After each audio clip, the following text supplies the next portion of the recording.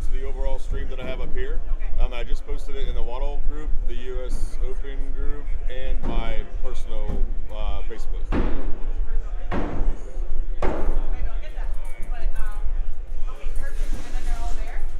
Yep.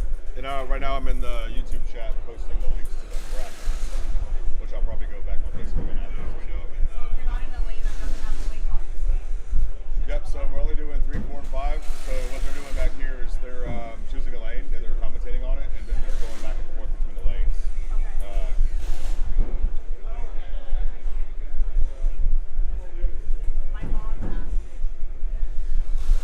There you go. Yep. I'm gonna add you right now. We're good. Yep.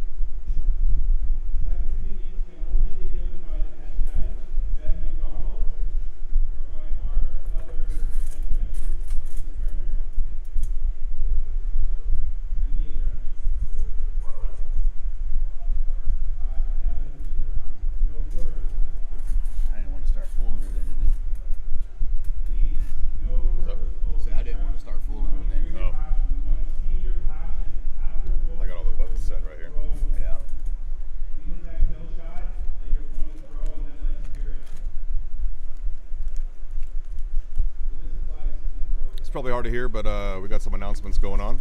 We're about to get started for Hatchet. I have Mr. Roger Melendrez here. Hello, hello. Good morning, good morning. Looks like it's going to be a really long day here at, this is Bad Axe City Center, Minneapolis, Minnesota, for the U.S. Open 2022.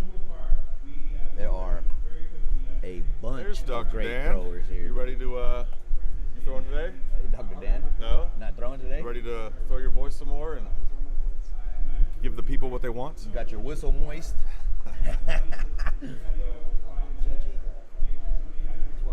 Okay. It's no problem. Say he's judging at 12:30. Some people say they judge all day. Yeah, so this is the Group 1 here at the City Center. And I mean, just looking at the names, this group is stacked. Even looking at group number 3, I mean, you got Lucas Johnson and Jay Sun. I think this is like game number 1, to be honest. So that, I mean, just back and forth. Here you got Mike Philibon, you got Jason Kearney. I saw Will Gelaco running around, Nick Doan. I mean, some heavy hitters. Ryan Smith. I mean, it's Ryan Gustin is out here. You have, I mean, it's just a stacked group. It's a who's who almost. Yeah. All right, so brackets 1 and 2 are here at City Center. Brackets 3 and 4 are over at the Northeast location. We will report on some matches from that location throughout the day. Sounds like they're doing some final board changes. Yeah, they had practice going on, so they're wearing the heck out of them kill shots and bullseyes. So I guess it's time to go ahead and just get the right ones up there, clean ones up there, and get ready to rock and roll. I believe they will be starting here. Well, actually, they should be starting in about 5 minutes or so. Yeah. Yeah, I think so. Here we are. Good morning, everybody. Hey. So,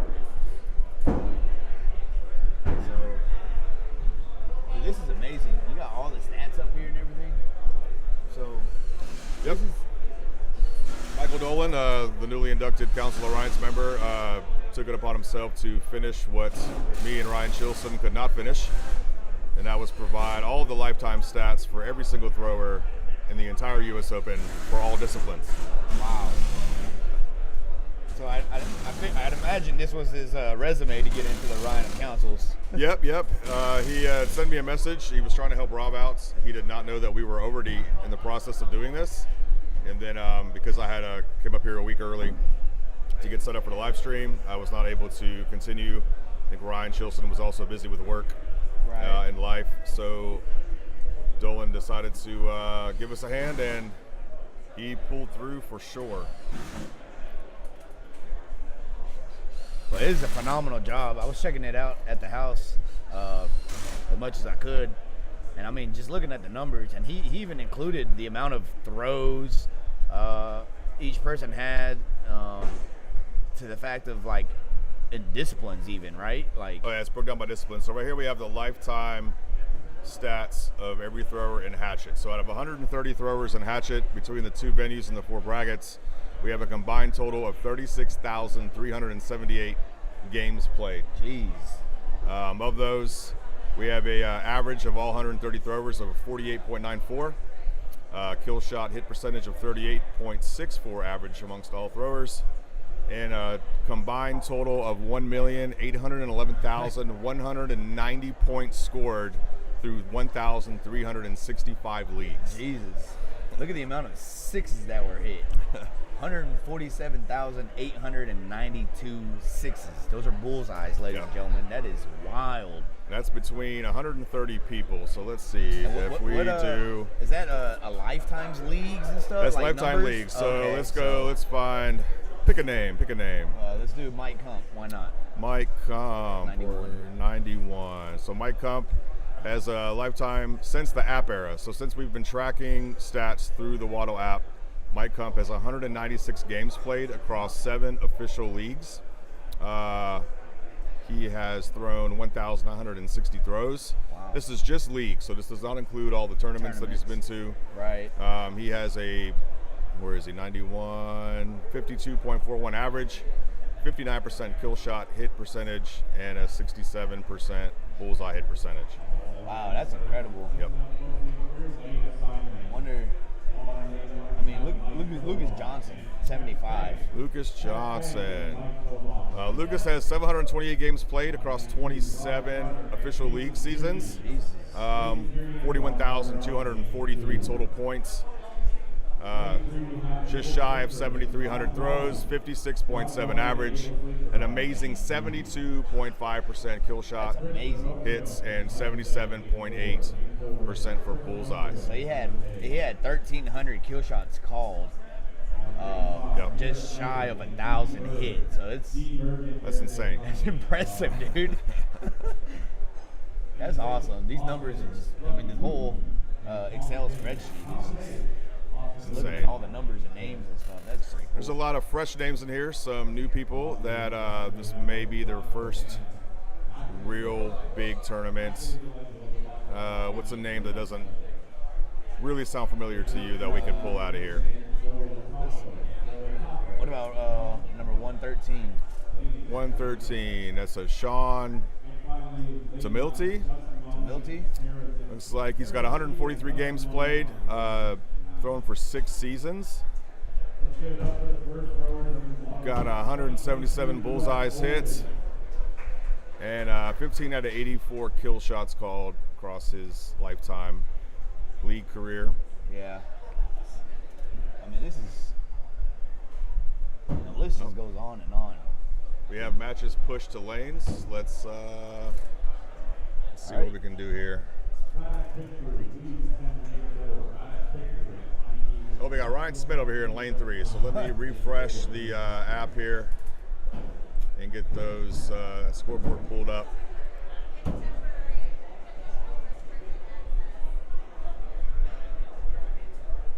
Well, that's not correct. Lane 3 is Abel. That might have been his practice. Let me refresh the video here. Yeah, that was Ryan Smith's practice out there. I was watching him practice, and he was on point with his bullseyes, his kill shot, just a robotic throw that he has. He was just on it every time, it looked like. Let me refresh all these screens. Looks like Abel Slinker is playing on that lane.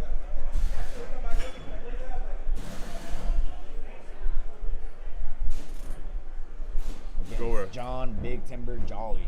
Let me jump to lane 4 so I can get those scores pulled up. We were yapping our traps. I didn't get to do this. Oops. I want to interact. There we go. Lane 4. Just getting the scoreboards up and ready to match with the names and stuff there, for the people that are throwing on the appropriate lanes so that you guys can all follow whenever we switch lanes and stuff. It'll all correlate with each other and easy to follow, easy to read, and easy to watch even. So lane 4, we got Michael Day and Chris D'Onofrio. Jump over to lane 5. I'll get that one set up. Then I'll let Dr. Dan jump in here with Roger. Because I don't know. I do. The chat is actually hidden behind the stats window. I will get you I squared hate when away the chat's there. hidden behind the stats. Stats more important. Yeah. So lane 5, we got Dean Berg and Garrett Knighting. Nice. Looks like they're already throwing. It's like Dean Berg is up 20 to 18. Refresh all these cameras. It's like, nope, 20-23, Garrett. The judge was just putting in the scores. I'm going to turn this over to Dr. Dan. Let me find my mouse here. Get this YouTube chat up.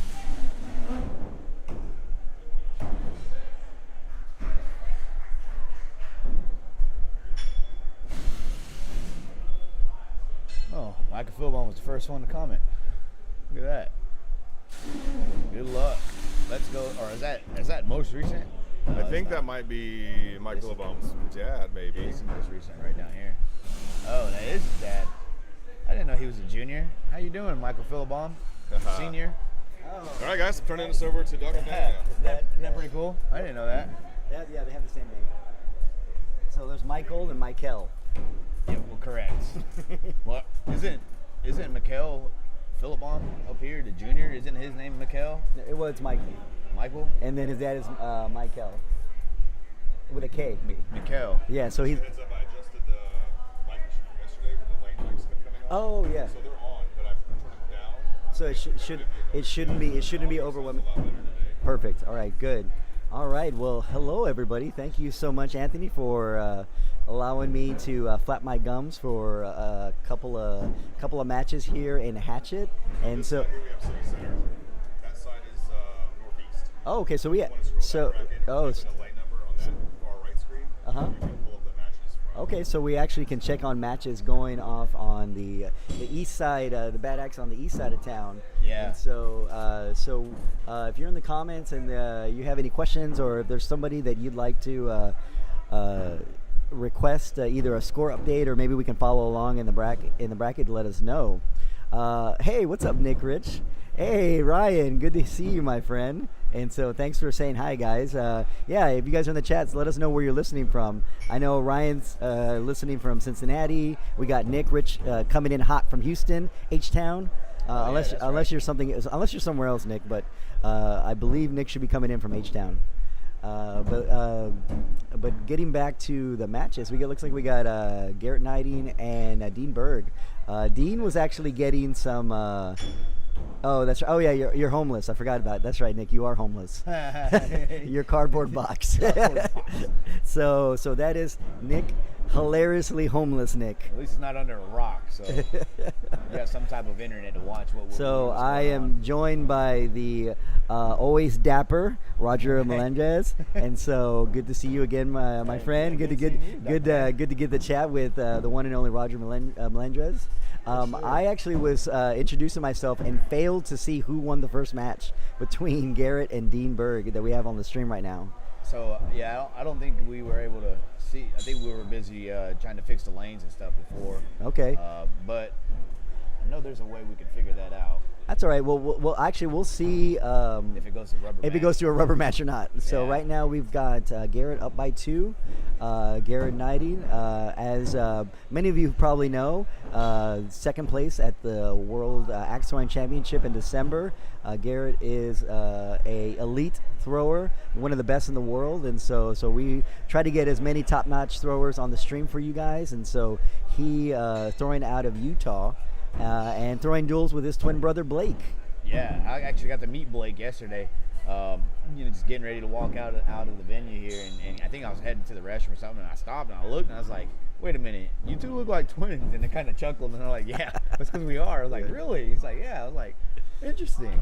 Yeah, he's got a very. I love Garrett's sense of humor. He's a really. He's got a very witty sense of humor. I love it. So looks like. That's kind of strange that Dean did not go up. He was down by 3, and look at that. Garrett is throwing a 30 the hard way. Perfect game. So it looks like we're going to a rubber match. So maybe Dean Berg actually won the first game. So I wonder if we're gonna be able to see all 10 throws on that deal. Oh, that's right. We might have to. We might get Anthony back in there because I just realized that we're not on throw. That was only throw 5, not throw 10. So let me move this for a second. Yeah. Hey, what's up, Ray? Ray from Knoxville, Tennessee. Thanks for saying hi. Appreciate it. Saying hi on the comments. Let's see. We'll have to. All right. So we're gonna get with Anthony so we can scroll down. It might be more important to get the last 5 throws than the first 5 throws. That's not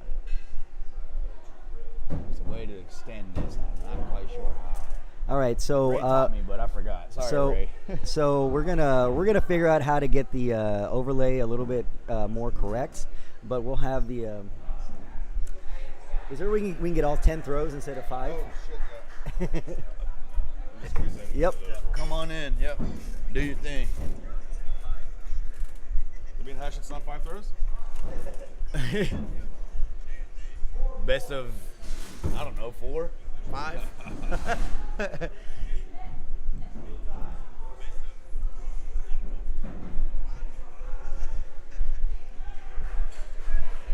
So that's what I thought it was, control, but It's the Alt key. Oh, it's the Alt. When it has a green line around it, it's a crop. gotcha. Yeah, Ray was trying to teach me that one day, and I just went over my head today, I guess. No, it's all good. So This that's is Raymundo We'll go fix lane Dels. 4 real quick.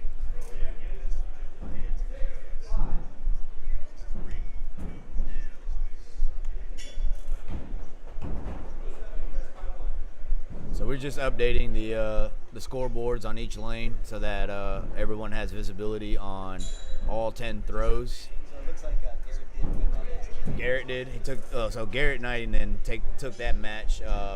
Looks like he won the first and then second. And so he'll be advancing in the A bracket.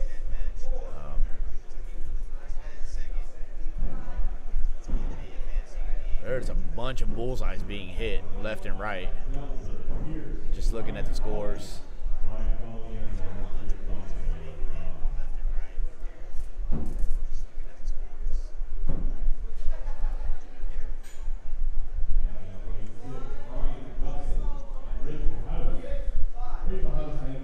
Is this delayed? It might be delayed, huh? It's probably a little bit delayed. Ryan Coley, they haven't started that match yet. Yep. We were dealing with that yesterday where the video was delayed from what was happening. Oh, okay. So when that happens, just switch scenes for a minute and then come back. You can also, down here where it says lane 4 right, lane 4 throw, or lane 4 left, Yeah. on each of the cameras, you can right click on those, go to properties, and just click OK. Gotcha. That'll And refresh it. It'll refresh the cameras. Okay. Sometimes it'll look like that they access hit the target before they threw them, and you'll have to do that sometimes. Okay. Yeah, I got you. I think I know what you're talking about. Got an internet problem. All right. There you go, guys. All right, and again, Anthony to the rescue. Thank you so Tech much, support. Anthony, for saving the stream and making it even more awesome than it was 5 minutes ago. So it looks like Philibon might be throwing. What is he throwing on lane 1? Maybe. So it looks like he's on lane 1. Unfortunately, we don't have a lane 1 camera. No. So let's see what matches we have right now. So 3, 4, 5. So we actually, I mean, obviously this is the first couple of matches here in the morning. We all have all A bracket matches. Let's see, we're going into game 2. Looks like we have Chris D'Onofrio and Michael Day. I know that I've actually had a pleasure to throw with Michael. He throws out of Indiana. Is that It's like Johnson City. There That's you go. right. So excellent thrower. I got to do a marathon with him. I actually got to play him in the A finals of the marathon. So Nice. he is a top-notch thrower. Absolutely. And then we got Chris D'Onofrio, who is and also another fellow healthcare worker. So Yeah. I believe that he is a massage therapist. That's and true. So I gotta give shout outs to the healthcare workers. And so, but I've seen his averages slowly be creeping up season by season. So he is someone who is also an excellent thrower. So this is going to be a great match. So it makes me wonder then if I wonder if he's getting any massages and stuff prior to coming out to tournaments, and that's helping his scores increase. Because I've heard a lot of great things. While we were at Ironside, I saw him out there. He was, he's a massage therapist. Getting on people, giving massages and stuff before their games Yeah. or after the games, and so he knows what he's doing. Yep. And so I think we actually have a little bit of a delay between the throwing camera and the board camera, because I can see the throwing camera is ahead of the board camera. Let's see, we'll go right back here to lane 4 in a minute.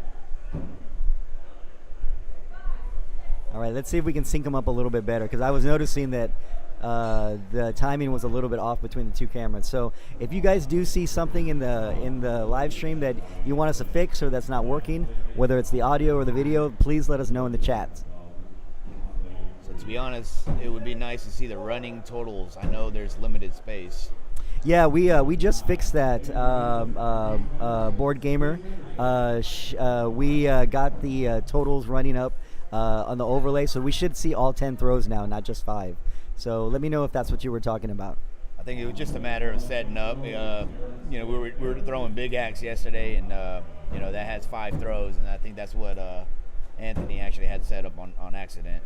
He was mistaken that big axe over Hatchet for the 10 throws. But looking at the score here, you got 29-23. Chris Donofrio up by 6. He's up by 6 at the turn, 29-23. What a great half. 29, only 1-5 on throw 1, and that's it, nothing but bullseyes. And so if Michael wants to stay in this match, this match is slowly starting to creep away from him, down by 6 going into throw 6. And Chris is still firing in those bullseyes. He hit another one. Yeah, when you're up in an arena against somebody who's just knocking out 6s, I mean, you just have to dial in and get in on those 6s, because if not, next thing you know, you'll be down by 5, 6, or 7 or something real quick, and it leaves you no option but to go for a kill shot. So Roger, as a thrower, is there something that you do when you feel like matches starting to slip away? You start getting on a run on 4s or run on 5s. What do you try to do? Yeah, so I try to. So when I realize I'm down by at least 4, and then when the numbers start creeping 5 to 6 or something like that, I mean, it's just you're going against somebody who is just zoned in. Their chances of missing a bullseye is slim to none. So you can't bank on them missing. So what you got to do is, if you're on throw 6, 7, or 8 or something like that, because if I'm going to go up, I typically go up on 9 and 10. So if I'm, 6, 7, or 8, 8th throw or something like that, I just got to reset, re-aim, regain, recover, do all that. If I feel like I'm in my throwing stance and the handle's just off on my finger, something's not right, I'll stop, back up, readjust, get back on the line, and redo it, and try to get that zone that I'm usually in. To at least hit a 5 or a 6. Yeah. So it looks like Michael Day is actually getting back into this match. As soon as we started talking about Chris and all his bullseye, he threw 2 straight 5s. And then and Michael threw 2 6s. And Michael threw 2 6s. So he turned it around real quick. So now, but again, Chris is still up by 4.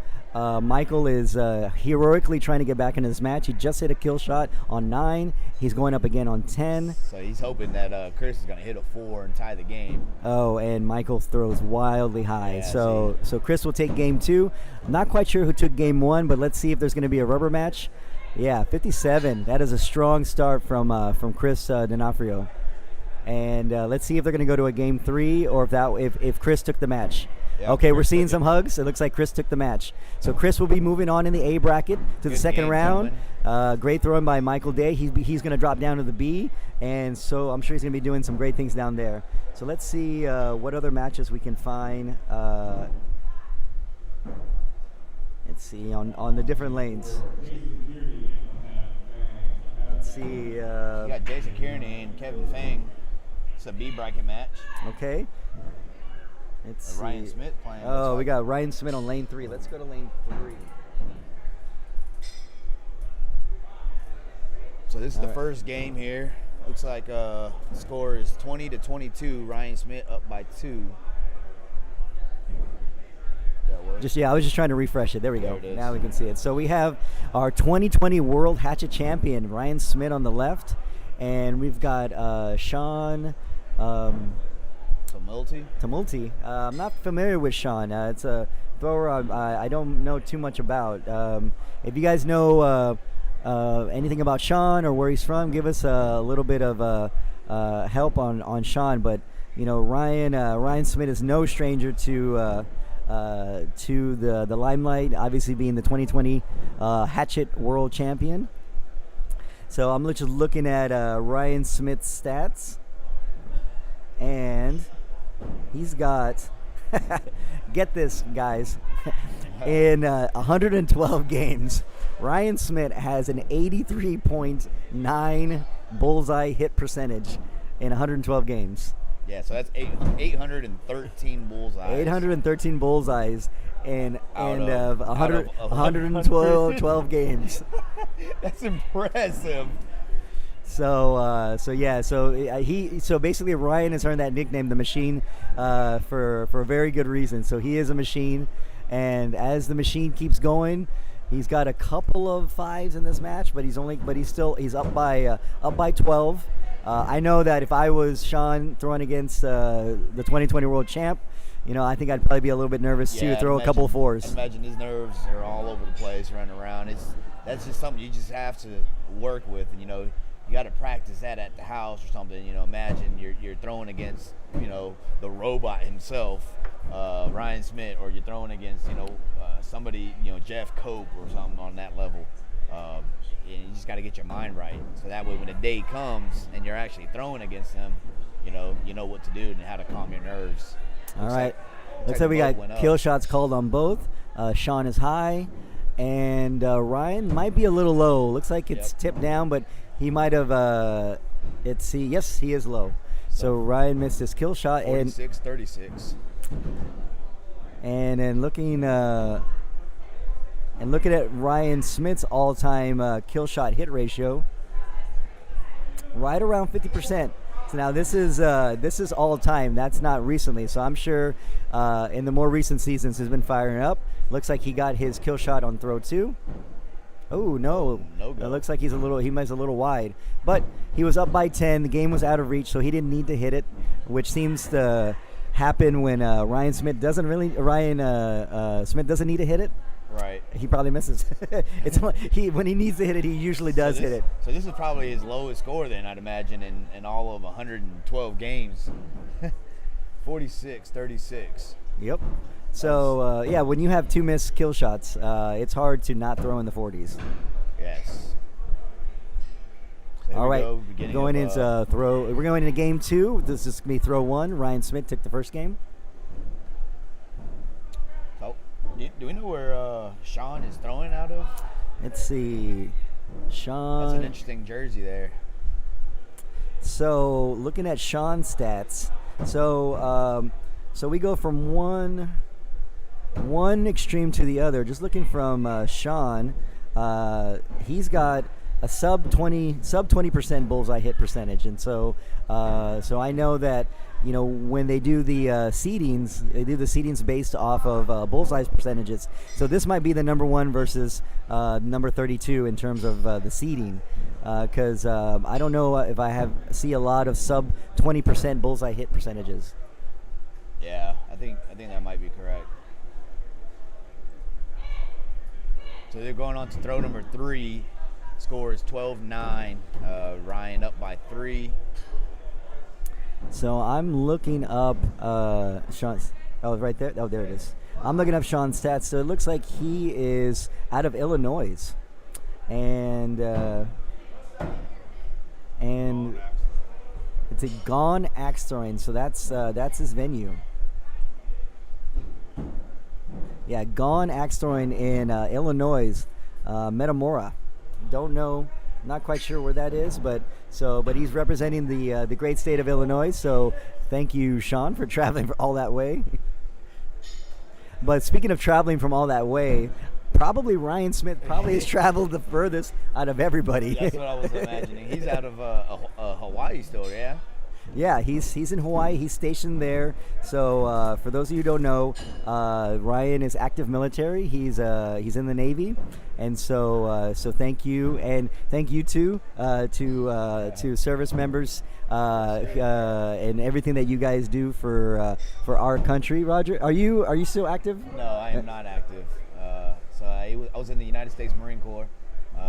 Served for 8 years, and I am no longer in the service. Still a Marine though. So yeah, once a Marine, always a Marine. Yeah. Semper Fi. I saw a comment somebody posted up here: Wellman and Woodson axe and blade wax. Oh, that's a hey, that's Brad. Yeah, that's Brad. That's Brad. Hey, what's up, Brad? Thanks for jumping on the stream. Let's see, where's Brad's comment? Right earlier. Oh, I hear that sexy voice. It might be my raspy voice. That's what might want to be after talking yesterday. So we have a little bit of a tighter game here in game 2.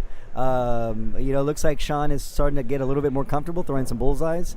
Ryan is perfect through 6. But Sean is hanging in there, trying to keep up, trying to keep pace with the machine. Look at that, Ryan with another bullseye. So he's on track for a perfect game. That was throw number 7 going into throw number 8. Score is 42-37. Oh, it looks like we got a little Sean fan there. Ashley saying "Rock and Fire, Sean." So yeah, Ashley, thanks for. Hey, what's up, Sandman? Good morning. Oh, Sandman, I think that's who is that? James. James, what James? Waldrop. Oh, is that? Oh. If I'm not mistaken, he's the gentleman, old James. Hey. That he's got that sweet Southern drawl when he talks. Yep. Sorry, this is James Waldrop. I knew it. He's the sleeper. Yeah, we've been you've been outed, James. Your kind-hearted Southern soul can't escape us. We know. We know. So thanks for saying hi, James. So Ashley looks like that's his sister-in-law. Oh, you're welcome, Ashley. Thank you for commenting on Sean. We were trying to get a little bit more information on him and his venue in Illinois. So James Waldrop, he's an excellent thrower. He's definitely amongst the top tier. He's been out for a couple of seasons. Well, actually, I'd say all year because he actually had his knees replaced. So so full knee replacement. Yeah, wow. So we're waiting for him to come back to league and start competing, which he may or may not show up for fall league. Okay. But we're excited for him. Yeah. Well, we all wish James a quick recovery for those knee replacements. I know that. Again, being in healthcare and how much toll that takes in therapies and recovery, and so we wish you a speedy recovery, James, and can't wait to give you a big hug and at the next big tournament, my friend. So that was 61-43. All right, so let's see what match we're gonna go into next. We've got. So it's Doan A throwing in Peoria, Illinois. My husband is his duels partner and is also there. I'll be over in a bit. Sounds good, Ashley. All right, so we've got a rubber match between Delbert Pierce and Ryan Cawley. So I know that there were some Delbert fans yesterday cheering him on in Big Axe. So looks like we're frozen.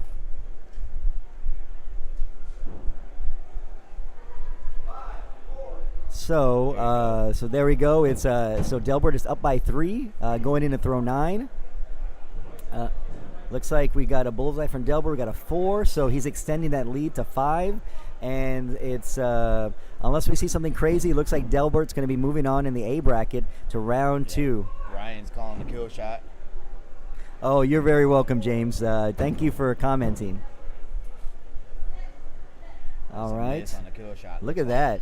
Delbert finishing out strong with a 55. And since that was the rubber match, he's going to be moving on. All right, so let's see what match we're going to go to next. And Ryan Gustin's playing, looks like.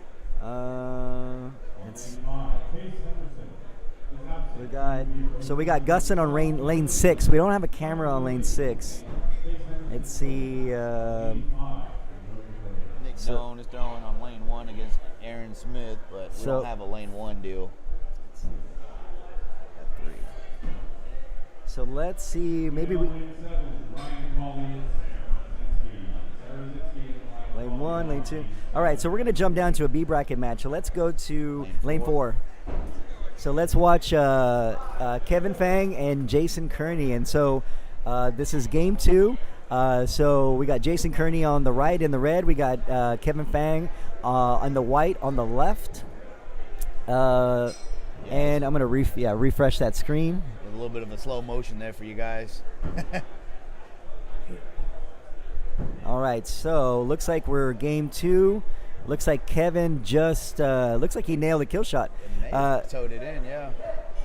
So pulling back in, so looks like Jason is still up by 2, going into throw 10. We're probably going to see 2 kill shots called right here. So let's see. Yep, kill shots both called. Now, for those of you who don't know Jason Kearney, but he is one of kindest souls in axe throwing. He is the venue owner of Got Wood in Tulsa, Oklahoma. He's actually got several venues. And so looks like Kevin might have hit. Yeah. Yep. Kevin hit his.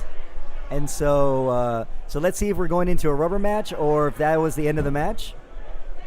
So looking at the brackets over at the Northeast location, Lucas Johnson and Jay Sun looked like they had a match, but it appears Jay Sun didn't show up today or didn't check in. So Lucas Johnson was able to throw his 2 ghost matches, or ghost games rather, to advance in the A bracket. Then looking down, you got Dylan Teets and was that Martin Baird? Yeah, it looks like Martin Baird. Dylan Teets looks like he took that, and he'll be advancing in the A bracket. Wesley Powell, he beat Josh Horner, so he's going against Zach Silva over at the Northeast location. Yeah, I agree, Noel. Noel, I have to say Jason has some of the kindest energy in axe throwing. So we are going into a rubber match between Kevin and Jason. And so basically we have 2 dichotomies of throwers in a sense of time in axe throwing. Jason's been in axe throwing as long as I can remember, and I feel like Kevin is a fairly new thrower to WATL. He does throw another style of axe throwing, and very proficient in that. But he's trying to learn World Axe Throwing League throwing style, and basically he says that he throws out of his backyard. He's never done a league before. Really? Yep. But he's holding himself on his own. It's tough when your first round match is Mike Philibom, so that's a little tough. However, it looks like the future's very bright for Kevin. That's interesting. I had a knife match against Kevin yesterday, and the guy throws phenomenal.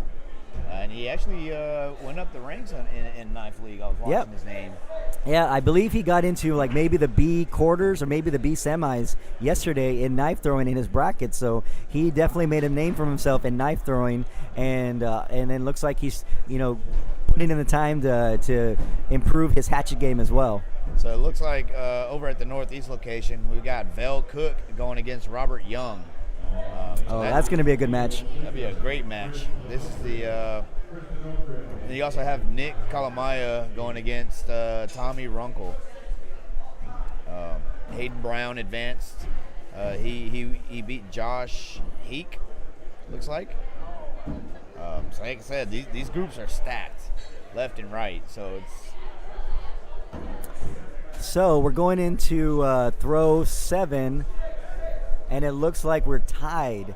So this match between Kevin and Jason is coming down to the wire, and so I just want to give a little shout out to Angrywood, and that tournament is another another thing that Jason is known for is running that tournament. Him and Bailey down in Tulsa do a fantastic job of doing, I think, the only major outdoor throwing tournament. Yeah. So if you guys have a chance in October to sign up for Angrywood, I'm sure Jason and the Gotwood people would really appreciate it. So I was speaking with Jason too a couple of days ago, and he was saying I think $50,000 in prize pool at that tournament. So that is probably the most. That's probably the biggest cash prize for the season. Yeah, I think so actually. All right, so Jason's up by 2 going into throw 9. So let's see if Kevin's going to try to go up to catch up, or if he's going to stay down. Let's see what Kevin's going to do, or what. So Kevin is going to stay down, which is a little surprising because he is down. He's down by 2, and so I don't know what he's expecting Jason to throw a 4, but and he throws a 5. Jason smokes a bullseye. And so so now he's down by 3 and gave a 3-point lead to Jason. So that might be just not knowing tournament play, because going into throw 9, if you're down, the play is to try to catch up. Yes. Yeah, you should have gone up. But I'm sure Kevin will learn in the future. Jason can now stay down because he's up by 3. Now Kevin has to hit a kill shot and hope Jason throws a 5 or worse. And Kevin is high, and Jason with maybe a Maybe 5. got him a 5. Looks like. Well, actually, he's tipped. Kevin is tipped down, so it's hard to tell. It's hard to tell with the angle. Nope, it is a miss. It is a miss. So Kevin's day is over. Great throwing. Jason is going to be moving on into the B bracket. And yes, Ray, I see your comment about Martin Beard. He's the owner of 5th and 9th Oh, okay. Lounge in Tennessee. Okay. Yeah. All right, we didn't know that. Well, good luck to Martin, and thanks for being a venue owner. All right. So we're gonna see what else we can stream for you guys. If you guys have it, All right, we're gonna anybody, find. let us know. All right, so we've got. Let's see. We can actually go back to Austin Lukey and Garrett Knighting on lane 4. She's right here. We're on lane 4. Oh, okay. We're still on lane 4 already. So we're gonna hang tight for this A. This is gonna be a second round A bracket match, and also congratulations to Austin Lukey for winning his Big Axe bracket yesterday, and he's gonna be throwing on ESPN Sunday for Big Axe. He's in A bracket, right? Yeah, he won the A bracket and bracket number 2. So those luscious locks, those Viking locks, are gonna look, I'm sure, really nice on ESPN on Sunday. So it looks like we're going to take the warm-up throw. Oh, okay. So we have our finalists here. We have the list here. So for those of you who are curious, in Big Axe we have Austin Lukey and Vin Crescenzo as your A bracket winners. Your B bracket winners are John Depkey and Mark Marisol. So those are going to be your 4 finalists for Big Axe. And for knives, we've got 8 throwers. We have A bracket finalists.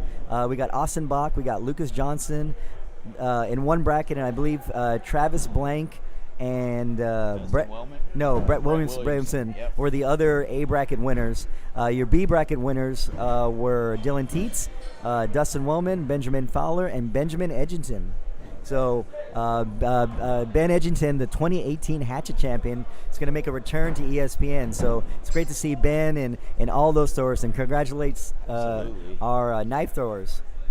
So we're on throw number 3 here, game number 1. Austin, how do you say his last name? Lukey. Lukey against Garrett Knighting there.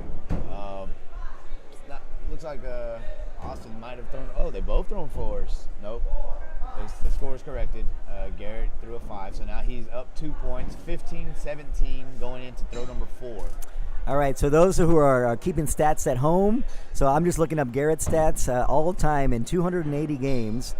Garrett has an all-time bullseye percentage of 67%.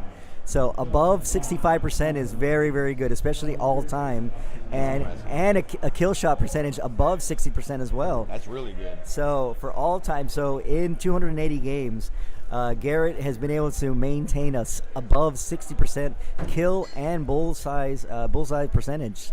He's one of those elite throwers where you just got to stay on top of your game. You can't just be slip up and because the time's going to come again where you're going to meet another elitist thrower, right. and you got to match their game. So practice is what's going to have to take.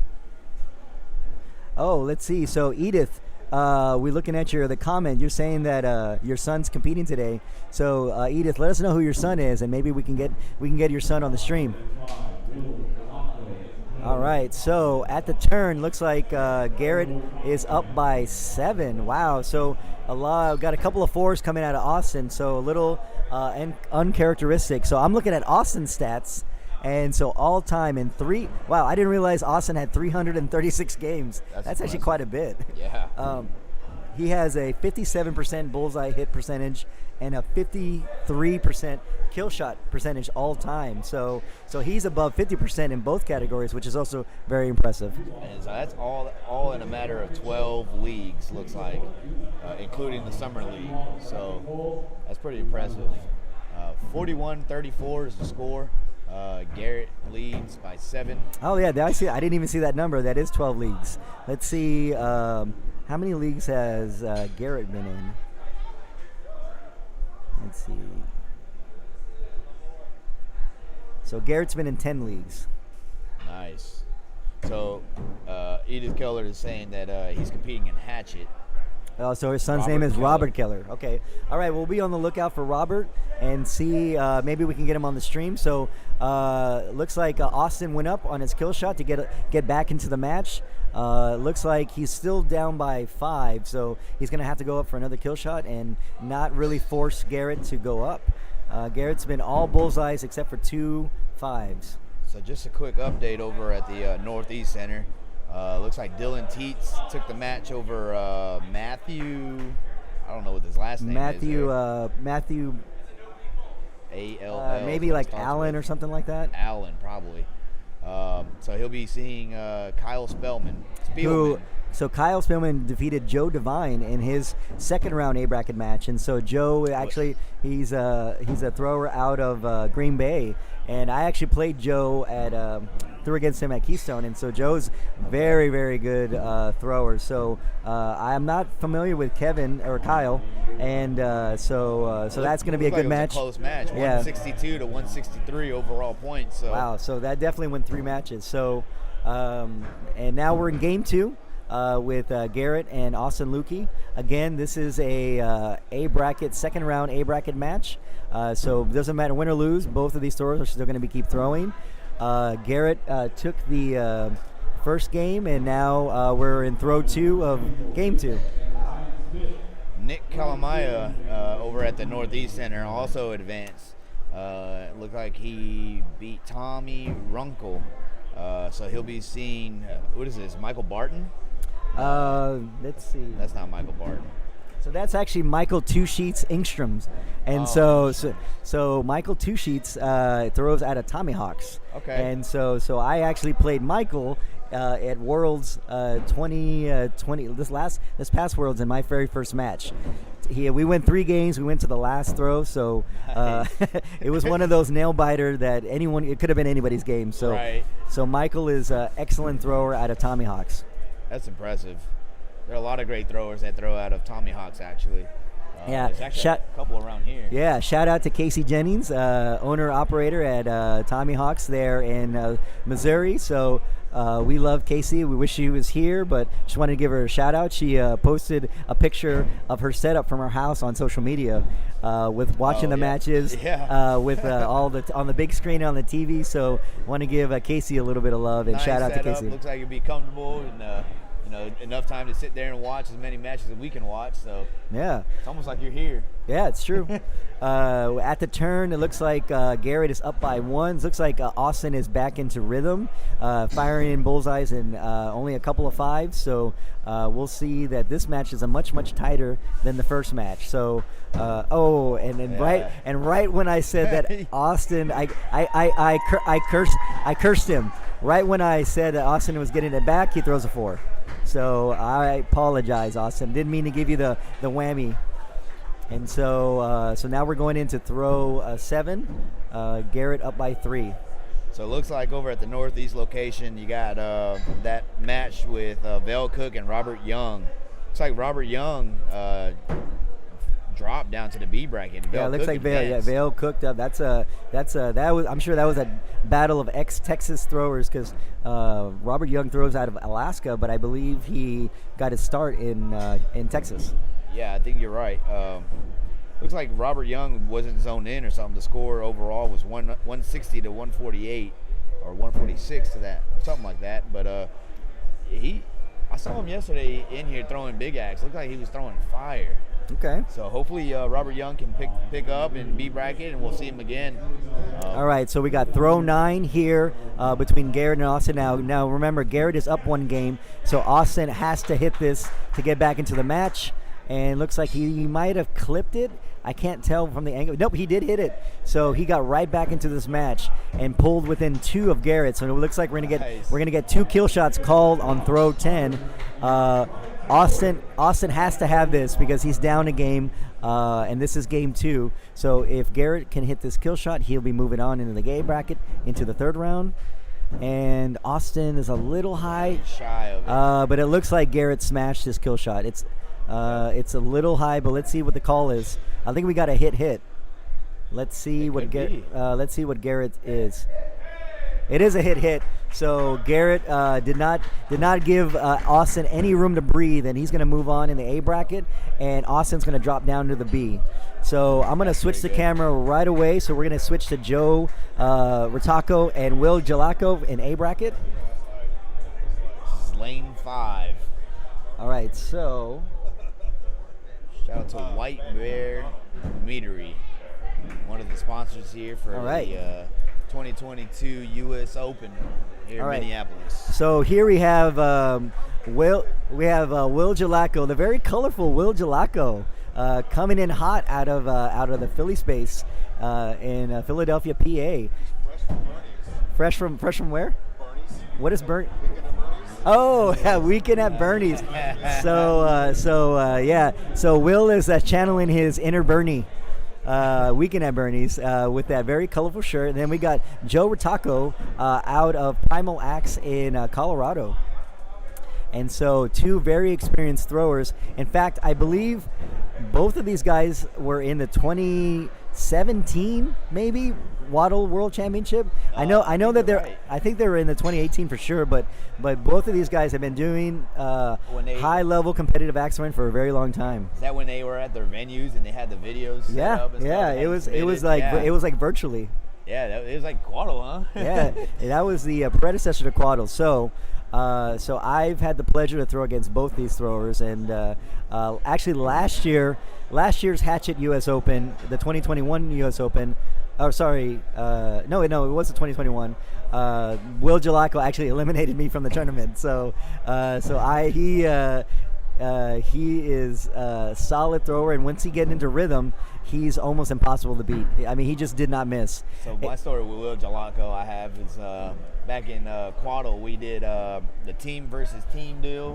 That's right. Team Ohio, Team Georgia, Team Philly. So we did that, and we went. Team Georgia is what I represented, and we threw against Team Philly, and I had to throw against Mike Kump. And wait, who's Mike Kump? Yeah, that Mike Kump guy. Apparently, I heard he's pretty good, or I don't know. I heard he's pretty good. I heard he's pretty good too. Yeah. So, there we go, Uncle Will. Good to see Will coming over, giving us the fist bump. So if you guys see that, Will disappeared from the stream and came over here and gave us a fist bump. So I threw against Mike Kump, and I was able to keep up with him. I believe we went into 3 games or something like that, or I took him to like 3 overtime kill shots and stuff like that. And I was like, I felt pretty proud of myself, go against Mike Kump and being able to hang with the guy. And unfortunately, I lost that match, but we got Will Gelaco was up my next opponent, and I was like, all right, cool, I'm ready. I think I'm zoned in, and unfortunately, I didn't throw so great, and this guy laid 2 64s back to back. You're getting a little bit of love from Raymond in the chat there, Roger. So it was actually his birthday yesterday. Happy birthday, Raymundo. Happy birthday, Ray. So yeah, that was my story with Will Gelaco. He's a really impressive thrower. He threw a 64 on me, and before me, I think he threw a 64 on Ray. It was just back-to-back 64s, and I was really impressed to watch. All right, so back to the match. It's going to be throw 9. Joe is down by 3, and so Will decides to go up with him, up by 3, and he actually held his lead, and so that we got both hits. So I'm not quite sure who took the first game here, but again, this is a second round A bracket match between Joe and Will. So win or lose, both throwers are still going to keep throwing, but Joe is down by 3, and Will just locked him out. So Will smashes the kill shot, so it doesn't matter. So depending on who won, it looks like we're getting some big hugs here. So probably looks like Will must have taken game 1, and everyone's walking away. So Joe's going to drop down to the B bracket. Congratulations to Will. Him in his very colorful shirt, rocking the Weekend at Bernie's shirt. Look at that Widowmaker jersey and Widowmaker logo in the back of that shirt, looking very nice. He's also Team Red. Team Red? Yeah, with red and blue. That's going to be going on for the ESPN show in August. That's right, the Commissioner's Cup. The Commissioner's Cup. The Commissioner's Cup. So look out for the Commissioner. So and the Commissioner's Cup is going to be in a couple of weeks. It's actually going to be the first weekend in August. All right, so let's see if we can get another game for you guys. I'm going to go to the bracket, see what games we have going on. How are we doing in the other venue there, Roger? So over here, it looks like we have Hayden Brown going against Jay Charlie Boy to see who's going to stay in the A bracket. Then you also have Lucas Johnson, who is just flying through A bracket. So he's pending on his third game, looks like. So Hayden Brown took that match against Jay Charlie Boy. He'll be going against Vel Cook here shortly. All right, so we're going to stick in the A bracket, and we're going to drop in on Nick Doan and Tim Valeri. And so both of these guys are in the A bracket. This is a second round A bracket match. We got Tim in the green and black, and then looks like Nick in the black and gray. So Nick is with the backwards hat, and Tim is not wearing a hat. So we're in game 2. Not sure who took game 1, but we're going into throw 4. Looks like Nicholas Rich, Team Texas. So it looks like that's Team right. Texas, yeah. So I remember quite a few quadro matches with Nick during the tournaments of states. And I just remember Texas always giving Ohio a hard time, especially because of Nick, because he just never missed. Well, Nick was even on ESPN. That's right. For, was that 2020 or? Yeah, the 2020 Hatchet World Championship. He finished, I believe, 3rd or 4th. Let us know, Nick, if you were 3rd or 4th. But he was the only one who gave Ryan Smith a loss in that Hatchet World Championship. All right, so at the turn, it looks like Nick is perfect. He is up by 4, going into throw 6. And so Nick is actually a thrower out of North Carolina. I believe he is either manager or owner of, I think it's Ironclad Asteroid. We'll check his stats, but I know that he throws out of North Carolina. He's out of Ironclad, yeah. Yep. So, but is he an owner or a general manager there? I don't think he's an owner. If he is a manager over at Ironclad, that might be something new. But I know he does represent Ironclad, and he does it well. And then we got Tim Valeri. He's a thrower out of New Jersey. And so I got to meet Tim recently at the Rust Belt Rumble number 3. And funny story about Tim is that him and his partner Steppen won I believe won duels. If they didn't win it, he was in the second place match with Kevin Green. I can't remember if Kevin throws with Tim or if Tim threw with Steppen. But anyway, he was either first or second in duels, and that's the first time I got to meet Tim. And actually, I think he got 3rd or 4th in Big Axe. So Tim is a top high-level elite thrower. So I believe this match is going to come down. Well, actually, he's down by 6. So Tim is actually going to have to hit this kill shot, and next one. And Nick is perfect. Nick is actually perfect through 8, and he is staying. Well, I mean, I guess the 64 is not going to really do him any good. So he threw his first 5. So I think we might have jinxed poor Nick because I said the word perfect. or I might have done it, asking why he didn't throw a kill shot. But I'm sure he's probably thinking the same things. I probably should have just thrown that kill shot. So he's going up on throw 10. So hey Kim, we got Tim on the stream for you. So thanks for wishing Tim good luck. So now this match is I think it's out of reach. Yep. So it's out of reach. So we're gonna get kill shots called by both. And looks like Nick hit. Actually, we might have a hit. Oh no, he missed it. So I guess he was just a little wide. So let's see if there's going to be a rubber match or if we're going to see some hugs. That was it. Yep. Game 2.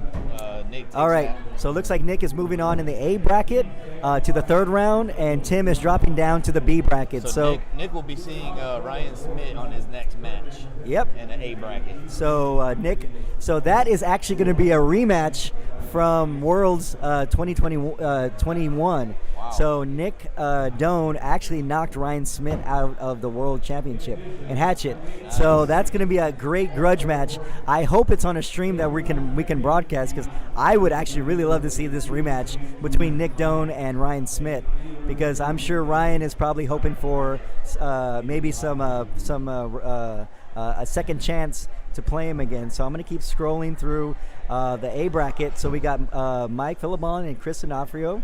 In A still, we got Garrett Knighting and Will Gelaco. Still in A. We got Dustin Wellman and the winner between Jeff Cope and Ryan Gustin in A. And then again, we have Ryan Smith and Nick Doan all in A bracket. So we can switch over to, let's see, let's go to Abel. Let's go to lane 4.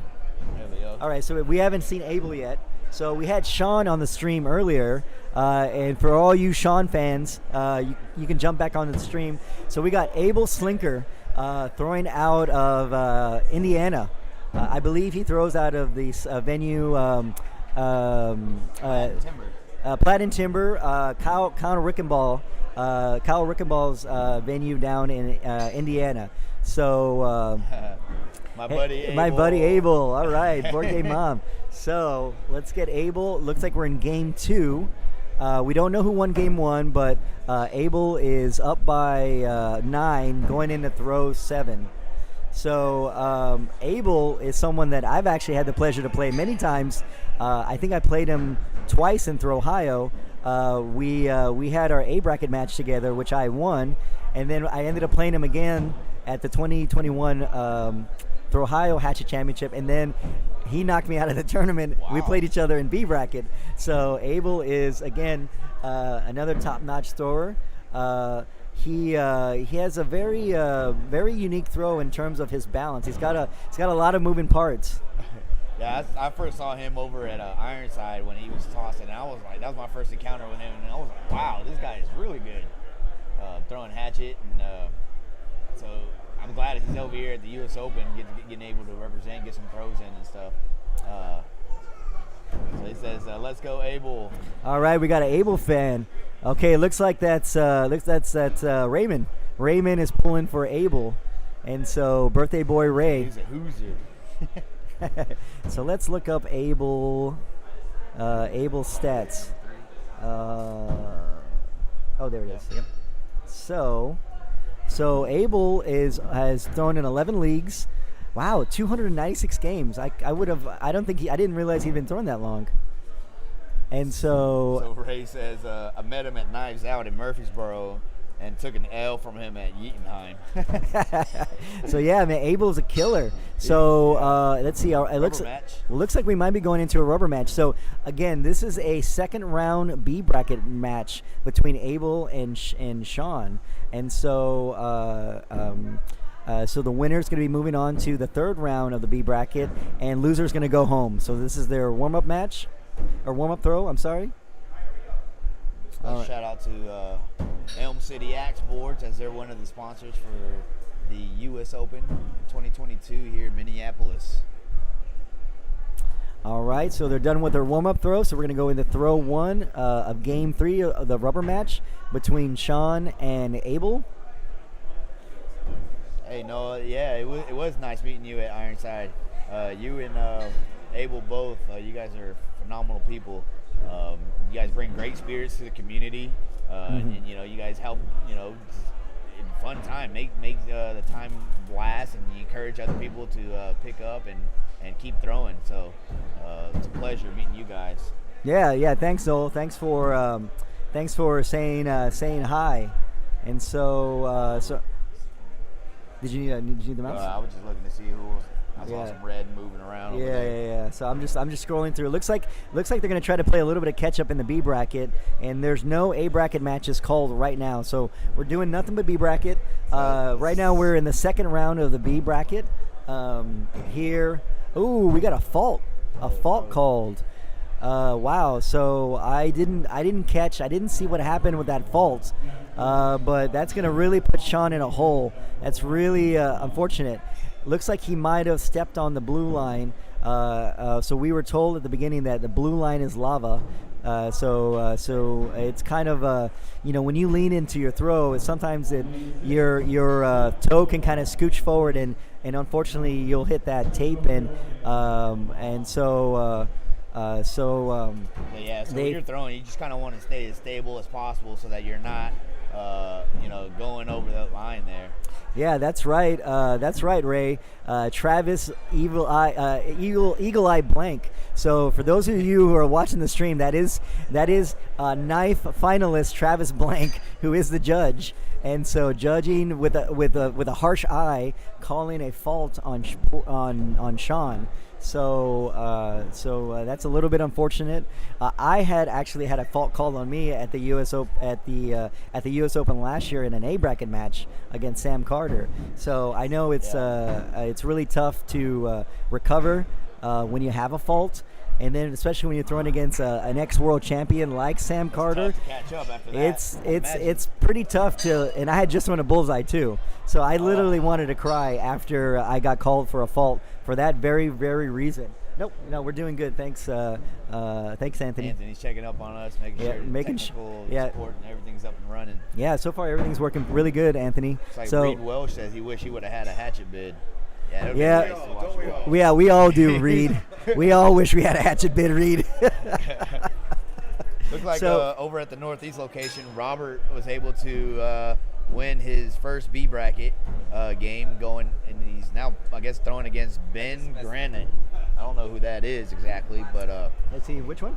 Granite. It looks like Ben Granite. No, I don't. Is that Gaddy? Oh, okay. Ben from Axis and Nose out of Virginia. Then looks like he's going against Robert Young. In the B bracket, in the third round of the B bracket. Who put him in there? Looks like that was Vel Cook. Who put him in B bracket? Vel Cook. Yeah. Yep. So looks like this match is getting a little bit out of hand. Abel is running away with this. He's up by double digits, and more than likely, unless we see anything crazy, we'll probably be moving on into the third round of the B bracket. Do you know somebody named Mandy? By the name of Mandy. Somebody named Mandy. So you might have an internet stalker, Anthony. here in the chat. That's my best woman friend. Yeah. Best woman friend. Best woman friend. Best woman friend, Mandy. Shout out to Mandy for saying hi. And thanks for giving us a little love on the chat there, Mandy. And so, Roger laughed. Shout out to Camel City. Actually, you guys are doing phenomenal, and having Anthony up here with all the technical support is a tremendous help. Clutch. Yeah, that's what it is. I mean, it's just making it's allowing WATL to spread the tournament to everybody at home who couldn't make it up to Minneapolis, and so thank you, Anthony, for everything that you've done to make this stream possible. So, I mean, you actually make me and Roger's job very, very easy. All I have to do is just talk. So thank you for making this very, very easy for all of us. So yesterday morning, we were, they were going over the names and stuff over the intercom and stuff. It was kind of hard to hear, and Anthony got up and ran over to his room, came back real quick, and had like a 6-foot-tall speaker he was able to plug in and to ensure that everybody was able to listen. So he's definitely a lifesaver. All right, so looks like Abel with a 53. He takes this match over Sean. Great throwing, Sean. Good luck in your next tournament. So he's done. He's done with today, and so it looks like we might. Looks like Abel's just moving over to a lane, going from lane 4 to lane 3, and so let's see. Shout out to Anthony. Yeah, so Ray is giving a shout out to Anthony. He said he's been able to stream out of Biggs axe throwing and Valkyrie axe throwing. So all right. Yeah, we have a podcast as well. 2 vets on R&R. We get on when we can, but he typically does the whole setup like Anthony does. And okay. So he does the whole. So you're just a pretty face. You're just a pretty face. So yeah, he teaches me a few things here and there, and while he's up throwing, I'll try to get behind the screen and try to adjust and get things going. But all this because of Anthony. All right, so we're going to get a doozy of a match now. We got 2 heavy hitters coming in. This is a third round A bracket match between Will Gelaco and Garrett Knighting. So again, we've had both throwers on the stream, and they're still in A bracket. So this is going to be an exciting match. I was really looking forward to seeing this matchup between Garrett and Will. So Mandy says we're watching from our beach chairs. Oh, that sounds pretty comfortable. Yeah. Sounds pretty comfortable. All right, so Campbell City, best venue. That was Jacob Pigeon. Yep. So you guys are doing a great job announcing. Thank you, Edith. all right, thank you, Edith. We appreciate the. So more fun facts from the super spreadsheet that Anthony provided for us. Now we talked about Garrett's stats earlier, so let's talk about Will Gelaco. So he is. He's thrown in only 6 WATL leagues because Will is a very accomplished thrower in another throwing style, and he only has 6 WATL seasons under his belt, but has a 77 bullseye percentage hit rate with a 59.29 kill shot hit rate. So we have 2 bullseye snipers. I believe Garrett's all-time bullseye percentage was close to 70. So we have a 77 and a 70% all-time bullseye hit percentage between Garrett and Will. And so I'm sure we're going to see, and as I speak, both of them throw a 5. But they got it right back. It looks like Will smoked a bullseye, Garrett smoked a bullseye, and so might be on a tied game there. 17-17 going into throw number 4. So again, this is a 3rd round A bracket match.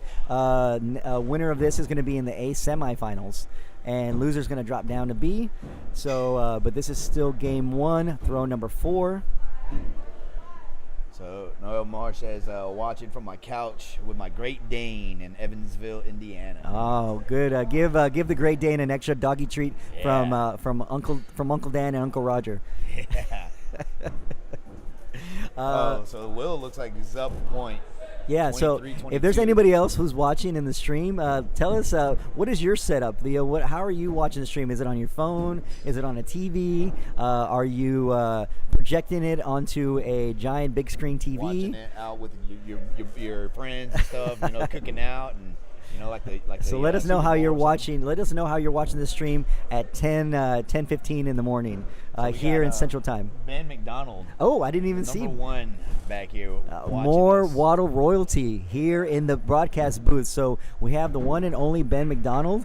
I know yesterday we talked a little bit about your accomplishments as a judge, but I'd love to hear a little bit more about your accomplishment as a venue owner. So tell us a little bit about your venue, Ben. We won the 2017 WATL Championships, and that's all that really matters. So tell me about far shot throwing and archery. So far shot's got axe throwing, knife throwing, and archery. We've got 7 locations now throughout the Northeast, United States, and Canada. So it's a lot of fun. I love it. Every day's a party for me. Okay. And so if you guys are in the Northeast and are near a far shot and want to learn axe throwing or learn some archery, please search for your nearest far shot. I know Ben will really appreciate it, and you can tell them Dr. Dan sent you. So Ben McDonald, he's undefeated at every axe throwing tournament. That's true. That is a fact. I think it's on one of Anthony's spreadsheets. I think we looked it up, so it's official. Only the major tournaments. I lose in Rochester a lot, apparently. All right, so we're going into throw 9. Will is up by 1 point, and looks like he smashed his kill shot. Looks like Garrett smashed his, and so we're going to be going into Garrett must have been a little high. Yep. So from the stream, it looked like the shadow that he did hit it. So it's a 8-point lead, maybe. So Will is going up. 9-point lead. Out of reach. Yeah, so it is out of reach. So we're gonna have 2 kill shot. Will is gonna be taking this first game, but again, this is best 2 out of 3. Garrett is not out of it. What's that? Lane 5. So lane 5 is Ryan Smith against Nick Doan. Oh, so we have. Let's.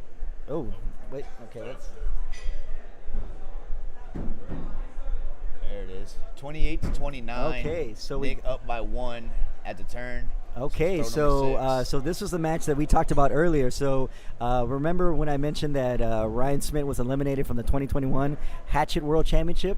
Well, that's the guy who eliminated him. So we've had a couple of return grudge matches in the U.S. Open based off the World Championship. Yesterday, we had a repeat from that Hatchet World Championship where we had Josh Russo and Mark Marisol and Big Axe Did I say Hatchet? I meant Big Axe. Sorry about that. So it seems like when we get these top-notch throwers, we have a lot of repeat matches. And so, what's so great is, yes, we're all fierce competitors here while we throw, but we're all really, really good friends. But this is going to be an interesting rubber match between Ryan Smith and Nick Doan. So Ryan Smith decided to call a kill shot on throw number 7. 8. Oh, 8, So 8, right. Yep. What that does is it essentially he tried to play a mind game, look like, to Nick Doan. Well, he didn't phase Nick Doan. Well, he was down. Ryan Smith was down by 1 point. So he was actually trying to get back into the match and take a 1-point lead going into throw 8. So, going to throw 9. Yeah, so I believe I heard him say one time he typically likes to go up on 9 and 10 as well.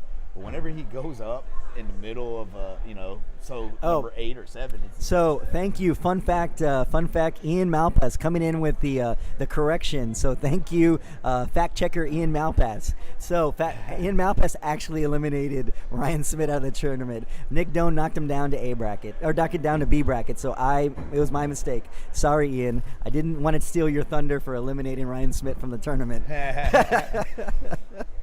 But Nick Doan did give him a loss at the World Championship, and it looks like he's given him a loss in this first game as well. Nick Doan is taking game 1 of this Hatchet match. This is a third round A bracket Hatchet match between Ryan Smith and Nick. Nick taking game 1, but again, this is best 2 out of 3, so Ryan has plenty of time to come back and take this game 2. 4-point game. Which is a 4-point game? That was a 4-point game there. Oh, okay. Nick Doan, 58-54. Going in, that was a practice throw. They're about to start.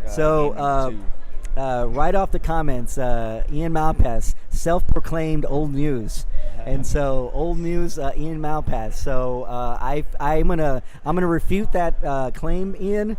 We know that you're a spectacular, highly talented hatchet thrower and have excellent taste in fiancés and wives, and so shout out to Brittany, who may be watching this stream. So Brittany, who's Ian's wife, is an amazing person, but you have better taste in wives than he does hatchet throwing. Ian, you're still better than Colby, according to Mike Roch. Well, come on. I mean, I think, isn't everybody better than Colby? Hey man, I tell Colby all the time, short lives matter, man. Short lives matter. I'm not gonna refute that. So we're in the short guys club, yes, between me, Roger, and Colby, and so it's a very exclusive club. Well, when you're standing next to freaking Jeff Cope or something, who's standing at 8 Yeah, foot when tall. you have to look up to the bullseye, you're short. Yeah.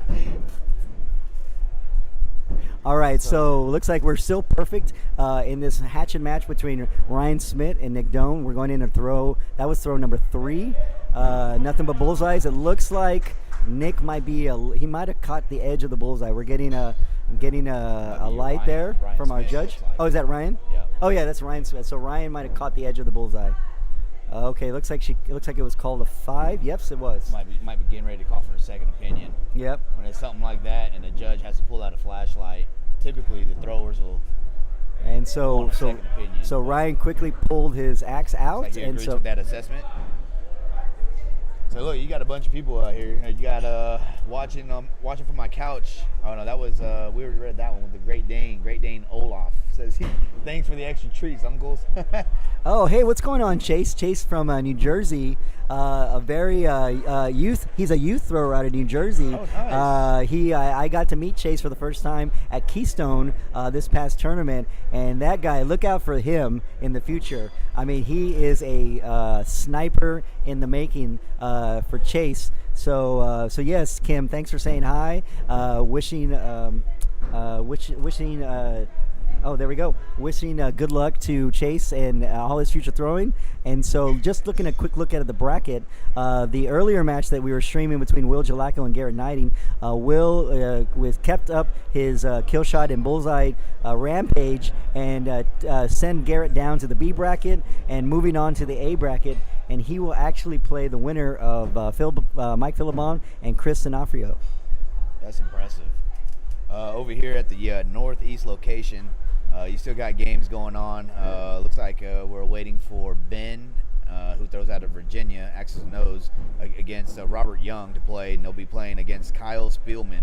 So I didn't get to see the A brackets over here. Looked like they played a few A bracket matches. Bell Cook dropped down to the B bracket against Hayden Brown.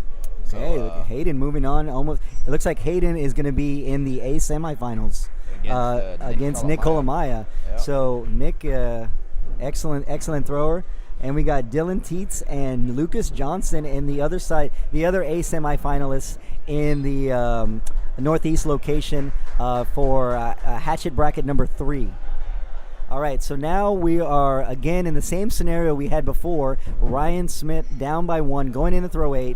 Decided not to go up for the kill shot like he did in game 1. So he's playing it a little bit more conservative than he did the first time around. And unfortunately, tie game. Oh, it is a tie game. So Nick did throw a 5. Nick tossed a 5, So we are tied. Looks like we're gonna see a set of kill shots, and depending on if we're gonna have a hit. Or not, we'll see. I'm expecting to see 2 sets of kill shots, but we're going to see here on throw 9. I'd imagine they both throw 2 sets of kill shots. So we got a hit from Ryan, and is it a miss? Yeah, it looked like a miss and a hit for Doan. Okay, it looks like a hit. It is a hit. Oh, hit. Yeah. Those shadows are hard to see on the screen, so we have a. Yep. Okay, Yeah, all right. confirmed. Okay, so we are tied at 54, going into throw 10. Again, Ryan Smith is down a game against Nick Doan, so Ryan Smith has to get this. Well, I guess not technically he doesn't have to because it is tied, but he needs to win this game to stay in this match. Yep. So Nick Doan hits it. It looks like Ryan Smith might be a little high. Looked like he hit. Yep, it looks good. Yep. All right, That hit. takes it to a sudden death match. So we are going into overtime. So if Nick hits this and Ryan misses, Nick advances in the A bracket. Correct. So Ryan Smith needs to win the sudden death match in order to play the rubber match. So that was just an easy 62, guys. So for those of you double 62s, just no problem, just nice and easy 62 at the U.S. Open, no problem. Looks like we got another pair of hits. Yep. All right, so all right. Get your popcorn, everybody. It looks like we're gonna be in here for one of those 7 overtime hits again. These guys are so good. This is an overtime throw number 3. Here we go. Get your popcorn ready. This is where the real game is, by the way. Oh, hey, Kim. Thanks for saying hi. Definitely see you at Throw Ohio as well. So they got a crowd behind them. It looks like there's at least 25 people watching them right now. Looks like we got a hit from. So Nick. Looks like Nick just pulled it. So Ryan Smith had to have it. And he did, and so now we're going into a rubber match between Ryan Smith and Nick Doan. What a great match. So this is awesome. Shout out to Jesse Hummel, who's back there taking pictures. Oh, yeah. Shots You can see Jesse in the upper left-hand corner taking those beautiful pictures that he takes. Right. So we got our practice throw. So another fun fact from Ian Malpass. So joining the Axe-Head teams, Ian Malpass feels short. And he's not a short guy. I mean, Ian Malpass has got to be at least 6'1", maybe 6'2". Isn't that right, Ian? You got to be over 6 foot, right, buddy? It depends on the shoes. That's true. Well, at least he looks like he's over 6 feet next to Brittany. So Ray says, "LOL, my best ever is at 61. These guys could go all day. Think Ryan has 30 plus in a row." Yeah, I wouldn't doubt that Ryan Smith has that many 60 above 60 shots. games in a row. Oh, in a row. Shots, yeah. Oh God, yeah. Well, I think he had a video where he hit alternating kill shots 20 in a row. I think he posted that online somewhere a few months back. Well, he was in Hawaii or something training, I thought. So, speaking of Mr. Smith, I don't know if we've gotten pulled out Ryan Smith's stats yet. Oh yeah, we did. We did earlier because he had the over 80% bullseye hit for all time. All right, so the first person to blink was Nick Doan in this rubber match. He had a 5 on throw 2, so he's down by 1 going into throw 3. Ian says, "Hey, I'll take a few extra inches, but I'm under 6 foot." I know. I think Ian is probably like 5'10", 5'11". That Philibom over there? Yeah, so I think that's going to be. So if you guys hear the crowd, the cheering in the back, that is Mike Philibon and Chris Onofrio in lane 6. So it looks like we have a little bit of an upset here. Chris D'Onofrio sends Mike Philibon down to the B bracket in a third-round A bracket match. So it looks like for the A semifinals, one of the A semifinals matches, Chris D'Onofrio versus Will Gelaco. And we talked about it earlier about Chris D'Onofrio just moving up the rankings when we had him on the stream earlier in his first A bracket match, that Chris is exponentially getting better and better, and he just proved it by knocking out the world champ. Or at least knocking him down to A bracket. So they got some corrections. That's an A semis. Looks like we got some fun facts. Says he set the record, and it was 32 hit kill shots in a row. That was Ryan Smith, by the way. All right, so at the turn, Ryan Smith is perfect, going in to throw 6. Wouldn't we all take a couple inches? Yeah, that's what Mike said. We all would love to take a more couple of inches. Yeah. Anyway, moving into throw number 7. Ryan Smith is still perfect going into throw number 7. Like Nick threw a couple fives. But it's still, he's still within striking distance. He's only down by 2. As long as he can keep up with. That's what she said. Yeah, that's right. Yeah. That's right. We set it up on the tee for you to knock it out. All right. All right. Yeah, so Ryan Smith hits another bullseye. Still perfect. Looks like Nick is a little low and has another 5. So now Nick has to really buckle down, because he can't give away any more ground to Ryan Smith, because he is down by 3, and that's going to put Ryan at an advantage on when it comes to hitting kill shots. So we're going into throw number 8. Nick down by 3. Ryan nails his bullseye. Okay, looks like we got a bull. Hits another 5. Looks like. Oh wow, another 5. So now it's 4-point game. So now it's a 4-point game. Nick has to hit this. Smith's gonna go up with him. So Smith is actually going up with him, up by 4, which is a little bit of a surprise move. I know sometimes there's been arguments about how much is how big of enough is a lead to stay down. I say it's 3, but apparently Ryan Smith thinks it's 4. And he's feeling it, because it looks like Ryan Smith looks like he nailed his kill shot. Looks like Nick is a little wide, and looks like Ryan Smith keeping his composure. Oh, it is a miss. Oh, miss hit. Oh, it is a miss hit. So this match is now out of reach. Ryan Smith is going to be your winner of this on this third round A bracket match. 64 perfect game here. So let's see. Let's give Ryan Smith some special vibes to hit a 64. So I don't think we've seen one yet on the stream. So this might be the first 64. And there it is. Ryan Smith smokes it. 64 on the stream. Take the match on the rubber game. And again, as everybody, people may or may not know, Ryan Smith is the first ever person to throw a 64 with the current bullseye system. Yeah, so he threw multiple even. He actually threw 2 in that world championship. Also to note, immediately after Evans said it wasn't possible. And that's true. Yeah, exactly. Yeah. Immediately before, the announcer said that it's going to be a while before they see a 64, and then Ryan Smith proceeded to throw one immediately. All right. Hey, Anthony.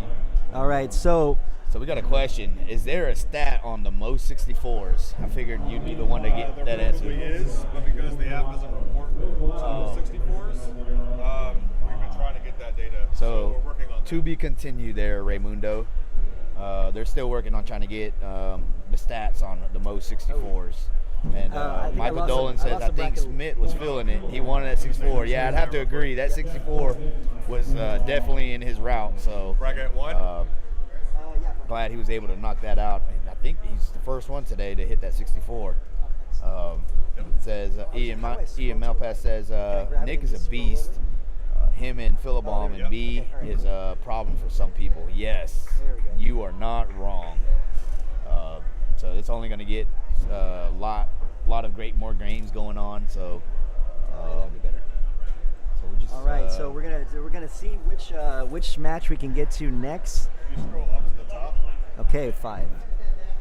All right, we're gonna stay we're gonna stay in lane 5. We're gonna stay in the A bracket. So we have the aforementioned Chris D'Onofrio back on the stream against Will Gelaco. This is the A bracket semifinal match here in bracket number 1 for the 2022 U.S. Open. Oh yeah, so hey, good morning, Michael Dolan. Thank you for jumping on the stream here, and good to see you, my friend. Michael Dolan was coming in hot yesterday with all the fun stats. Roger's going to be updating you all on the updates from the other bracket from the Northeast location. Looks like we're at the Northeast location as we currently speak. Lucas Johnson is going against Dylan Teets. That's an A bracket. That's an A bracket semifinal match. Hayden Brown will be going against Nick Kalamaya, and they're playing right now as we speak in another A bracket. That's the only A bracket matches up there. Yep. So currently, Robert Young is going against Kyle Spielman in the B bracket. Zach Silva is going against Brock. Okay. Oh, there we go. So we just heard that Garrett Knighting just threw a 64. So 64s are flying around all over the venue right now. So speaking of perfect games, we are watching Will Gelaco and Chris D'Onofrio, and they're both perfect through three. It says Mike Roch, Ian Malpass has the most drops on ESPN. Ouch! Too soon, Mike. Too soon. No. Ixnay on the droppy A. Ixnay on the droppy A. Michael Dolan with another fun fact: some killer matches. Yes, yeah. It's the truth. Oh, that we have a killer perfect match going here. We're both got two perfect matches going on between Chris D'Onofrio and Will Gelaco. Going into throw number 5. All right, so we looked up Will's stats. Where is the mouse? Oh, there it is. Oh, so we got another fun fact. We got a random comment from just somebody standing back here from anonymous comment in about Mario Zale having the first official drop on ESPN. So there's a fun fact that will always remain. Yeah, we'll remain anonymous. But he says John Bradley has entered the chat. John Bradley has entered the chat. Wasn't John Bradley who was anonymous, but you're not wrong, Ian. You're not far off. Says Doc, can you tell me if Mike's in A or B? So Jackie, Mike is in B. Chris D'Onofrio, who we're watching right now on the stream, actually knocked him down to B, and he's the first one to blink in this match. We had a perfect match, and on throw 6, he threw the first 5. So I'm actually looking up Chris D'Onofrio's all-time stats. He's only thrown 192 games. He's only thrown in 8 leagues. He's got an all-time bullseye percentage of 54%. So really obviously, 54. Well, compared to Will, who's in the 70s. So 70. Will Gelaco had almost a 77% bullseye hit percentage. Oh, so that's right. And Will's only thrown 7 games. Yeah, 7 leagues. And although Will's throwing in some other throwing styles, so Will is no stranger for throwing bullseyes, and so. So he's in rhythm, and like I mentioned earlier, having been crushed by Will Gelaco last year in the U.S. Open in Hatchet, once Will gets rolling, he's hard to beat. He is definitely in rhythm. So we're gonna have some kill shots called. Will is perfect and up by 3 going into throw 9. Now this is game number 1. This is game number 1 of this A bracket semifinals match. So it looks like we have a miss from Will, maybe a hit from, yes, it is a hit from Chris. So the tables have turned. Chris being down by 3 is now up by 5, going into throw number 10. So I love that I get to see some 9 and 10 action here, as immediately Chris did not hesitate, called a kill shot even though he was up by 5. Robert Keller was eliminated apparently. Okay. All right. So they both hit. So Chris D'Onofrio is showing some real moxie by being down by 3, hitting both his kill shots and taking that first match. Took the first game, and so Will was actually perfect going into throw number 9, and just one little bad throw and missing a kill shot and cost him the match. So Chris D'Onofrio is on a tear. It looks like he's the giant slayer today. Chris D'Onofrio taking down Mike Philibon in the previous match, and now up 1 game on Uncle Willie, going into game number 2, first throw. So we just got some notes in. It says the finals live stream radio broadcast will have the bracket and live scoring. This is the first time ever for U.S. Open and for WATL.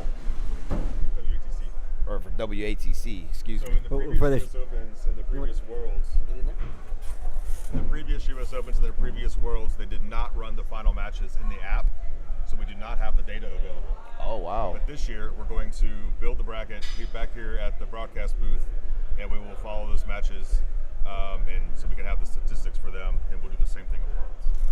Awesome. So That'll make it fun and again, exciting for everyone to follow along. trying to, obviously WATL is trying to up their technology game and making it more accessible for everybody. So thank you, Anthony, for that update. So again, the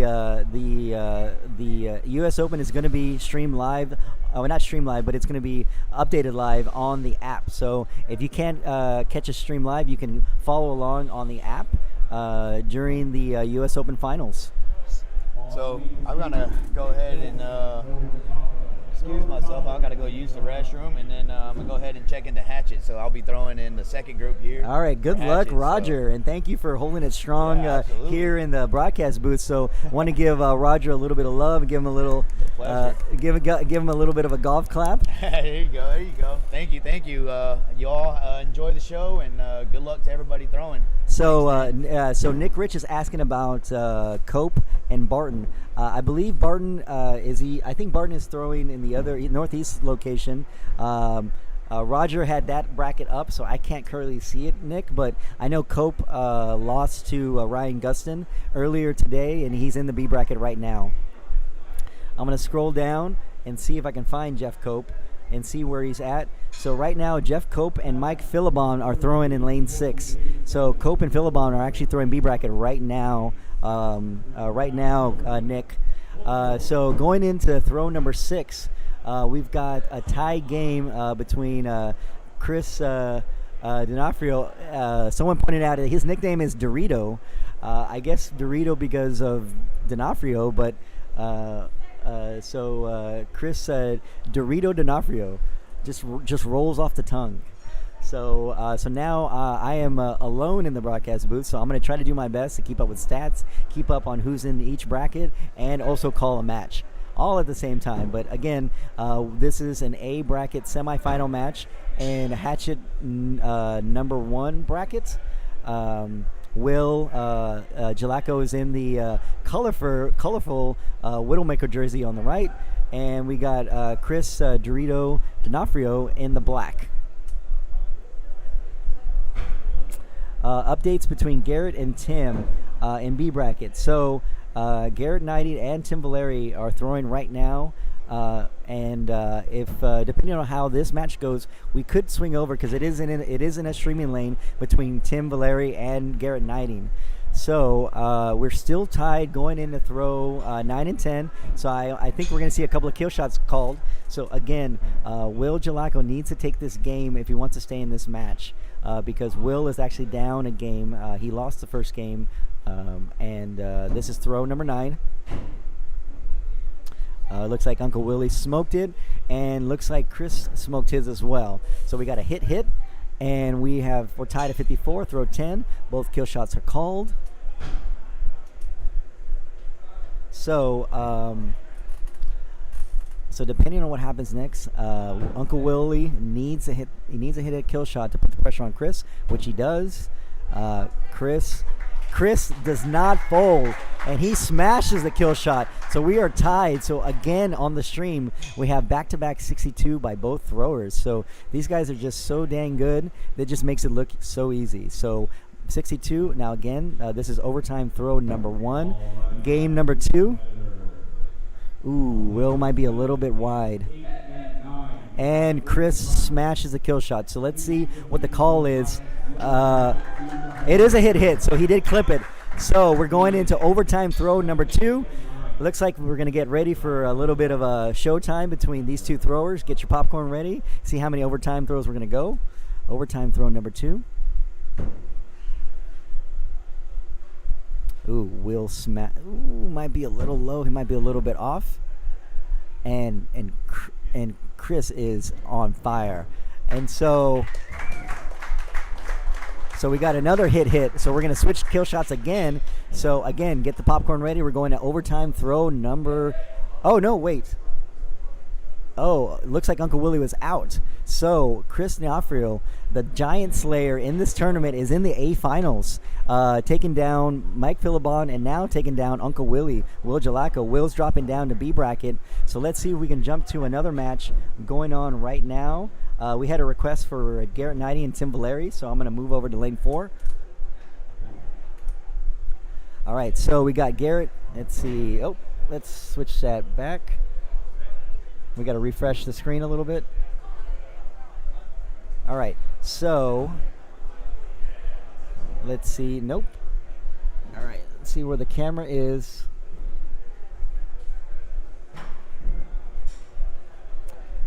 So apparently the lane was called for Garrett Knighting and Tim Valeri.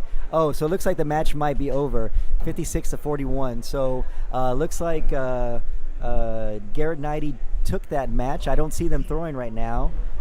So just for an update, so updated from the Hatchet bracket, Jeff Cope has just eliminated Mike Philibon. So Mike Philibon is actually out of the tournament. Jeff Cope is moving on and just defeated, Jeff Cope just defeated Mike Philibon. And Mike Philibon will not be defending his Hatchet title. All right, so Jeff Cope is actually going to make, looks like Jeff Cope's going to get Garrett Knighting, so that's going to be a great match. And looks like we have, let's see what matches we have going on right now. Lane 1. So Chris Onofrio just made it into the A finals. We got Ryan Gustin and Ryan Smith on lane 1. Unfortunately, I don't have a camera in that lane, so I'm going to type in the lane number to see if I can get the scores live to you guys. Let's see. Nope. All right, so I just so we are in a rubber match between Ryan Gustin and Ryan Smith. So this is a rematch of the 2020 Arnold Finals. So this is exciting. Unfortunately, Ryan Gustin and Ryan Smith are not on a streaming lane, so I can only follow along on the app. So I'm gonna just call it verbally as the match continues. But we have Ryan Gustin and Ryan Smith in the other A final semifinals match. Winner will be in the A finals to play Chris Onofrio. Loser will drop down. Right now, Ryan Smith and Ryan Gustin are in game 3 of a rubber match. Looks like they're taking the practice throws right now.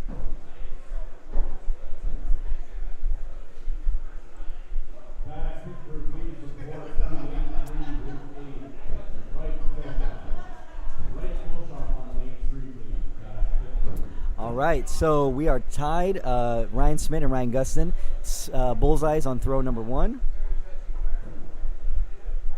So unfortunately right now we have no streaming matches right now because there's only, I believe, let's see, 1, 2, 3, 4, 5, 6 or 7, 8 throwers left in this A bracket. So we're moving quite along. Hey, so we have Scott Gardner. Shout out to Scott Gardner in the chat. He was live there to see that match between Ryan Gustin and Ryan Smith. And I want to just give Scott Gardner a little bit of love. If you guys, if you could type into the chat, get well, Scott. I know he's not doing all the best health-wise, so if we can give Scott Gardner some love in the chat, I would really, really appreciate it. I know it's not easy when you're not feeling well, and so I want to just give Scott some love in the chat. But yes, I was also there and watched that match live. Yes, we wish you were here, Scott. We miss you.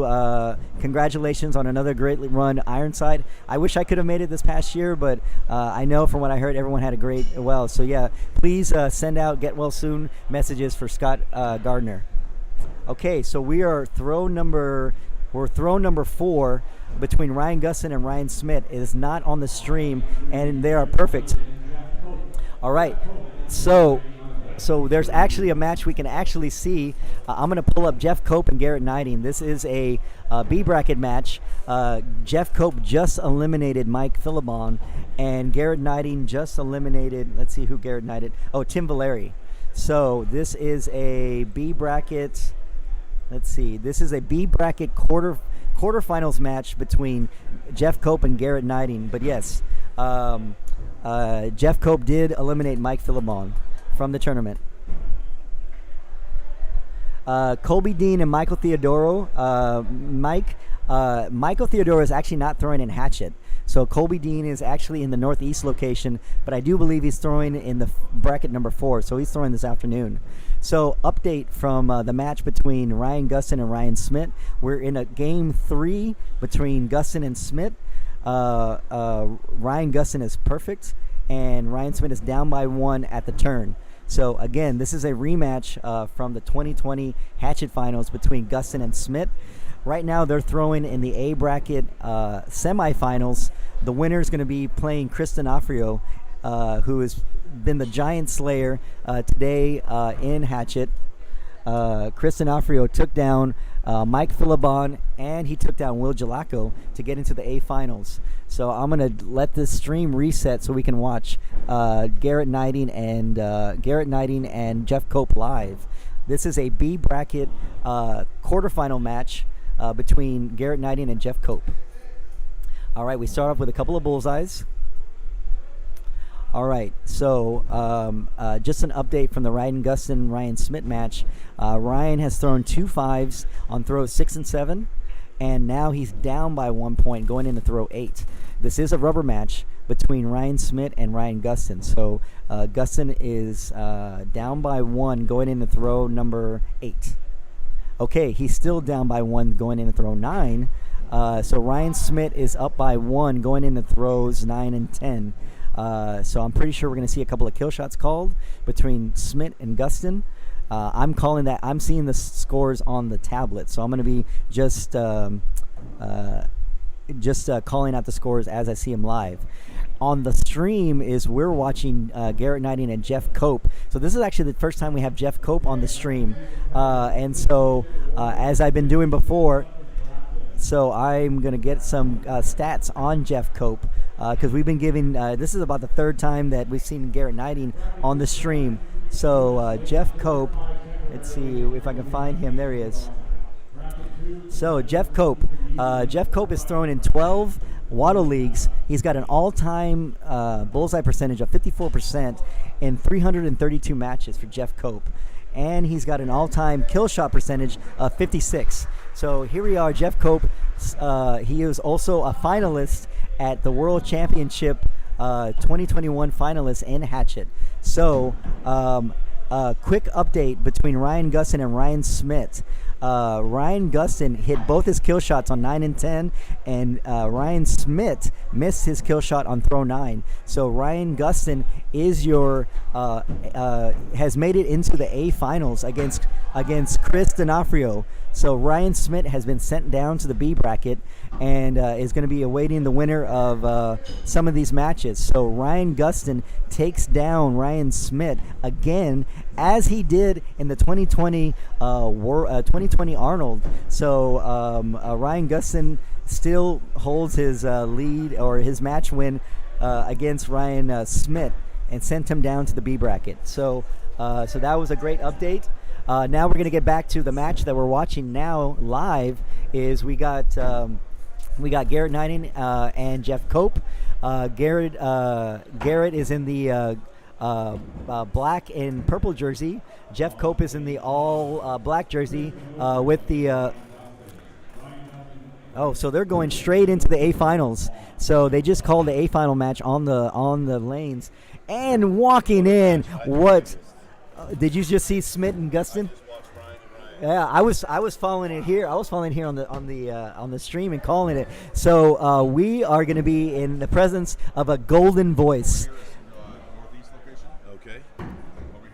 Good morning, everybody. So sitting down next to me is the one, the only, the legend himself, Big Shot Rob. What's up? Leverance. What's up?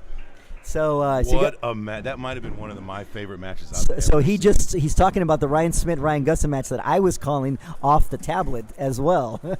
So we got your boy Jeff up here from Houston. Yeah, we got Jeff Cope out of Houston. We got Garrett Knighting out of Utah.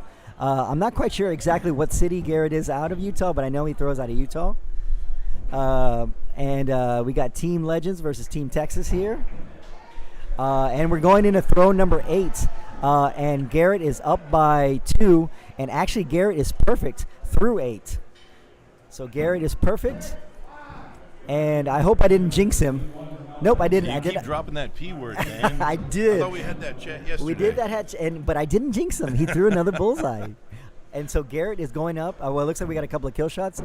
Garrett is up by 3, so he's probably going to stay down and make Jeff hit a kill shot to catch up. I would disagree? beg to differ. Really? Okay. I've had this conversation with Garrett about being up 3 in these types of conversations. What's Okay. up? What's up? Garrett is not afraid to go up right here. Okay, Up so 3. Garrett's going down. Now we talked about Garrett's stats earlier, so he definitely has above 60% above all-time kill shot rate. Where we just showed Jeff's Cope, he's about a mid 50% all-time kill shot percentage, and Garrett just smokes that kill shot, and Jeff Cope might be a little bit wide.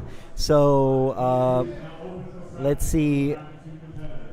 Jeff Cope made the comment earlier when I was watching one of his matches that he has not hit many kills today. Oh my God! So that was a perfect game the hard way. So Garrett Knighting throw a 62 the hard way, going 9 bullseyes and 1 kill shot. And so that was pretty awesome throwing from Garrett. So he goes up 1 game, and this is a B bracket quarterfinal match. And let me see if I can find the winner to see who he's going to play. So the winner of this game is actually going to play Ryan Smith. So Ryan Smith dropped down to the B bracket, and the winner of this match is going to play Ryan Smith, your 2020 Hatchet World Champion. Looks like Lucas Johnson, Nick Colomaya. Oh, that is your A finals in the Northeast bracket. So just an update, we got Nick Colomaya and Lucas Johnson in the A finals. So I was thinking we were going to get another Murphyboro crime on crime. Lucas Hayden is still alive, but I thought we were going to get another Hayden and Lucas match that we've seen probably many times. I'm sure Lucas and Hayden are very familiar with throwing against each other because they seem to always find each other in the bracket. So we are in game 2 of this B bracket quarterfinal match between Jeff Cope and Garrett Knighting. Garrett took game 1, so if Jeff wants to stay in this match, he's got to take this game. And throwing. Yeah, Wellman and Doan on 4. Let's see. And Gustin and Chris on 5. Cope to the 4? So we got Nick Doan and Dustin Wellman throwing in lane 4 as well in the B bracket. So they are the other B bracket quarterfinalists. So Nick Doan and Dustin Wellman will be playing, and the winner is going to take on Will Gelaco in the B semis. So depending on how this goes between this match, we might do a little bit of switching because we can actually look at the Dustin Wellman Nick Doan match as well in lane number 4. Update on the Northeast, we have Hayden Brown now going to face off with Zach Silva in the B bracket semifinals. Dylan Teagues in the B bracket semifinals awaiting his competitor of either Vale or Kyle Duff. Wow, so we got Kyle Duff and who was the other? Zach Silva. So those are 2 names I'm actually not too familiar with. I'm not familiar with either. Yep, so those are newer names that I haven't found. Let's do some spreadsheeting. Spreadsheet magic. All right, so we are still tied between Garrett and Jeff going into throw number 5. Looks like we got another set of bullseyes. Oh, no, actually Garrett blinked and threw a 5. So I thought that was a bullseye, but it's hard to tell with the shadows on the stream. So we're going to be going in to throw 6. At the turn, we got Jeff Cope up by 1, but Jeff Cope is actually down a game in this match. So hopefully Jeff can maintain this lead. And he's leaning. He's not happy with it, so he might have pushed it. He might have pushed it to the right and gave his lead right back to Garrett. And looks like we're tied again. We are tied going into throw number 7. All right, so we are going into throw number 7. Again, Garrett Knighting is up a game in this B bracket quarterfinal match. So also going on, we also have the A finals going on in lane number 6. So I think we're going to switch over to the A final match between Chris D'Onofrio and Ryan Gustin very soon, because I believe that match is about to kick off. So we want to make sure that we can get an A bracket match as well. So we got a lot of going on. Oh, so we are going into game number 2. We're actually in game 1 between. Wow, we have so many matches going on. So I'm going to keep you abreast as we see who's going to win this match between Garrett and Jeff, and then jump to the A finals between Ryan and Chris. So Ryan Gustin actually took game 1 between him and Chris D'Onofrio in the A finals. So Ryan Gustin is up 1 game against Chris D'Onofrio live in the A finals. Depending on who wins this game, we might switch over to go to the A final match. To see who's going to be. So the winner of that match is going to be playing in the finals and have an advantage going on to ESPN, because when you win the A bracket, you can actually still lose a match and still win all of it. So we got Jeff Cope hitting and Garrett hitting. A must hit by Jeff Cope. Yeah, right there. must I just hit. went over there and told him he needs to start standing up more straight.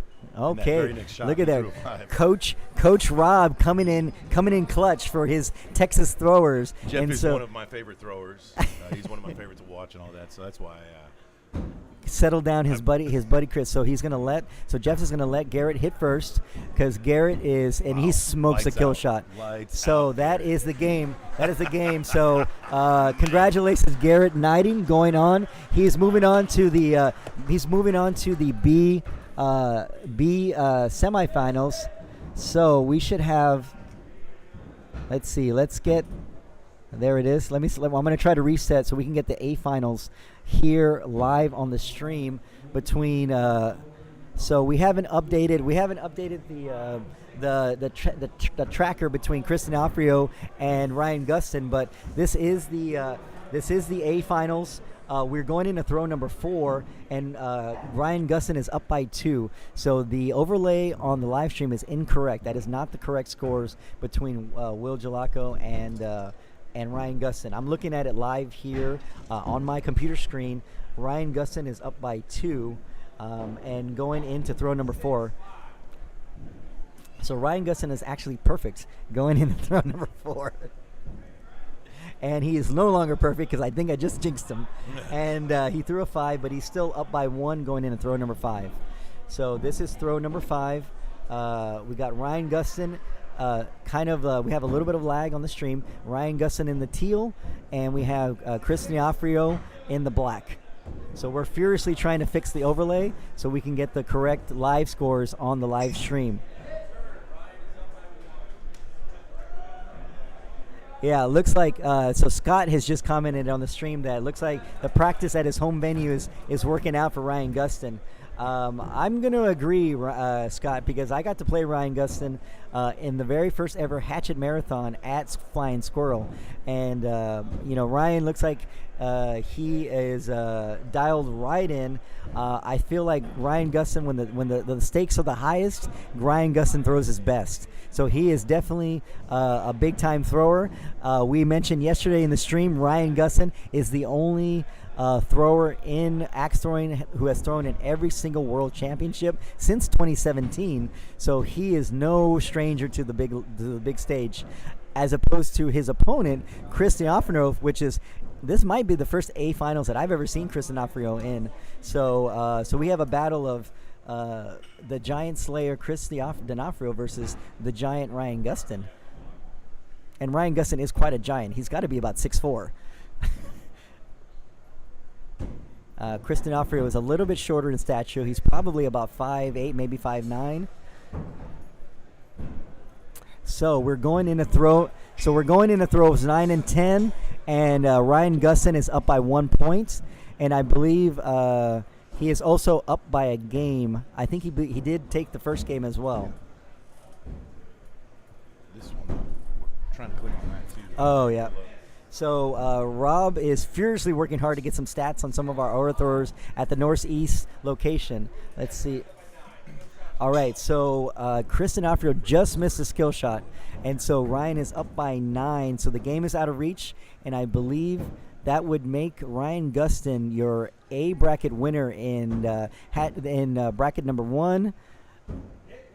And again, Ryan Gustin goes out with a very easy, making it look easy with a 63, taking that match.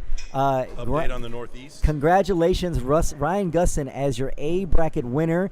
So he's going to be playing in the finals for a chance to play on ESPN tomorrow. Vale Cook ends up winning, so he moves on to play Dylan Teets. Okay. In the B bracket finals. Hayden Brown. So this is an update from the Northeast location that Rob has given us.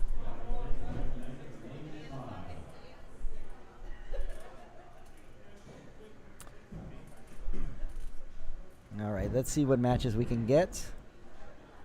So we are finishing up. We got Dustin Wellman and Nick Doan. Looks like we're in. That is not, the overlay is not correct. All right. So let's refresh the camera. It's not correct because they're doing. Lane 5. I got to change the links. Okay, that's fine. So we're going to probably zoom over to Garrett Knighting and Ryan Smith in a little bit, but we're going to stick to this Nick Doan, Ryan, and Dustin Wellman match. This is a B bracket quarterfinal match. The winner, I believe, is going to take on Gelaco between Dustin and Nick. So let's see. They are in lane number, 4? Yep, they are in lane number 4. So this is actually game number 2 between Nick Doan and Dustin Wellman. Not quite sure who took game number 1, but Nick is up by 1 point going into throw number 7. 3 years. Okay. So we're getting some fun facts on Zach Silva. He is a thrower out of New Hampshire who's been throwing axes for 3 years out of Relax Axe Throwing Venue in New Hampshire. All right, we got a pair of bullseyes between Dustin and Nick. Again, we're in game 2. The overlay on the live stream is incorrect, so don't trust the overlay. That is an old overlay.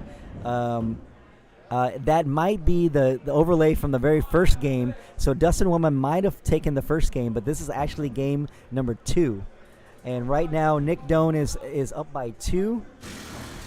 Going into throw number 9. Oh, actually, yep. So this is throw number 9. We got 2 kill shots called between Nick and Dustin. Dustin is in the purple. Nick is in the black.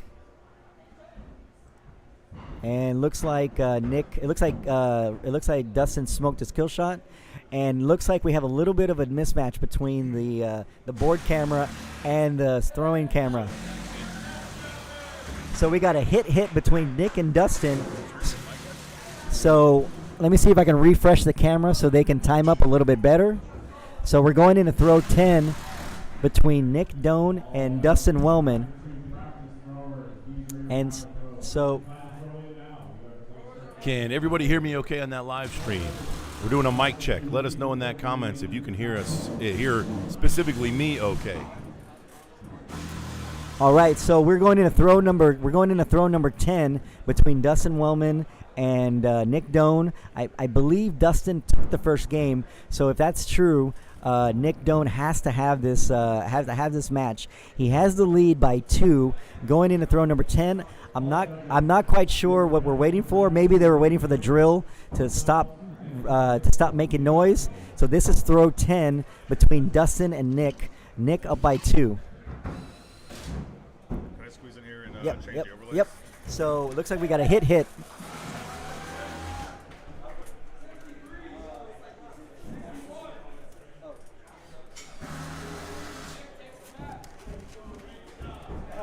Nick wins that match 63-61.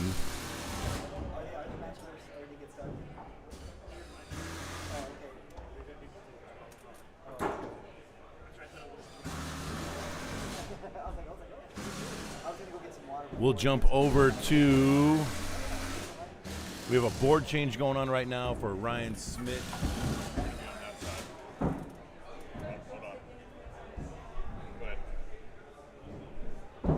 Board change coming.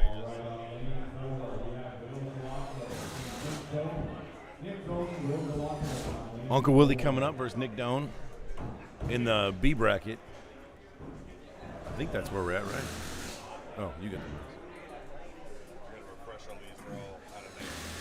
doing some refreshing right now of our overlays and matches. Anthony working hard in his, this is like a Space Command Center if you were to see this setup. Pretty impressive. We got 4 total screens, including a large screen. How big is that?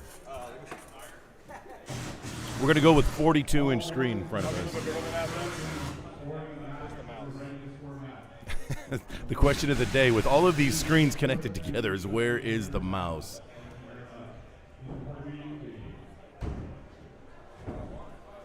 We're looking at the bracket right now. We still have, at the northeast section, we still have Dylan Teets versus Vale Cook in the B semifinals. On the other side of that B semifinals, we have Hayden Brown and Zach Silva.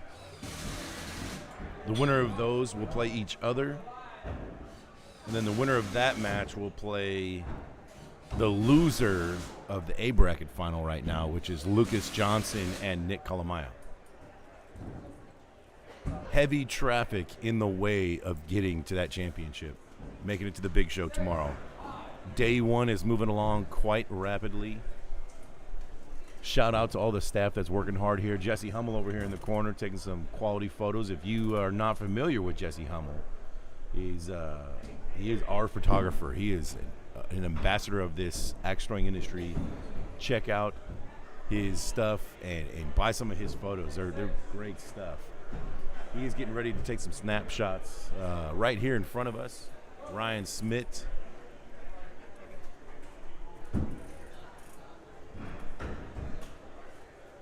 We're still putting up some graphics.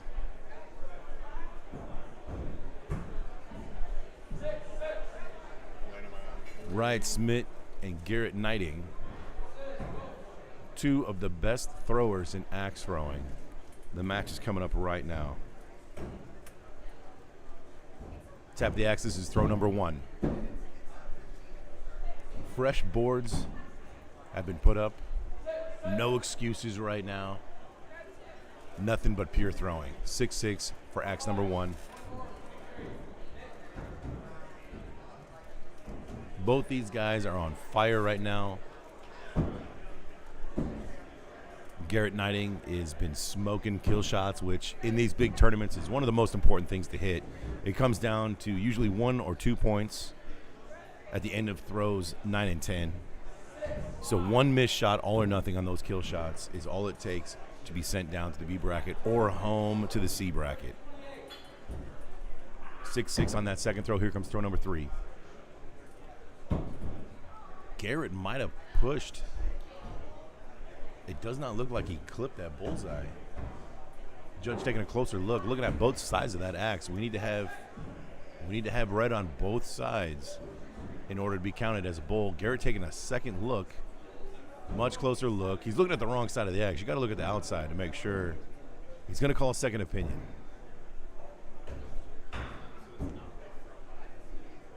Second opinion being called here on this match. Let's jump over real quick and see if we can get an update. Uncle Willie.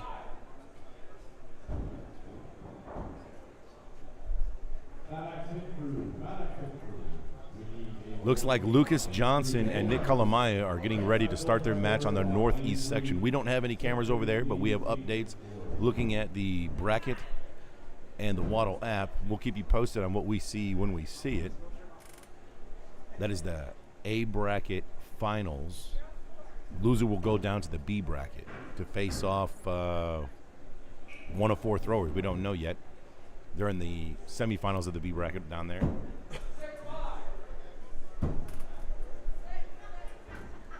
Back to the action of Garrett Knighting and Ryan Smith.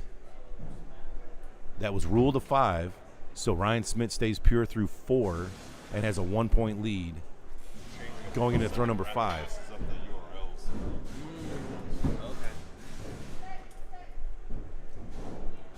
Oh, we're way back. 6-6 thrown on 5. We're going to tap the axe, go to the turn. 1 point lead for Ryan Smith, our 2020 world champion. This bracket has been a brutal bracket. If you looked at the throwers on the list of bracket 1 here at City Center, you would have found 3 of the 4 ESPN broadcasted finalists from the WATC 2021, including on top of our 2020 champion, Ryan Smith, who's throwing right now against the second place Garrett Knighting from last year. 1 point lead still for Ryan Smith going into throw number 7.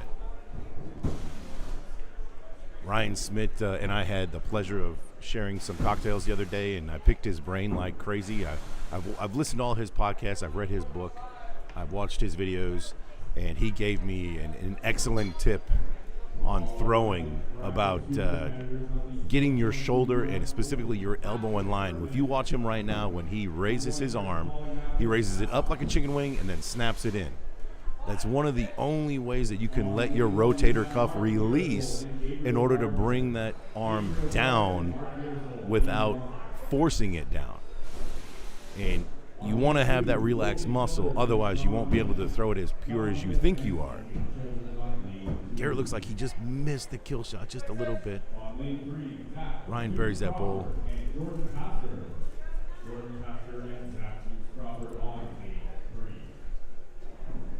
Right now, 48-41. This match is essentially out of reach, not mathematically. Ryan Smith in the lead.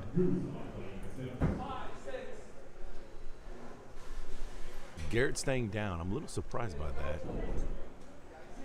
But bowl hit. 7-point spread going into throw number 10. A must hit from Smith in order to win this match. A must hit from Garrett as well in order to win the match. They look at each other. They're debating what they want to do. If you're Ryan Smith, his decision right now is you should be staying down right now.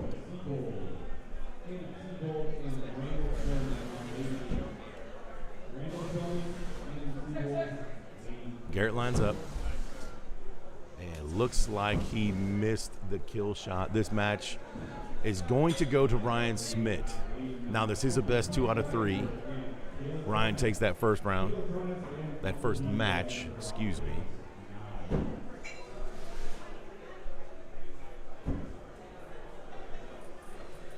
One practice throw. How many of you guys take practice throws in between your matches? I'm not one of them. I don't take practice throws in between my matches. I'll take them at the beginning, but that's it. These tournaments are long. I don't want to throw any extra throws that I don't need to.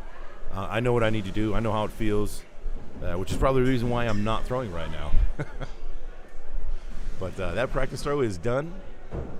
This is throw number 1. We're going to stay on this match because it is a impressive matchup. We have an update on the Uncle Willie score.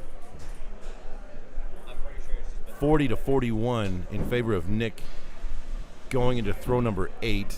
Right now it's best 2 out of 3. And who took round 1? We don't know who took round 1 because we've been focused on the Ryan Garrett's match. Let's take a little update on the Northeast location. Hayden Brown wins versus Zach Silva to go to the B bracket semis versus Dylan Teets. Dylan Teets eliminated Vail.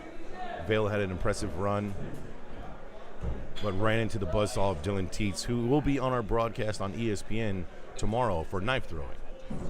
So Hayden Brown, Dylan Teets, the winner of that will play. Scroll up on this one.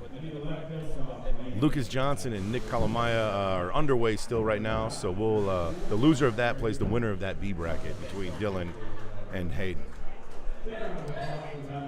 Second opinion, close call right here by the judge. Takes many looks. Ryan's gonna walk up. take a closer look himself, and he pulls his axe, so it has been ruled and stays as a 5. 2-point spread going to throw number 3.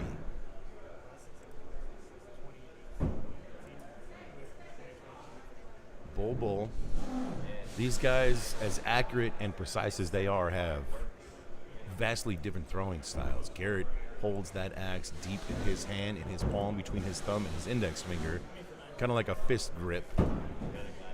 Brings it back in a windup in front of his face and throws. Ryan keeps his fingers balanced and loose and cocks that axe next to his head as a natural release. Looks like a similar throw, but they're vastly different. Some would say that extra movement in that windup for Garrett is wasted. Ryan Smith would say that. He says that in his book. It's wasted movement, which is why he doesn't do it. But it works for Garrett. Garrett was our runner-up last year in the 2021 WATC that happened at Billy Bob's in Fort Worth, Texas. Staying with a 2-point spread in this match, going into the turn, throw number 6 coming up, they switch boards.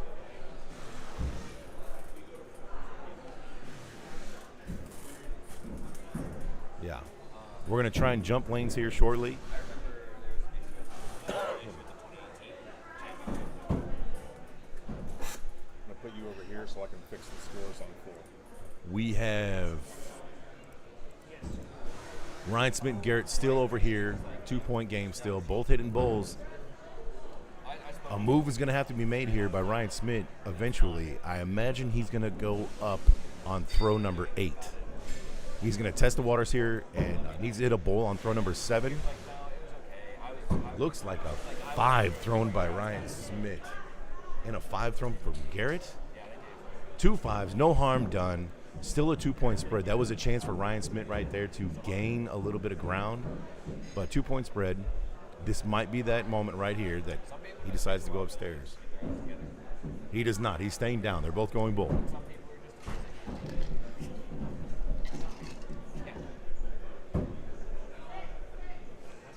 Bull. Same 2-point spread. This is that moment now that Ryan Smith will definitely be going up, and Garrett almost forced to go up. You cannot give a thrower like Ryan Smith 2 points by staying down and playing safe.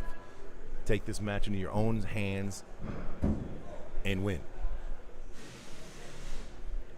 Buried kill shot from both of these throwers.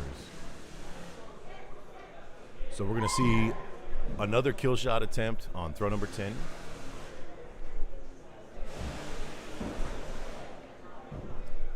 A little bit of a lag there. Tap of the axe indicates they're going upstairs again.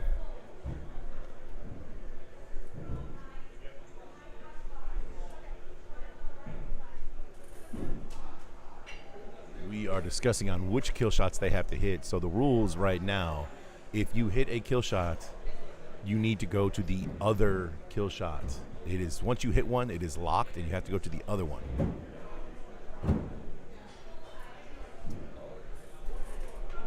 Looks like Garrett might have missed. Ryan Smith definitely hit his, and it was a miss from Garrett.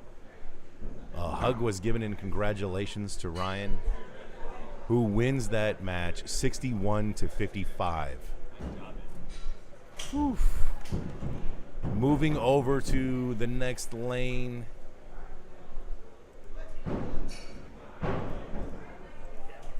We are just getting started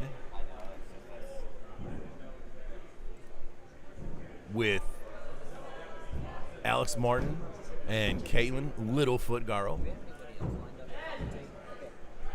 Alex Martin, some might recognize as the man who 64'd Mike Philibom last year in the 2021 finals of the individual brackets. They 64'd each, and Mike Philibom edged him out literally by a few millimeters in the Who Sucks Less. A little bit of lag in our camera right now, but we're going to jump back. Where I'm getting at with this is Alex Martin is a pretty stout thrower. He did not believe or even remember much of what happened last year right after he threw. He said he was just in a throw zone and was just throwing. It was just pure throwing for him at that moment. He didn't know what was going on. He didn't know what was being said. He didn't even remember what happened afterwards. Nice throws there. Caitlin's got a smooth throw there. Yeah. It's very impressive. Alex, fun fact about Alex, I was told he was or I guess still is, an expert snowboarder. Some would say a professional snowboarder. Really? Have you ever snowboarded? You look like a snowboarder. I have not snowboarded. I have not snowboarded either. I've went skydiving, but I've never Skydiving. Fun fact about me, I was part of the ski club in high school. Really? Yeah, I was a pretty stout skier back in the Nice. day. Living my glory days right now. Ski club in Chicago, Illinois. So not a lot of mountains in Chicago. Right. 1 point spread going in throw number 3 right now. She's got a great throw. You don't see very many smooth throws in Hatchet when the thrower steps like she does, but she's got a very nice delivery, very good release point. She's starting her step right at that 15-foot line. That is what that red line is, 15 feet from the target. Alex right at that 12-foot mark. That bullseye an inch and a half, which he clips down at the bottom. And Caitlin looks like she missed just to the inside. Ruled a 5. Alex takes a 2-point lead going to the throw number 5. I don't know where her nickname Littlefoot stems from. I do not either. We'll have to ask Mike Morton, who's sitting right behind her. It looks like he's He's got capturing a. some video himself. Alex looks like he might have pushed it a little bit to the outside. Oh, Caitlin and Aaron throw for a 4. Hopefully that's a 5 there, and Caitlin's scoring. For only a 1-point difference, it was a 5, so not a lot of harm done. Not a lot of harm done on that throw, only a 1-point difference on that individual throw, so a 3-point spread now. Going into the turn, they tap and switch. Alex looks like he's throwing an ace of spades. I'm not familiar with Caitlin. Looks like Nick lost to Lucas Brown at the northeast section. He is down over in the B bracket finals. He will play the winner of Lucas's better half of the duels team in Hayden Brown or Dylan Teets. So Dylan Teets versus Hayden Brown right now, and the winner will play Nick. They might actually have trouble determining which one's Hayden and which one's Dylan because they look like identical twins. They do. They look like they could be brothers.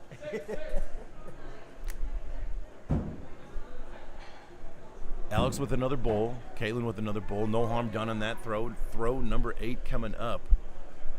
This is one of those moments where, as a young thrower versus a competitive Alex Martin, you might want to just jerk it and go upstairs for a kill shot. Alex with a possible 5, and Caitlin matches him with a bad throw herself. They both pushed it a little bit. That was a chance for her to make up some ground on him. A slight hiccup in both their throws, but once again, only 1-point difference on that spread. I was like, why don't we 5 points going into throw number 8. Oh, okay. Kill shot called by We're Littlefoot. going to jump over that one, though. Here. She looks like she hits it. Nice. When I hit kill shots, everyone knows I hit the kill shot. I don't understand why people don't get excited when they hit a kill shot, especially in a moment like that. She's staying calm, which tells me she's keeping her heart rate down. She's keeping her adrenaline down. She's going to have to go kill again. Tells me she's going to hit it again right here. Probably explains why I missed so much.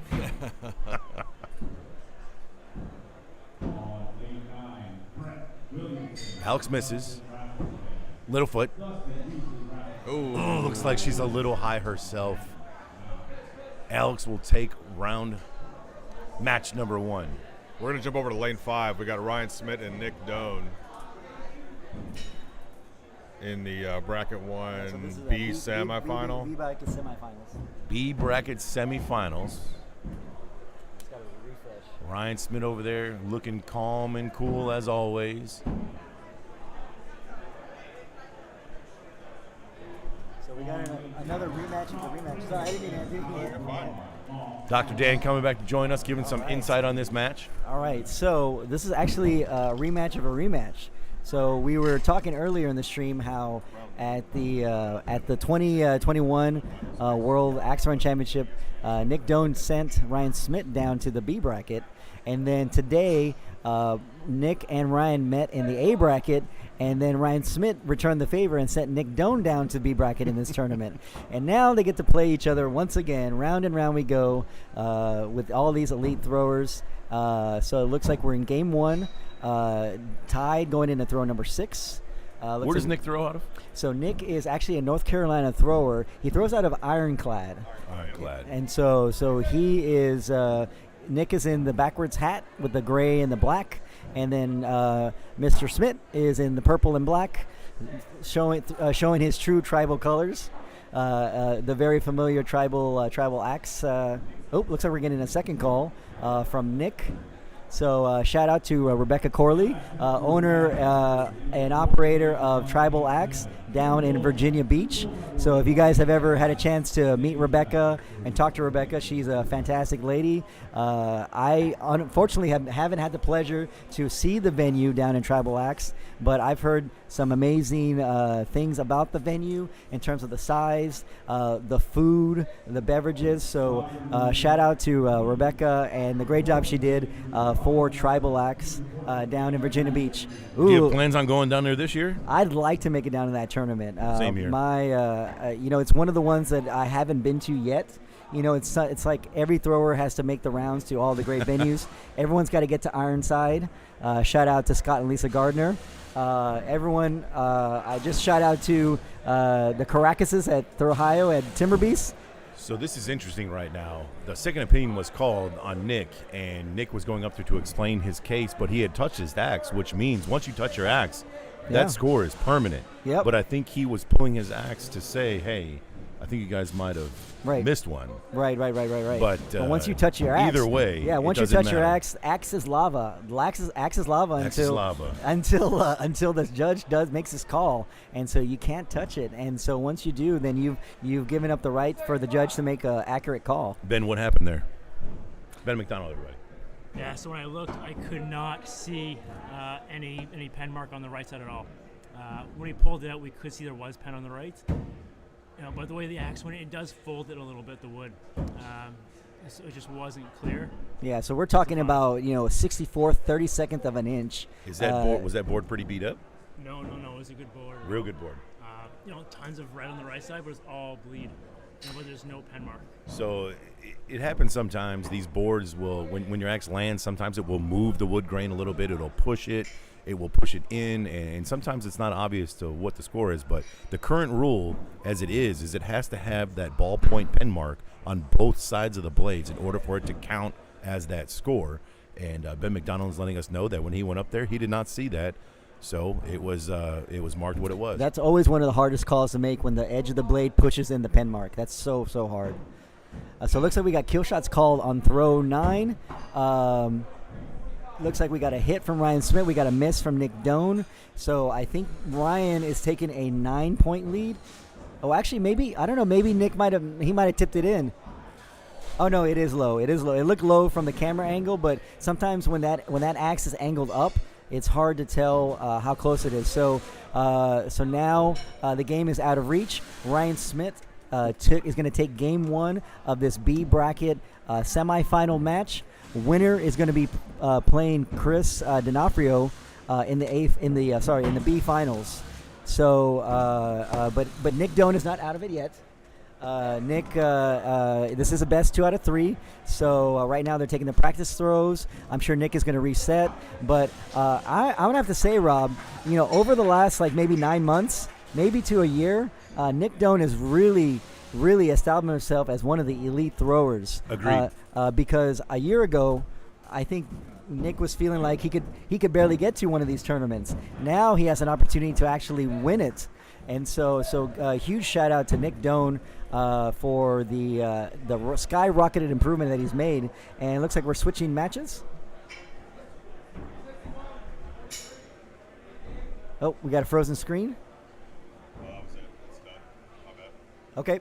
Okay, so we were just refreshing the screen during the warm-up match, and now we're going to be going into Game 2 of this B bracket semifinal match. So we have an update at the Northeast location again, Northeast Bad Axe. We have Dylan Teets ends up edging out Hayden Brown. Wow. Dylan Teets will now face off against Nick K. And the winner of that will rejoin Lucas to find out who goes to the ESPN broadcast. So for Lucas, no surprise that Lucas won the A bracket. I mean, he was probably the favorite. And Lucas put Dylan Teets down into the B bracket. So interesting fun fact about Lucas, he was actually the last person to be picked to come to the U.S. Open in Hatchet.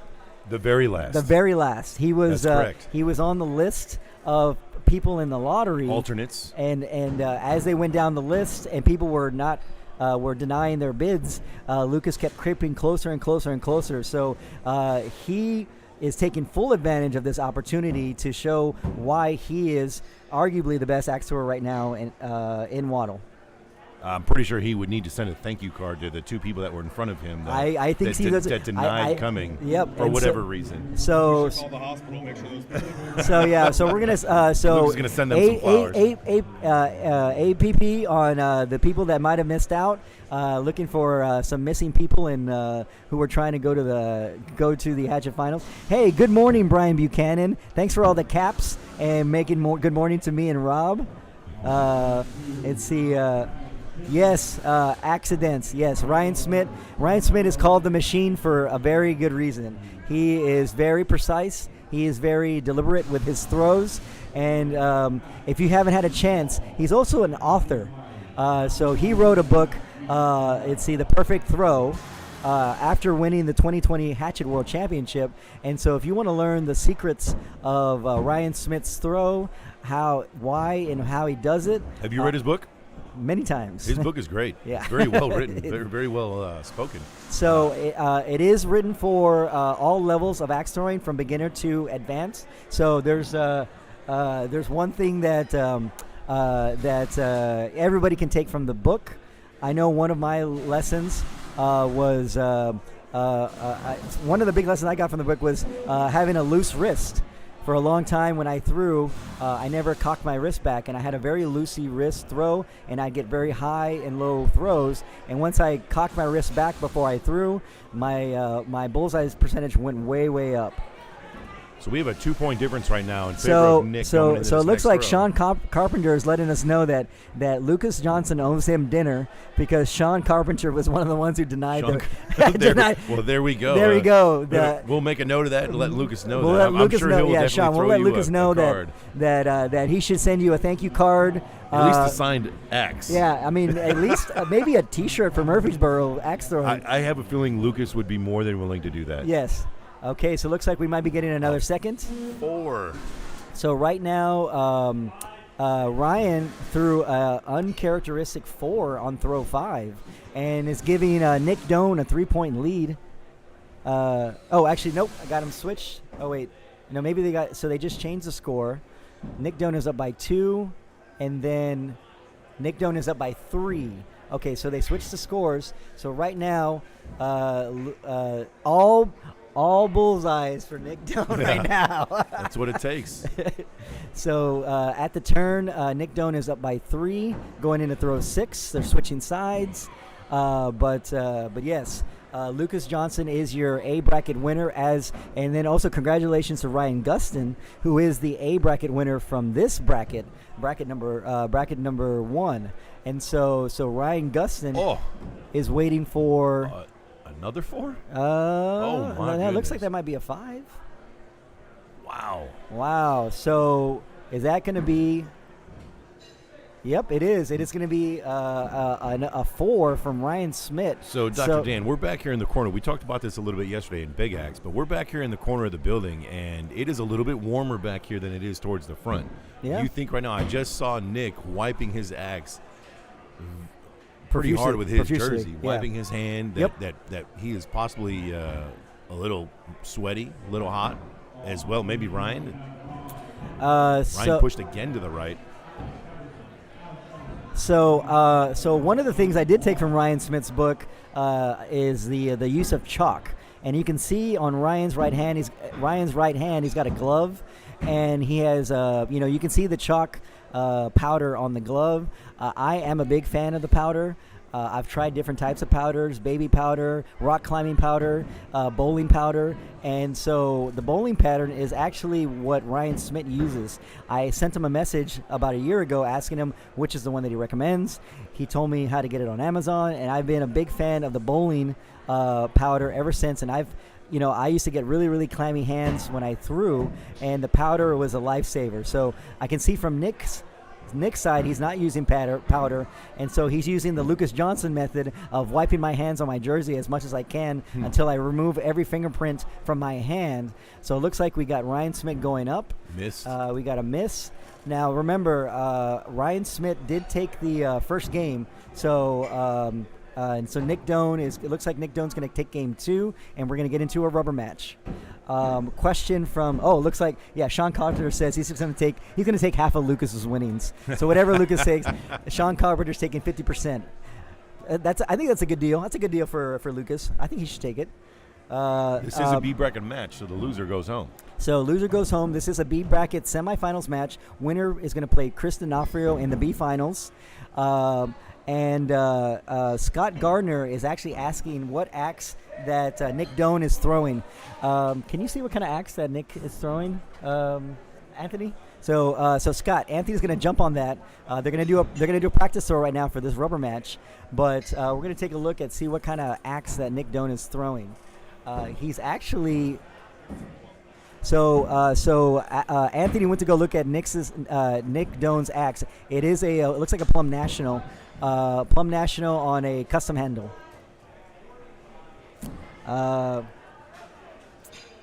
So we are going into, guess what, Rob? Our favorite word, rubber match. Rubber match. We had quite a few. Confirmed Plum. So Anthony did confirm that Nick Doan is throwing a Plum National. Yep, and modified Ace of Spades for Ryan Smith. As you can see, he has the very traditional house hatchet wattle white for his hatchet. So every time I look at Ryan Smith's hatchet, I always think it's a house wattle axe. Throw number 1, 5-5. Tie going into throw number 2. So, what hatchet do you throw, Rob? I've been throwing the same hatchet I have for 3 years now. It's a Plum Natty. Okay. On a handle. It's a house handle with a slight curve at the bottom that Shane Shep did for me. Okay. Curved, reverse curve or forward curve? Forward curve. Okay. It has a fractile burn on it, which I am Nice. not a fan of. Really? Okay. I've had 2 of my friends were almost killed because they because of fractal electrocuted burning. themselves. Yep. It's very, very dangerous. I highly recommend that nobody does it. One of my friends, who is possibly the smartest person I know, had an electrical engineer with him as well. Yeah. And it was just a random freak arc of electricity that landed in his beer can that he was holding. And luckily they have a firehouse right behind their house. Yeah. His wife literally jumped their 8-foot fence and ran over there, and they were able to revive him. Wow, So that is crazy. I told him at that moment that I was going to saw it off and take it off my handle because I did not want anyone to throw it. Yep. But he said, no, keep it. Talk about it the next time someone asks you about your axe. So Wow, that's crazy. I highly recommend nobody does it. I know there are people that do it. I know. It looks really cool. It looks really cool, but extremely dangerous. It's extremely dangerous to do. So since throw number 1, both Nick and Ryan have thrown nothing but 6s. And so right now we are still tied going into throw number 5. Oh, it looks like Nick is calling Ryan over to take a look at to confirm. So some good sportsmanship from Nick Doan, and that's just one of those things that you could very easily. The judges are not perfect. It's been a long day. They've been standing up for 4+ hours, and so sometimes the lines get a little blurry. Oh, it looks like that was throw 5. So they switch sides. This is throw number 6. And Ryan Smith is up by 1. Nick looks a little off right now. He was stretching his back on that last match. Okay. He was wiping his hands and his axe. He looks a little bit off right now. It doesn't look like his normal throw is going on right now. Okay. Oh, you know what? You know what's happening? Actually, the tablet is ahead of the throwers. So that was throw 5 on the screen. And then, so we're actually seeing the scores ahead of the throws. You see that? See, like this is throw number 6, and then we just see it on the overlay. So I'm going to see if we can. So we can make better calls, is what you're saying. Yes. Let's see if we can sync it up so the overlay's ahead of the throwers. So I'm gonna try to see if we can sync it up a little bit better, so we don't see the score before they throw, because that kind of takes away the drama. All right. So this should be throw number 7. So Scott Gardner's commenting that the plums kind of push lines, and I do believe that the plums do come in a little fat when you first get them. I every plum national that I've ever thrown, I've had some makers work on it. Yes. Shout out to Gabe Grinnell there in Iowa, Des Moines. Serenity Knives are my guys. Oh, really? Down in Houston, Texas, they do some great profiling work themselves. Yeah, so Gabe Throw Files is I've been a big fan of Gabe's work. He does some sick work for years. I think I might have been Instagram follower number 2 on his page. Nice.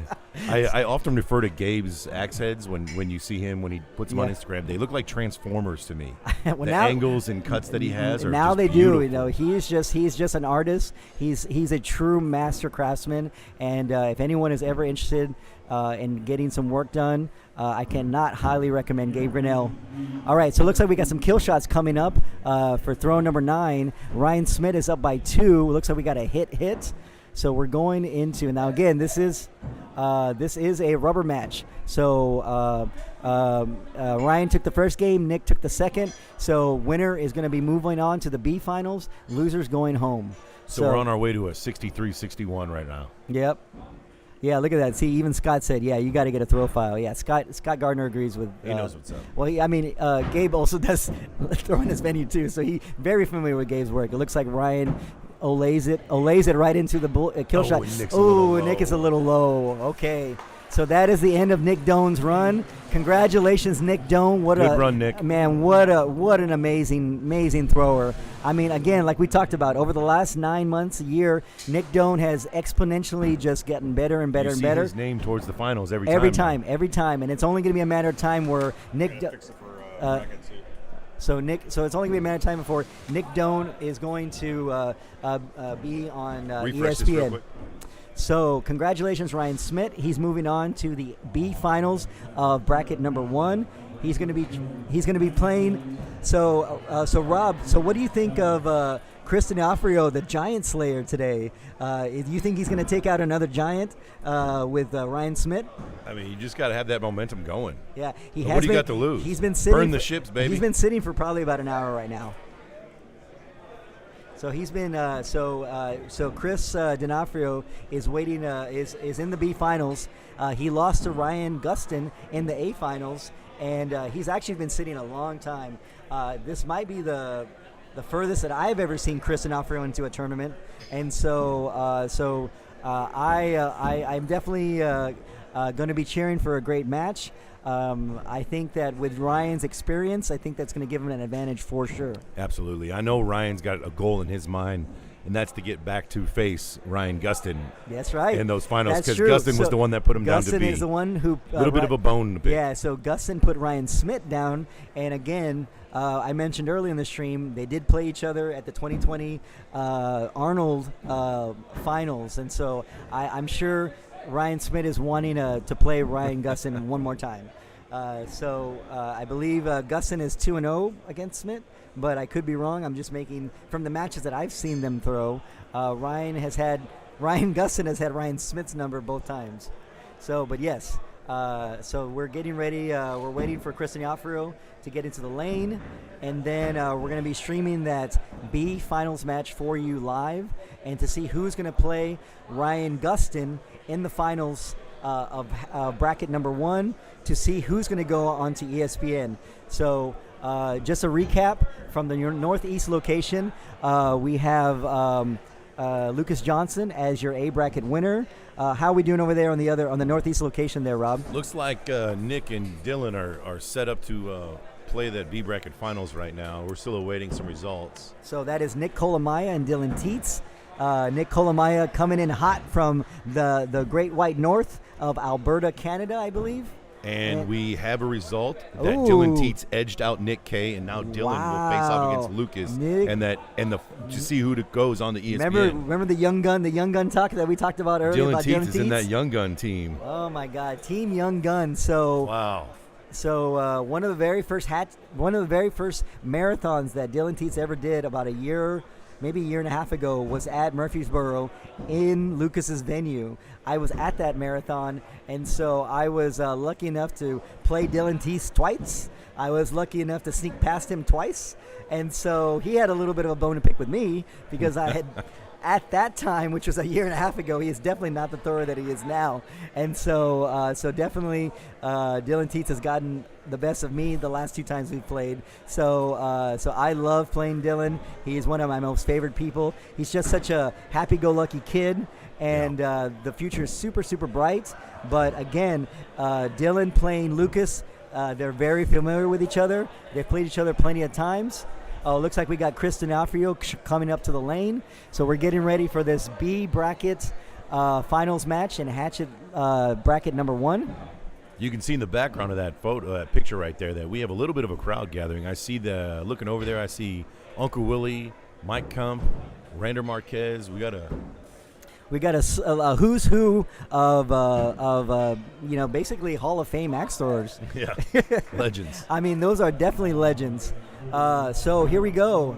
This is, I believe, this might be the practice throw, or this might be throw number 1. That might be throw number 1. Practice. Yeah. Oh, that is practice? Yeah. Okay, look at this. Fun fact, Michael Dolan coming in hot right off the presses. Lucas, 87.6 bullseye percentage and 80% on kills.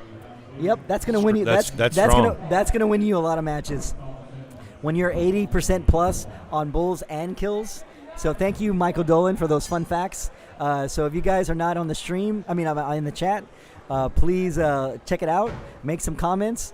Look at all that. the Canadians out of the early morning brackets. From the yes, from the early market. Yeah. So Scott, all the Canadians are out in brackets number 1 and number 3. The second set of brackets are coming up right after so this. brackets 2 and 4 are getting started so right now. there's still a chance. Yeah. So there's still chance for Canada to get onto ESPN for Hatchet. So here we go. We are going into throw number 2. Looks like the rust is not affecting Chris D'Onofrio. He did throw a 5, but he started off with a bullseye, dead center bullseye. So we're going into throw 3. Ryan Smith up by 1. Chris D at a 70% on his bowls and 54 on his kills. Thank you, Michael Dolan. What do you think Chris is thinking right now going into this match? Honestly, I hope he's not thinking. I honestly, the best thing that Chris D'Onofrio can do, because I actually have never been in this scenario as Chris is. I've never been this deep into a tournament individually. But I feel like the more that I think about it, the more rather than just reacting, I think that's the advantage of the person who's just going to trust their throw. You've put in the time. You know your throw. Just trust it and execute. Which is another lesson that I got from Ryan Smith's book when we talked about that earlier. He talked about the mind, the headspace of being trusting your throw and being almost subconscious about it. Yeah. Looks like we might have got a low 5 from Ryan. Looks like we got. Chris has got that. Oh low no, 5. that is Chris. That's Chris's axe. I forgot about Ryan Smith's axe. Looks like the house axe to me. That is not a house axe. That's possibly the most custom axe you could possibly You got it. have. I know. We're looking at that wheelbarrow handle with the white tape on it. That is the same wheelbarrow handle that was used to create his axe from the 2020 run that he had. Did he? When he Okay. became the world champion. He let me know that the other day. Oh, wow. Okay. So look at that. More sportsmanship from Ryan Smith, allowing Chris D'Onofrio to double-check the score.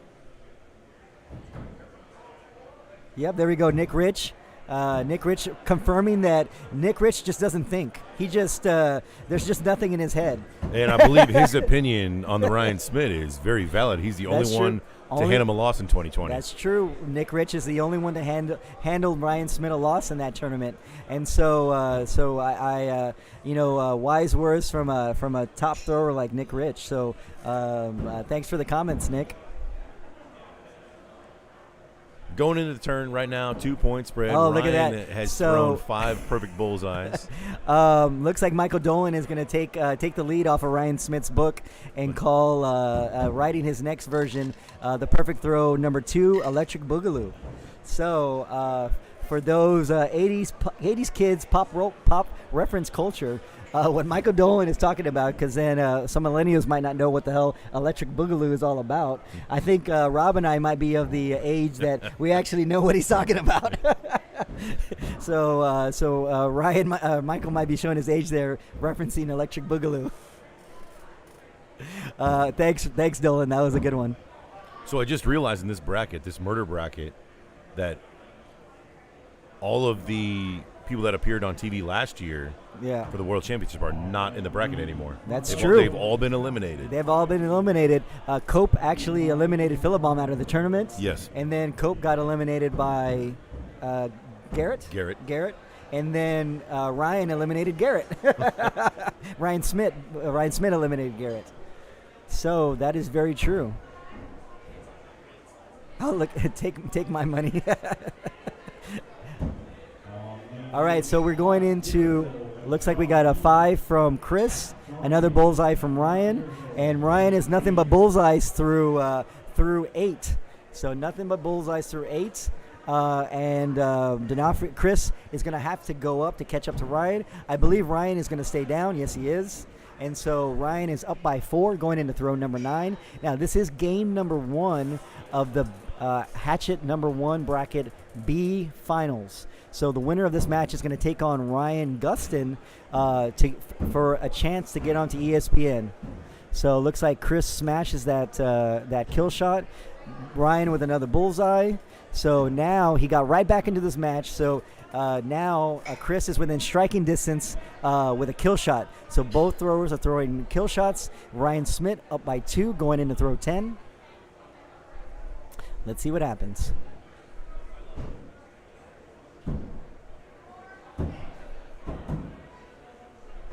Ooh, looks like Chris is a little high, and Ryan Smith looks like he's right on the money.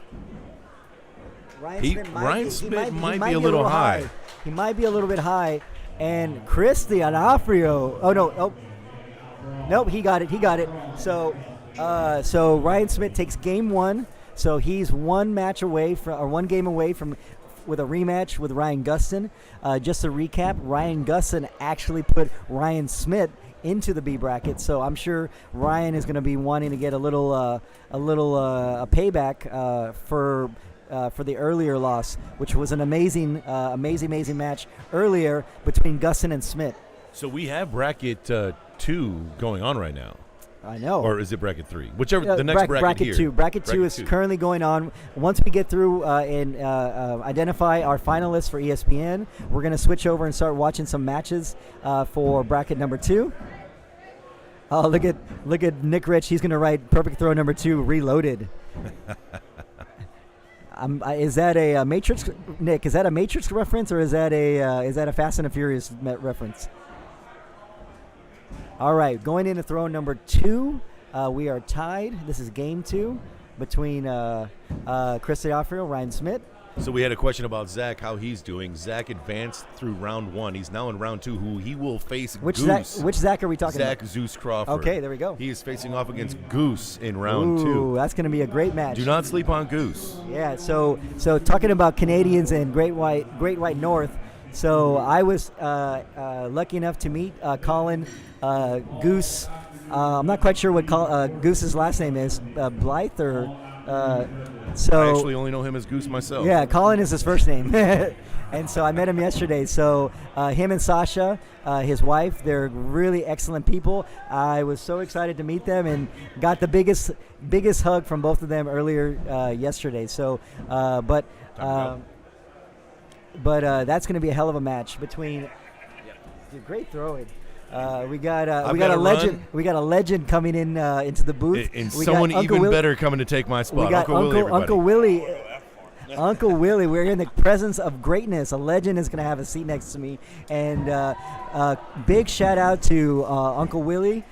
for an excellent run here in the A bracket. Thanks, we Doc. streamed probably about 3 or 4 of your matches, and so we caught a lot of your matches. A lot of missed kills in the end there, huh? Well, I mean, it's I was saying, I said when you're on and you're hot, you are literally unbeatable. I was very much reminded of that fact last year at the U.S. Open when we got to play, and you put a hurting on me, Oh, yeah. and you were on a roll for sure. But My favorite part about that situation, Doc, is we look at that. We still got Smith up 1 going into the turn. yep. But yeah, my favorite part of that situation was we hug, and I walk into the corner, and Dave Sycon comes up to me and goes, Will, good run. And I was like, wait, I was like, Dave, I won that match. And he's like, oh, everybody was like celebrating, everybody was like hugging Doc. I was like, yeah, that's fair. Like, yeah, so at that time, obviously I was a newer thrower then, so I think everyone was probably pretty excited for me, to make a deep run. That's probably one of the deepest runs that I've met in a major tournament. So that was a big moment for me. Obviously playing, a legend like yourself, it was a great match. I embraced the moment. Oh, I loved and it. So, and in a very similar scenario, we got Chris Onofrio, who's, this is the first time I've ever seen him this deep in a major tournament like this. Yeah, So he's taking full advantage. I'm pulling for him. He knocked me down out of A. So. And so that's true. That was one of the matches we did stream. Yeah. He's throwing lights out. He is. He's just like cool under pressure. We were pulling up Chris Onofrio's stats here because that's what Anthony does is we have his kill shot and bullseye percentage, which are in the 50s. But I mean, we pulled it's up a yours. crapshoot. Yeah, yours. We pulled up yours. You were in the 70s. Your percentage. Well, that's surprising. Look at that. Oh, Nick Rich. Nice to see you tuning in, bud. Miss you too. Hey, what's up, Ryan I? Ryan I, fellow Cincinnati thrower, coming in onto the chat. So thanks for saying hi, Ryan I. So Ryan and I just got back from a big tournament in Toronto recently, and him and his wife had a nice run there. So congratulations to both you and Shay and your new baby boy Colby, Ryan. All right, so we're going into throw 10. We got throw Ryan's. 9. Throw 9. Going Sorry. on kills. Ryan Smith is up by 1.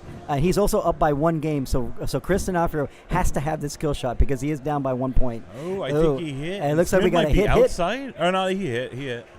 So it looks like we got hit. So basically, Chris is staying alive. He has to. He's got to keep pace with Ryan because he is down by 1. Now, just to let you know, Ryan Smith has not missed a shot here. He did throw a 64 earlier on the stream, and he has an opportunity to do it again right now. So I think he was the second one of the day too. Yep. Yeah. Garrett threw one in the first round, or the first half of the bracket, and then second round was Smith. Was Smith. Yeah. So here we go. Ryan cocks back, fires. Ooh, he might be a little wide.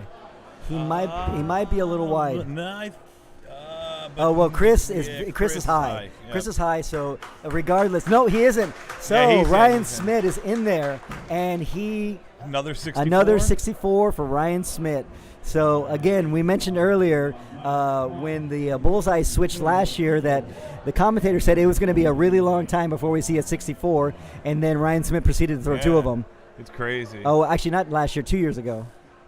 And so, congratulations, Ryan Smith.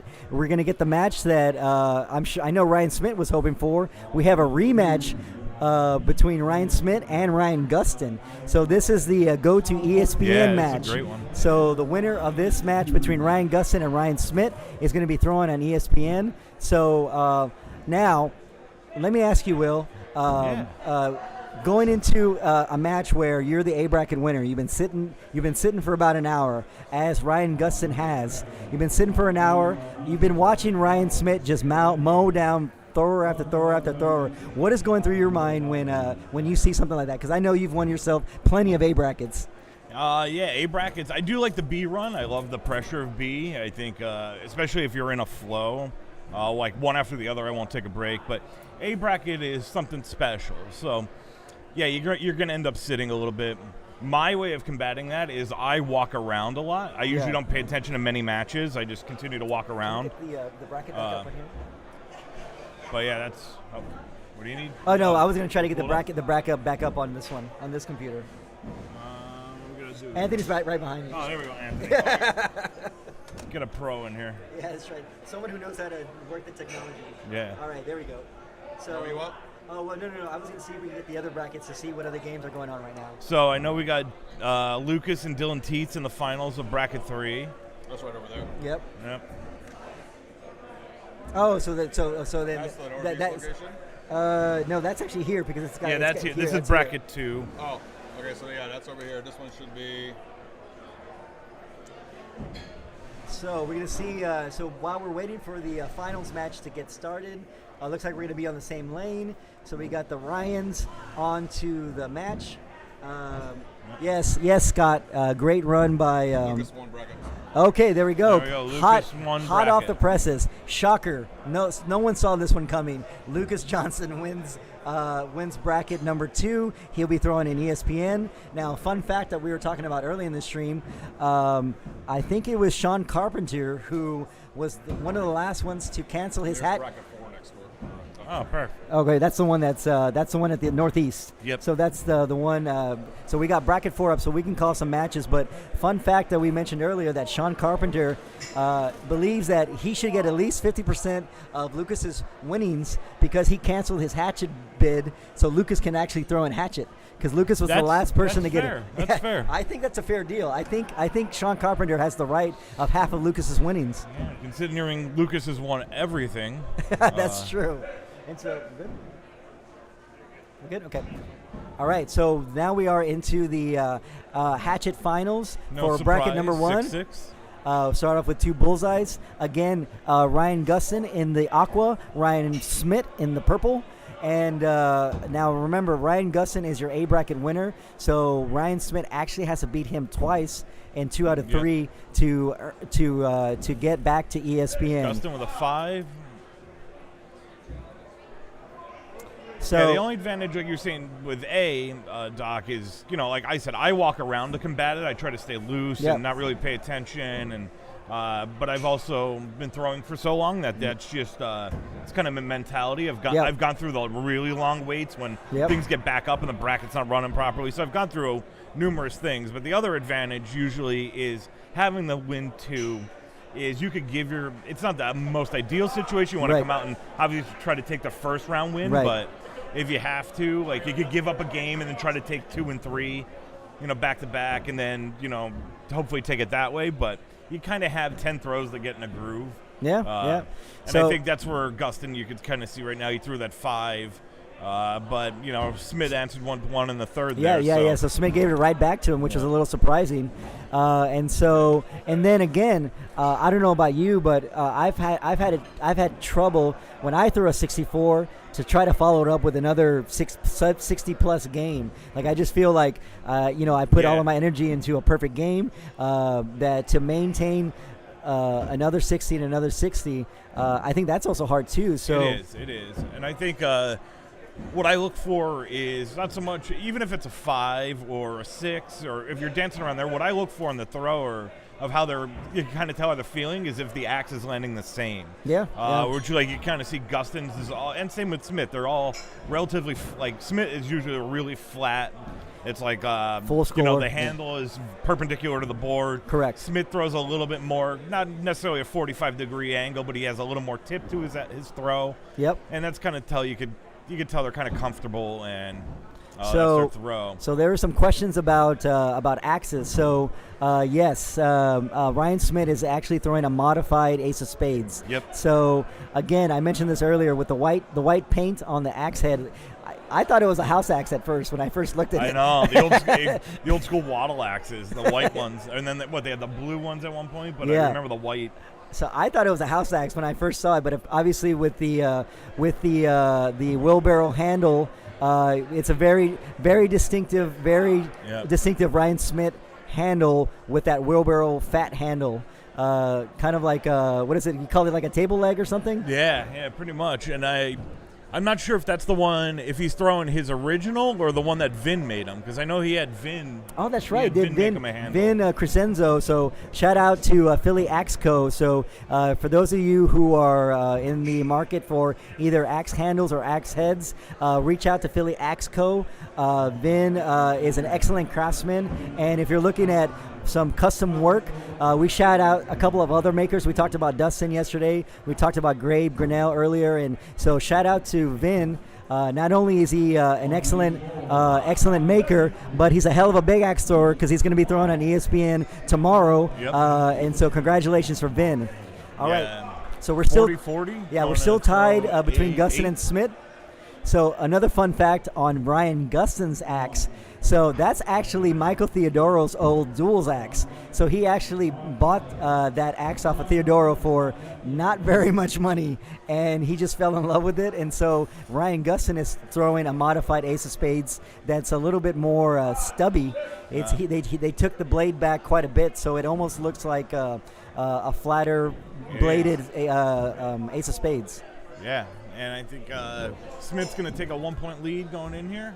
All right, so 9, so we're going gonna up on kills. So it looks like hopefully we're gonna see some kills on 9 and 10. So Gustin is down by 1. Gustin Looks hits. like he smashed that kill shot. The walk away hit, And Smith hits as well. and we got a hit, and we got the Ole move from Yep. Ryan Smith. And so I don't know. Have you ever seen the movie Major League? I have, yeah. It's a great movie. So every time I see the Ole, I think of the movie Major League. None of this Ole crap. All right, so Ryan looks like Ryan hit as well on throw 10. Well, I mean Gustin. Ooh, Smith might be outside. Smith might be a little wide. Let's see what David. Okay. Miss. Miss. Wow. Oh, wow. So I thought Gustin had hit. So Ryan Smith takes the first game. Gustin's going to look. He pulled it. I think he was just, he drove a little below it. Yep. So that's a little bit of the tip is, Yeah, he you're tipped- tipping, you got to be a little higher on your throw. Correct. And so, usually, what happens to me when I find my axe to over rotate, when I notice that, it's a sign for me. And I know you mentioned that earlier about how is your axe landing. It's just me not committing to my throw. I feel like I'm kind of short arming it a little bit. It's landing, tipping in, and I'm losing coverage. I'm losing scoring area. So the tip for me, if I'm short arming, I throw low. I dabble. I change my throw a little bit. If it's I don't mind a tip if all it is I'm throwing lighter. Okay. Which it's more. If it's working in the moment, I have a little bit of. That's where I have a little bit of feel in my throw. Where Sure. It doesn't have to be. They're relatively close to trying to be the similar every throw, but it doesn't have to be spot on. But that's usually for me. If I tip, I'm throwing lighter than I normally do. Okay. But outside of that, as long as if it's working, it's working. But if I don't throw low often. Okay. My low.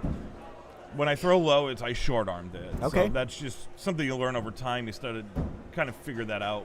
When I used to step, it was the same thing. My foot wasn't down before I would throw, causing me to throw low. Okay. All right, there So you there's go. little things you just You learn got along the way. Pro tips from Will Gelaco. So we were talking about writing books in axe throwing.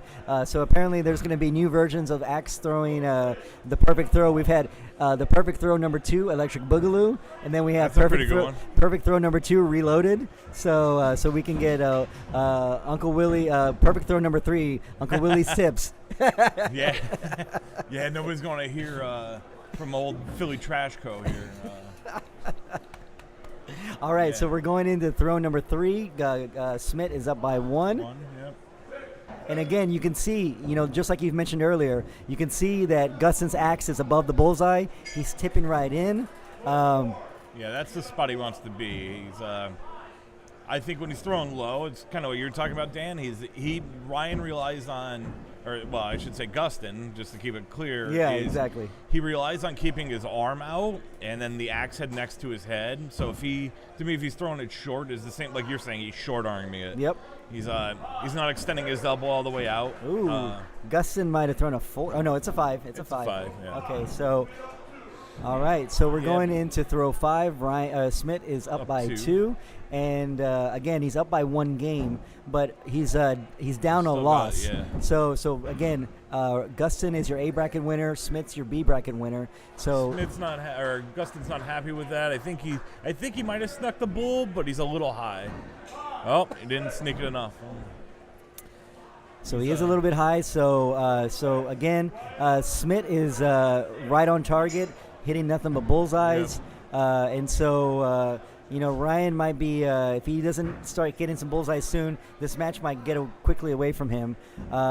Now, when something like that happens to you, where you're going down by 3-4 points, and it's still relatively early in the match, do you ever think about going for a kill shot early? Because we've seen Smith do that numerous times. I've done it a couple times, but it's usually if it's a feel thing for me.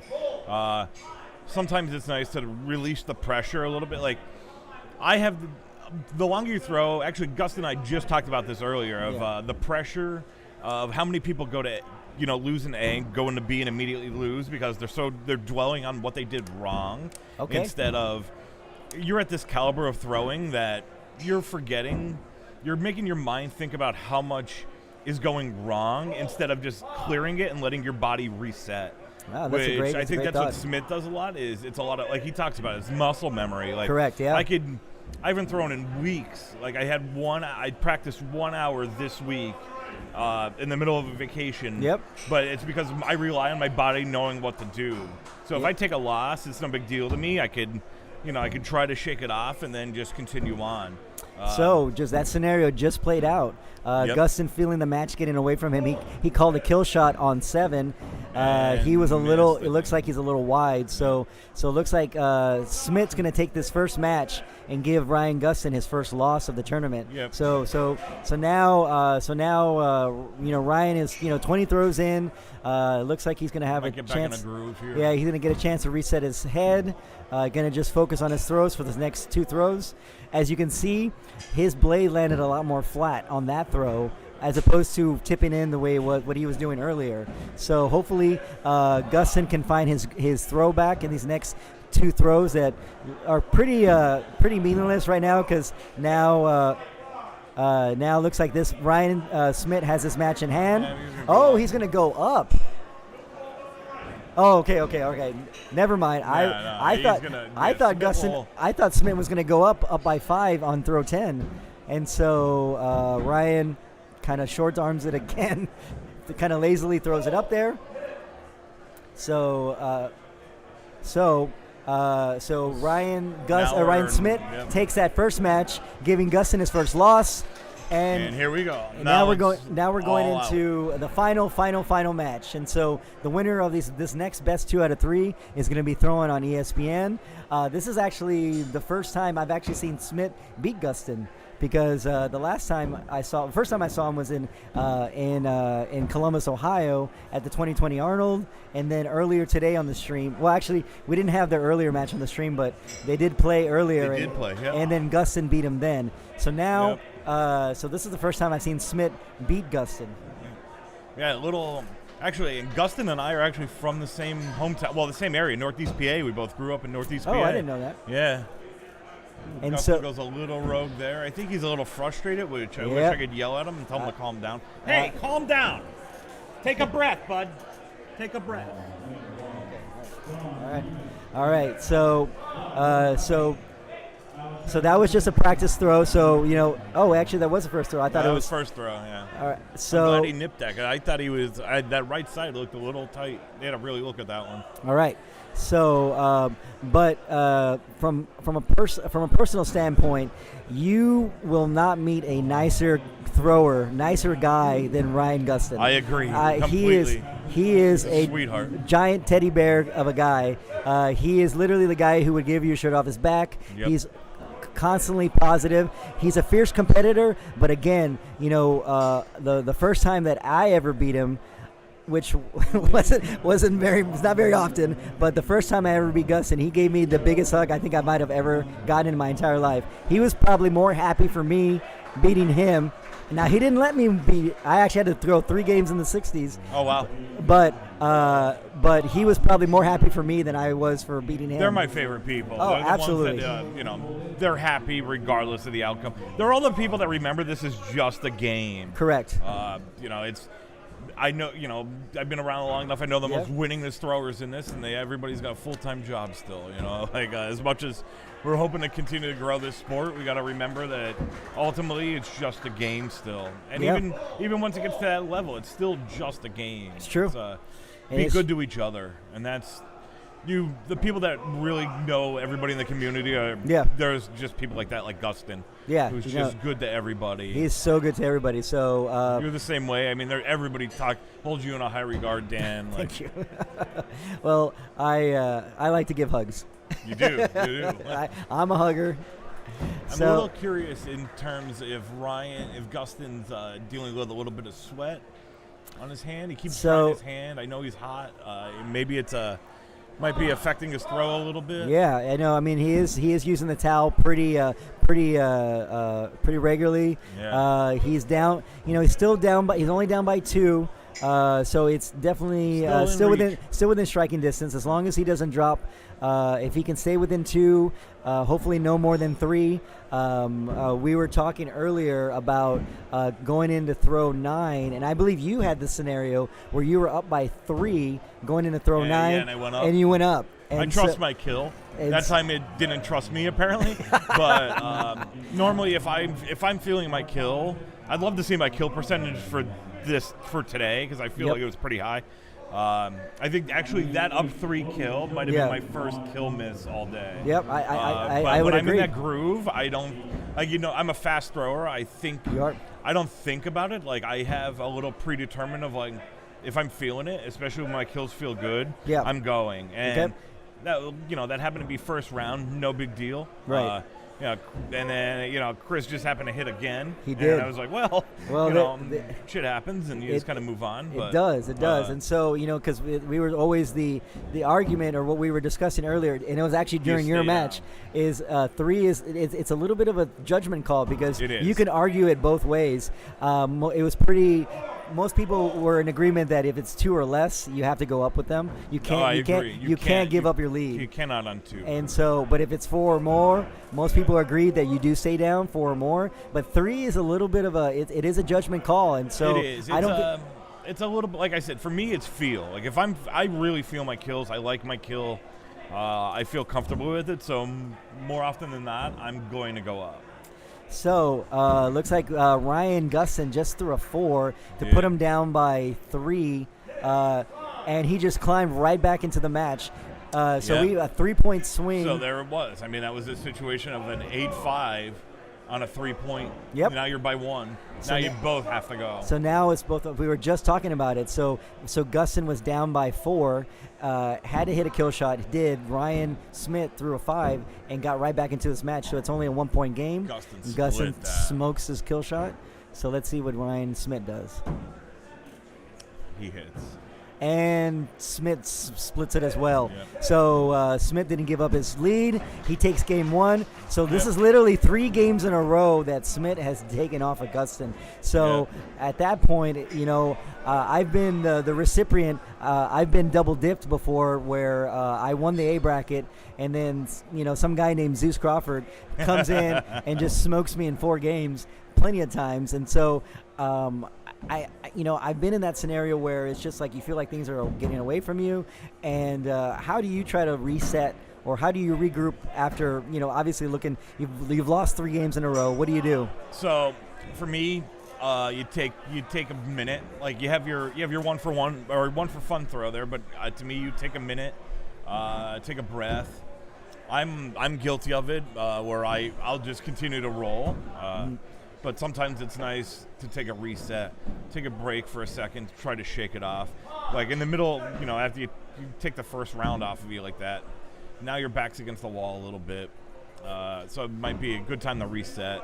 You still have room. You still have 2 rounds here that you can just take this round, take the next. But sometimes it's worth the reset. Yeah, I Gustin's mean- kind of doing it, taking his time to walk back to Yeah, the you know, and that was- table and that kind was- of keep his pace. You know, that's the one thing that I've been noticing because, as we can see from Smith, he's a very deliberate thrower. He's very deliberate with his motions. Every motion has a purpose, and you can see that Gustin is trying to not rush. He keeps going back to the table. He's not allowing the moment to be too big for him.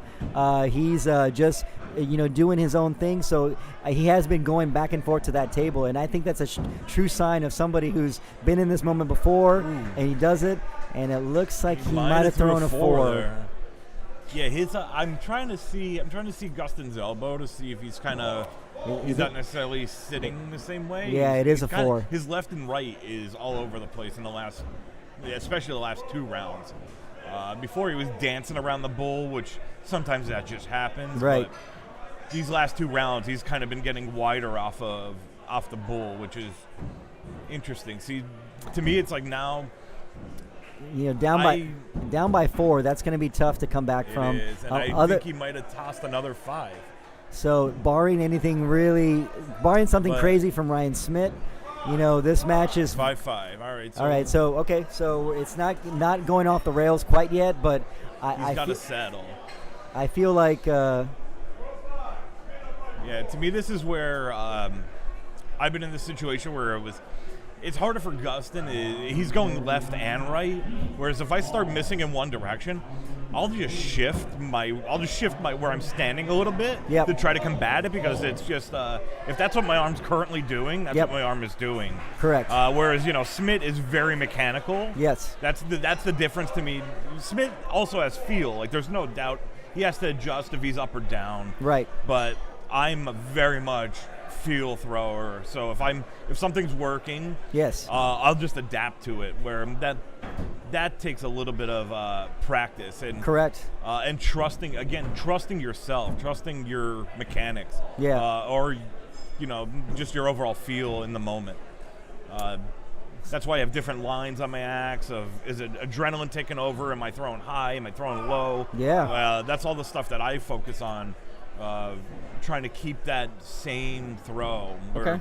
And that's more through feel, where Ryan is deliberate, like his deliberate moves, locks his shoulder, things like that. Like, I can't throw where I feel stiff. Yep.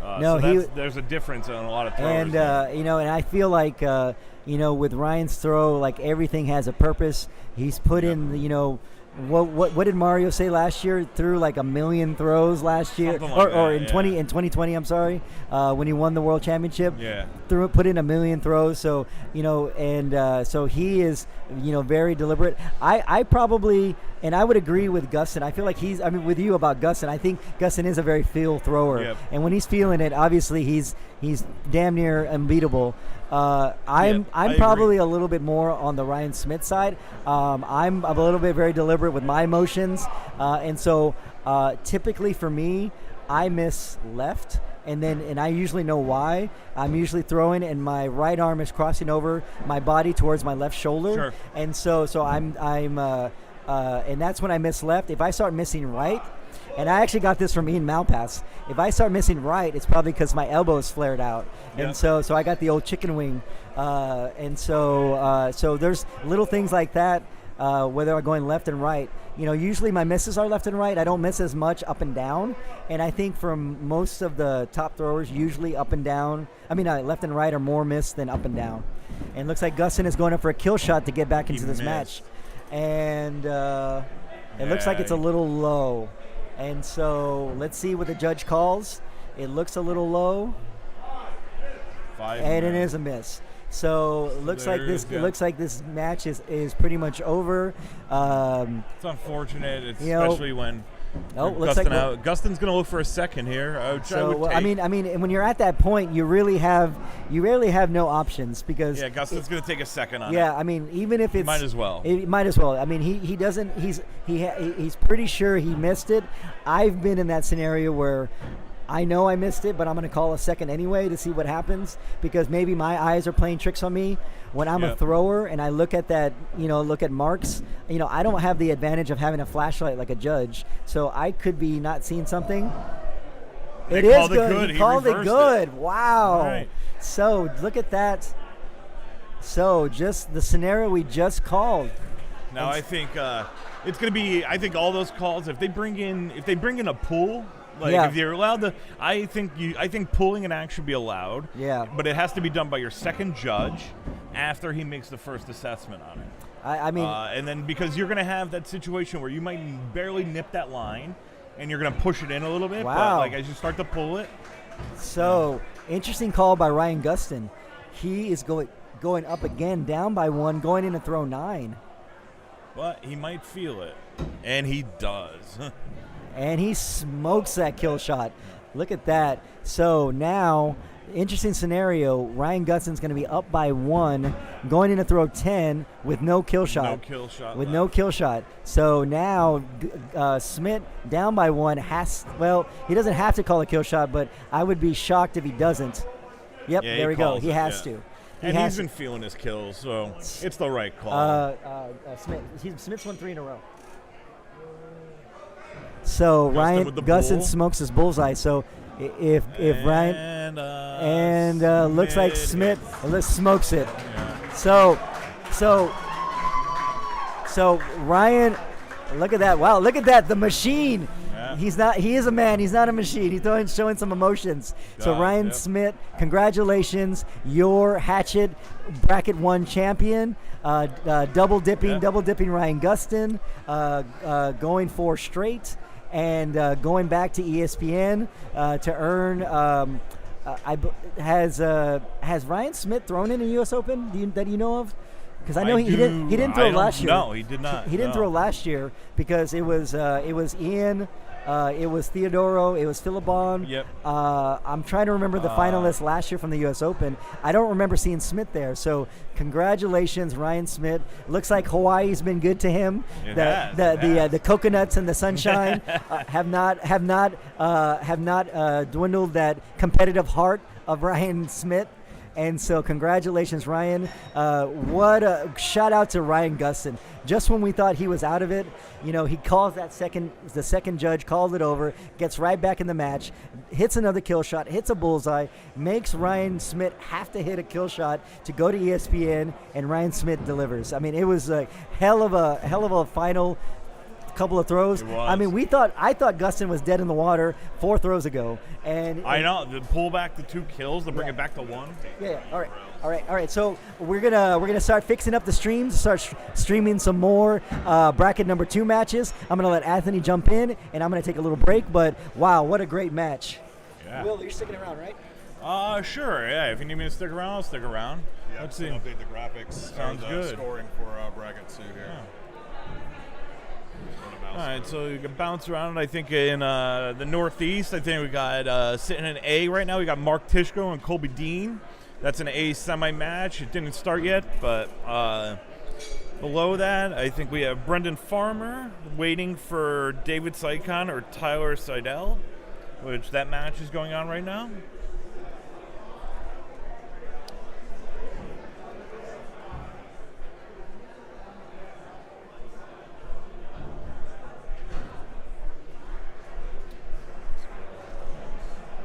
That's right. Phil Baum and Smith were round 1 of ESPN last year. That's correct. No, that's the wrong.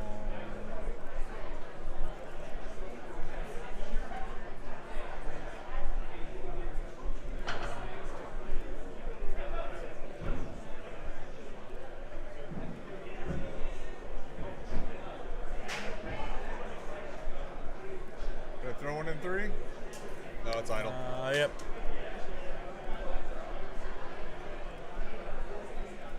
Four is right.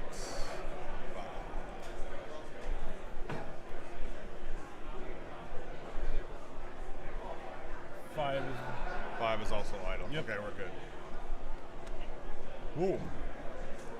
Then I'm gonna fix.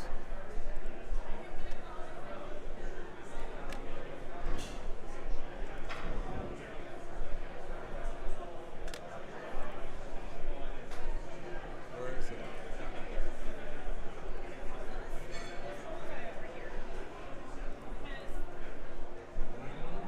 It's been bugging me all morning. we go. All right, we've made some updates here.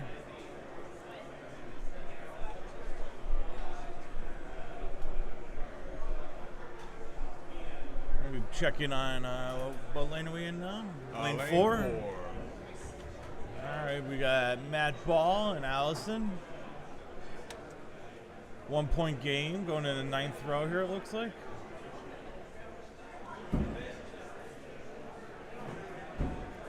See if we can get Kump to jump in here. Yeah. So this will jump to lane 3? Yep. Lane 4, lane 5? Yep. Yeah, good old Stream Deck. I got one of them fancy things. Oh, we're welcome Mike Kump coming to the booth here. Feels good to be here. Yeah. How are you, Will? I'm good. How are you, Mike? Well, I'm already leaving the booth. I have a match. All right. All right, we got Mike Kump going to lane 3, I think. Let's go ahead and watch Switch that. over that. Who's he playing? Uncle Pete Bellinger.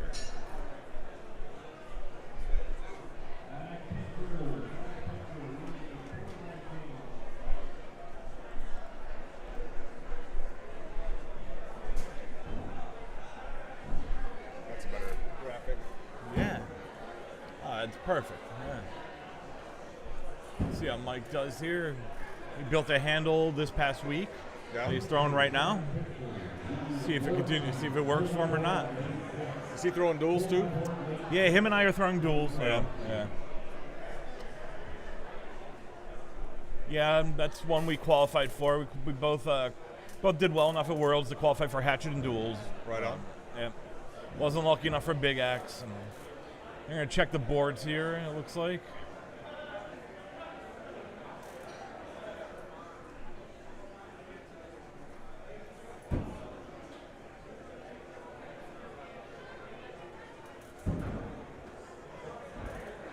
I don't believe we have the ability to go to lane 2. I'm sorry. Yeah, we're only cameraed up on lanes 3, 4, and 5. Lane 2, who's on lane 2? Oh, Mark, Marisol, and Zach. Zach, yeah. We can watch the scores, though.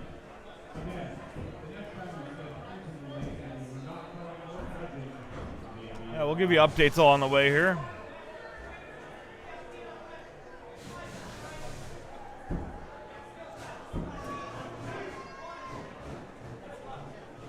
There we go. All right, so Zach's up by 1 million after throw 1.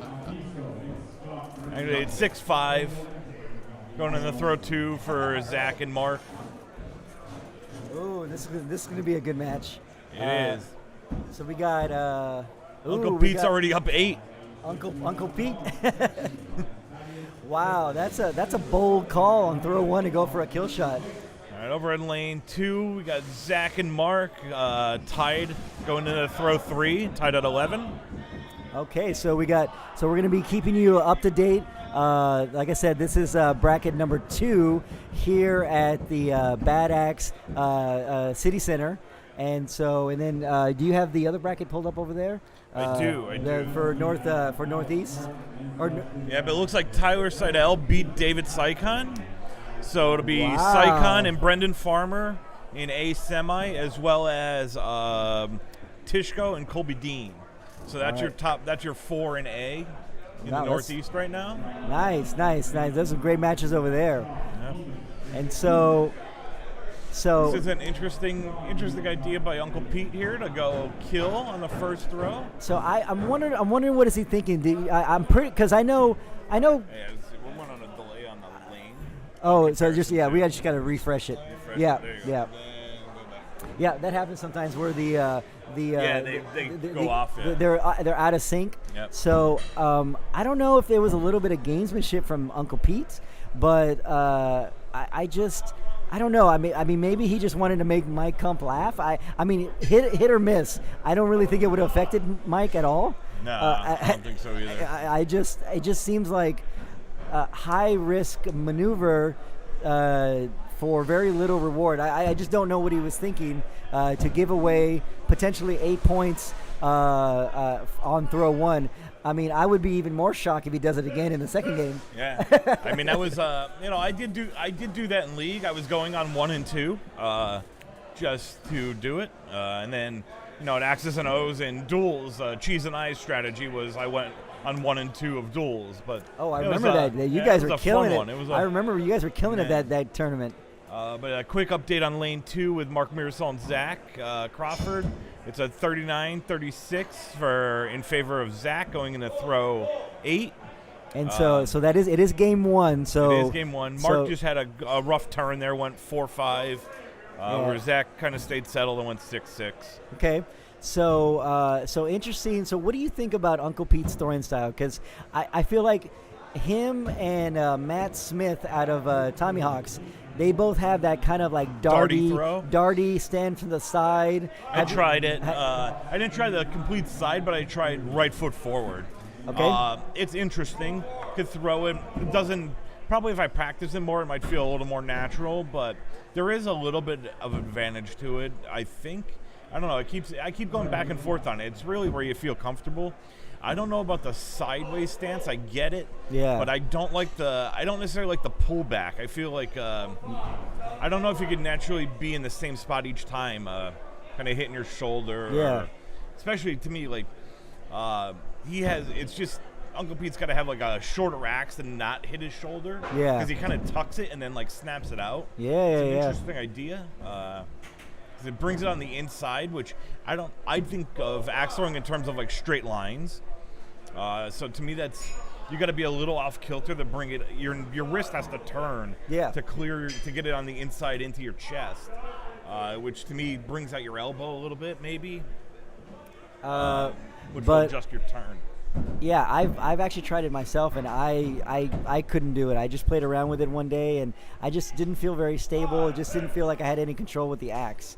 Now, when you stand, do you stand with on the line? Is it your right foot forward or left foot forward? I'm left foot forward. Okay, so am I, and so is Kump. So yep. I feel like most people are actually right foot forward. Right-handed hatchet throwers are right foot forward, but I've tried right foot forward. It does not feel stable to me. I agree. I think I need a little bit of weight movement. You need that. That's the way it works for me. Is I have to have like that plant where I feel off kilter with my right foot forward. I feel like everything's falling forward. Yeah. Where I noticed I started driving low. Update on lane 2 was Mark is up by 1 in the second game. Okay. Zach took the first. Okay, so Mark's down a game, not out of the tournament. Now, just so it looks like Mike took this first game, and we're doing our practice throw now, going into game 2. Now, just to remind everybody, this is actually a third round A bracket match. So, it looks like Uncle Pete went through fellow Coloradian and Alex Martin. Martin, and it was interesting. Angry Jacks, Alex Martin is the one who knocked Kump out. Really? That was. Okay. I'm sure Alex was a little hungry to get back to Kump and I'm sure probably he was do it again. Yeah, I know. And so the people that Mike play, I'm not familiar with those names. It looks like he played somebody named Andy Kilroy before this, but I don't know Andy. I don't know these names. But again, Kump, third round A bracket, he's been here before, and so we're starting to get animated Kump versus non-animated Kump. Yeah, he found out that the Cutwater margaritas, shout out to Cutwater, are 13%. So he's updated. I know he's updated his alcohol intake, which brings to more animated Kump. So I know that I always appreciate animated Kump because look at that. There he goes. He's got full Monty there. He's going. Look at Wes Powell. Wes Powell is joining in there in the background. Throwing the elbow there, I think. Shout out on lane 2 here. We got Mark Marisol 24-21 going into the 5th row. Just keep me updated there.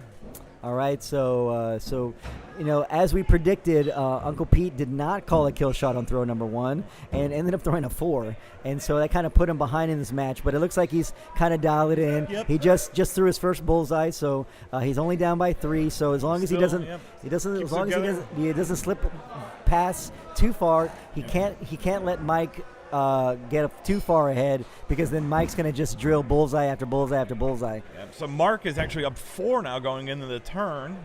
Oh, wow, Up five. 5 after throw So 6. so Mark is 36-31. actually perfect through six Yep. throws. So yeah, Zach had a little rough start in Yeah, game Zach is 3. only throwing 1-6 through 6 throws. So looks like we're looking at a rubber match between Mark Marisol and Zach Crawford.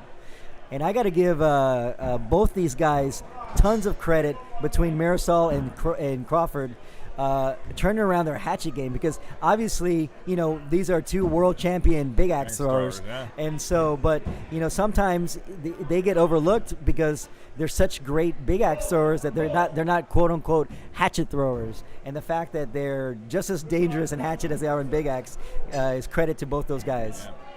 So Uncle Pete has definitely settled down here a little bit. Starting to get a string of 6s going here. Hey, what's up, Gary Dater? Yeah, thanks for saying hi. Yeah, Will is my new co-host on the match. So yeah, Kristen, we'll keep you posted on the on hubby's score. But it looks like Zach's calling a kill on throw 9. Mark is staying down. It looks like he's up 6. So we got Team Lazy Axe in the chat. So we'll keep an eye on Mark for you and see. So yeah, Zach missed his kill shot. And Mark threw a 5 there. Game's out of reach. So we're going to a rubber match. Go up. Rubber match for Mark and Zach. So here we are. It looks 45, 44. Ooh, Both with kills. We got kill. So and Kump's going to keep that 1-point lead going in. Mark won that round, by the way. So they're going to go to the rubber match here. all right. So and now we're going into throw number 10. So again, Uncle Pete is he's down 1 game, so he has to have this kill shot because he's down by 1 point. So if he misses, he might have clipped the bottom of it. See so if Kump hits this. So if Mike hits this, then he locks him out. Oh, Mike's outside, I think. Ooh, looks like he's high. So let's see what the call is for Uncle Pete. We got, I think that's Brendan Wozniak. It sure is on the call. Yeah, it hit. So Uncle Pete takes the round, forcing a 3rd match here. So we have another rubber ducky match. So Uncle Pete redeems himself after that opening 4 and hits a kill shot to force a game 3 against Mike Kump. We'll see what happens here.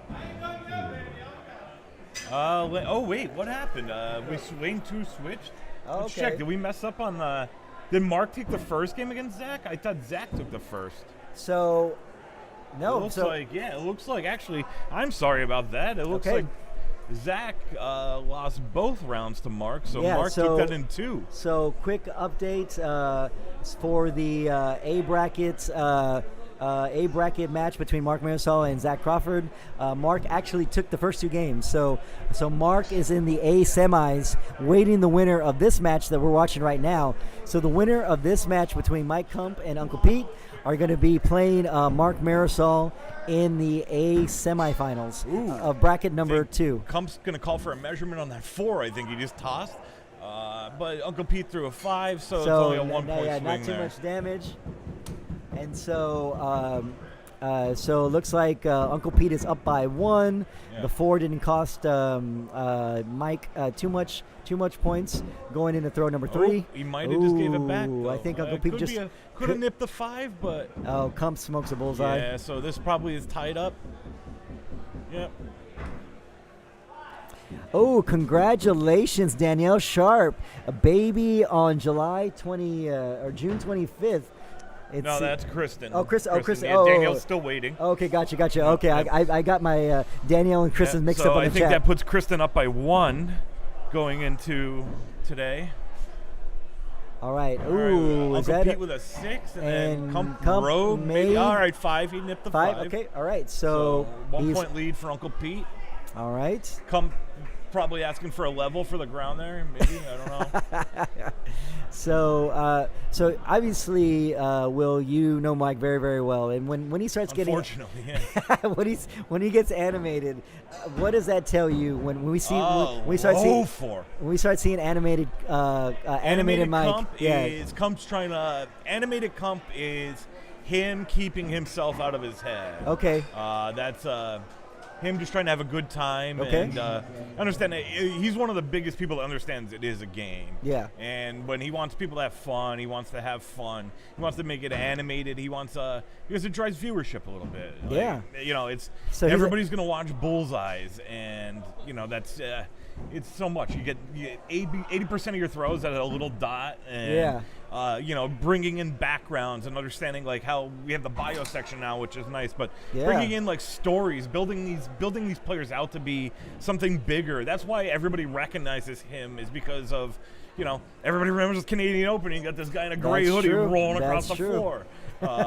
They probably don't remember much of the scores outside of like their ridiculous kill shot, escapade they had there. But nobody else, you're not gonna remember much of the scores outside of that. But you're gonna remember him tumbling around. I've always wondered about that because once I see, because I feel like when he gets really serious, when he's not talking, he's pretty locked in. So he's a very dangerous. So the animated is when he starts to he'll start to settle now. He'll come out of this match and be a little aggravated himself. And then you'll see him settle, but that's just he's like us. We've kind of continued to.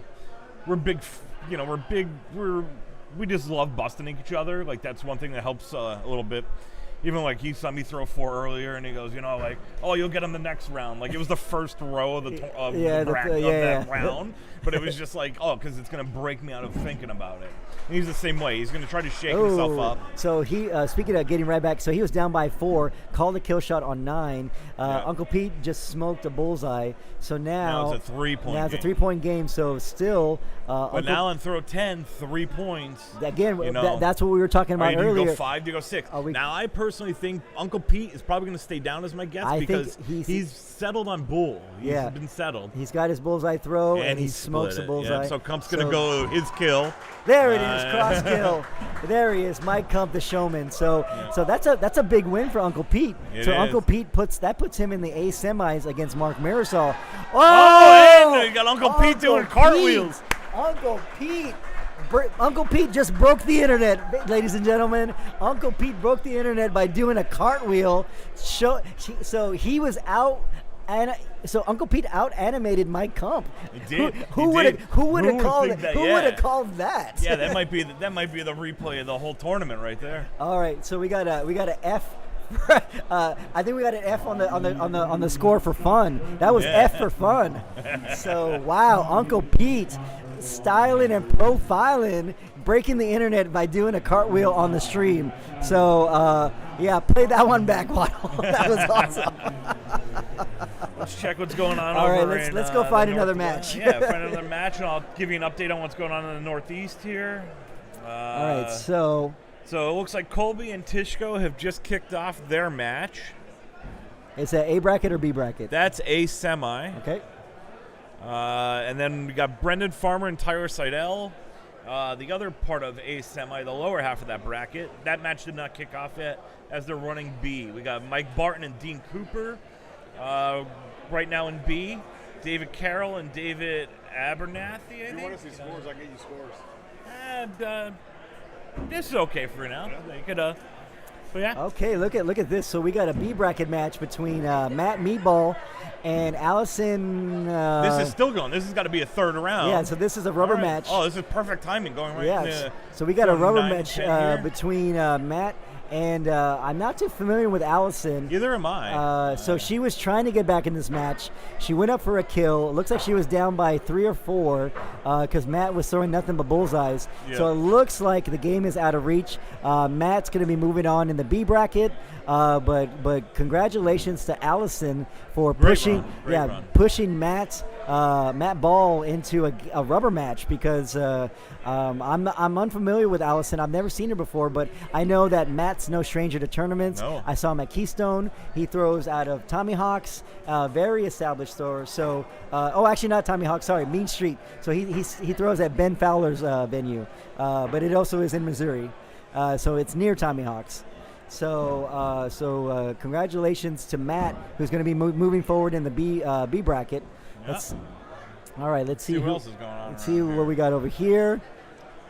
Looks like cool. We're gonna have Battle of Colorado, Alex Martin and Thaddeus Shipley. So it looks like we're gonna stick around for a battle of Coloradians. I don't know if that's how you pronounce it. Okay, let's reset the stream. There we go. All right, we're checking the boards. So this looks like it's going to be a B bracket match. I'm going to grab the mouse to see. Of course. So let's take a look and see where we are in the brackets. So this is actually going to be. Click on this real quick. We go on at a score update there Okay. if we can. We don't have the. There we go. View games. Let's see what happens. Let's see. Oh. Unfortunately. So let's see. I'm gonna see. There's a screen we had over here that we can. There it is. Oh, there it is. There we go. So Roger and Brett right now is in they're in game 2. Brett, Roger's up 2 in game 2. So we're gonna be we're gonna follow 2 games at the same time. So we got Brett Williamson and Roger Melendrez in lane 2 in the B bracket.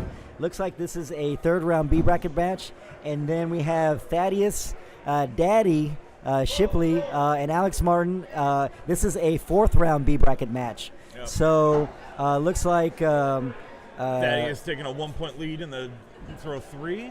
So these guys are no strangers from each other. It's interesting when you travel to tournaments and then you end up playing somebody from your home venue or someone who you throw with often. So both of these guys coming out from Colorado. I believe Alex is from Denver. I'm not quite sure where Thaddeus is from, but I know they're both in Colorado. Yep. Update Hey. in lane 2. Rogers up 1 going into throw 5. Yep. 23-22. And that is the game number 2 of the Brett Williamson Roger Melendrez game match. Is game 2. Roger up by 1 going into throw 5. Looks like Roger up by two now, yeah. going into throw 6. All right, so it looks like we have Thaddeus is up maintaining his 1. Yep. All right, they're going to make the turn with Thaddeus holding that 1-point lead. Let's see what happens on the turn in lane 2 here. Roger throws a 4. Brett answers with a 4. Okay, there we go. So thanks, Danielle. Danielle coming in strong with the comments. Thaddeus is from Denver. Alex is from Breckenridge. So obviously both from Colorado. That's right. I should have realized that Thaddeus is wearing a Primalax jersey, and that's in Denver. So I didn't realize that Alex is from Breckenridge. But again, 2 people from Colorado whom I'm sure are very familiar with each other. And so again, this is a 4th round B bracket match between Alex and Thaddeus. And we got a tied game going in the 8. In lane 2, we got Roger up by 1, 36-35, going into throw 8 as well. And Roger, this is actually, let's see, if Roger takes this match, he's actually going to play Zeus Crawford. So Zeus Crawford is waiting for the winner between Brett Williamson and Roger Melendrez. We're going tied in the throw 9 now for lane 2, Roger and Brett. And we're looking tied in throw 9 as well here for Thaddeus and Alex. So I think we're probably going to see 2 kill shots here regardless. But it looks like they're all called. Okay, looks like Thaddeus fires first. Looks like they both smoked it. So they both smoked it. Oh, miss. It's a miss. Let's see. So looks like Alex hit and Thaddeus missed. But let's see what they're going to do here. Are we going to go 9 and 10? Roger and Brett both hit. Tied at 49, going in throw 10. Both called kill. Wow, that's a little surprising that Alex is not going up with Thaddeus. They were tied, but there wasn't agreeing. They didn't agree to go up 9 and 10. So Alex. Oh wait, actually no. Okay, never mind. Okay, never mind. Missed 2. Okay, no, Alex did not call it, but went up for a kill shot anyway. So that's always a tough call, to agree to go 9 and 10. I know that there's a school of thought that, should be 9 and 10. Other rules of thought that it should be 1 throw at a time. And so, how do you feel about that, Will? I'm a 9 and 10 kind of guy. You're not going to win. You're not going to win this tournament without hitting on 9 and 10. So why even just play the game? Just go 9 and 10. If winning matter, like winning, obviously everybody wants to win. It's important. But It's just I don't know. I think it's just respectful of the throwers. If you're gonna go, you're gonna go. I'm never mad at anybody that stays down. But to me, if you're gonna win this tournament, you're gonna hit 9 and 10. I am agreeing of the 9 and 10 rule as well. I'm also feeling like everyone. Obviously, we're competitors. We want to win, but we're also a lot of friends, and we know that. Sometimes it could be just one person's day, and the fact that you're respecting your opponent by giving them an opportunity to throw another kill shot if they miss. Again, when you're up going into 9 and 10, you've earned the right to have that advantage. Yep. And so I feel like agreeing to 9 and 10 ahead of time, should be a thing. Like I feel like if you tell the judge that we're going up 9 and 10, that should be something that can't be overturned, but I know it's a little bit of a hornet's nest controversial topic about 9 and 10, but I agree with you. I'm actually a fan of 9 and 10 as well. Yeah, I just think ultimately that's where the game is. The game's coming down to mostly 2 shots. It's 9 and 10. If you're in a one, you're tied, somebody hits, the other one misses, and then you go, I'm going to stay down because, I guess you're in the right. I'm not mad about it, but I just think that, give my opponent the shot. And I feel confident. I'm just going to smack my kill, and that'll be the end of it. So update on the Brett Williamson-Roger Melendrez match. We're going to a rubber match, and so rubber match between Roger and Brett. Looks like Brett Williamson is up by 1 going into throw number 5. So good on Roger. Obviously, he is known as he's been on a judge. I believe he's been on an ESPN broadcast. Yeah, Roger's a great judge. He's as a judge, but to see Roger, making a little run here in the B bracket, good for him. I'm glad that he's throwing well and just as talented as a thrower as he is a judge. Making the turn here, Brett's going to take a 1-point lead going into the turn. We're going to see what happens on throw 6, where Thaddeus and Alex are a 1-point split as well on throw 7. Yeah, so... Going to maintain that. So we got a comment from Nick Smallwood saying, just need to play to win. So it sounds like that means that you're more of a one shot at a time, Nick, as opposed to 9 and 10. So and I don't think there's a right or wrong. I don't think so either. I think it's just a matter of people being clear ahead of time. I think that's where it gets feelings get hurt when people don't communicate what exactly you're doing, because if somebody doesn't want to go 9 and 10, I don't take that as an offense. I really don't. I mean, it's everyone's decision. So if somebody wants a 9 and not 10, that is perfectly fine. I also think it's a little bit you see it a little more now. I think there's almost, if you could split axe throwing, there's the pre-pandemic throwers, and then there's the pandemic throwers. Yeah. There's so that to me is like, you look at the OGs. Yeah. Most are gonna go 9 and 10. They're gonna agree, and that's that. Yeah. And then you have the more strategic players they earn the right, which again, it's not right or wrong, but I think that's where the split is. It's who came up when through the sport. Interesting. But that's where I think you see it. So we just saw a 9 not 10 just flipped on Alex. So so basically when Thaddeus hit and Alex missed, Thaddeus stayed down and did the exact same thing Alex did to him. So I think it just goes around. So we're going in a rubber match between Thaddeus and Alex.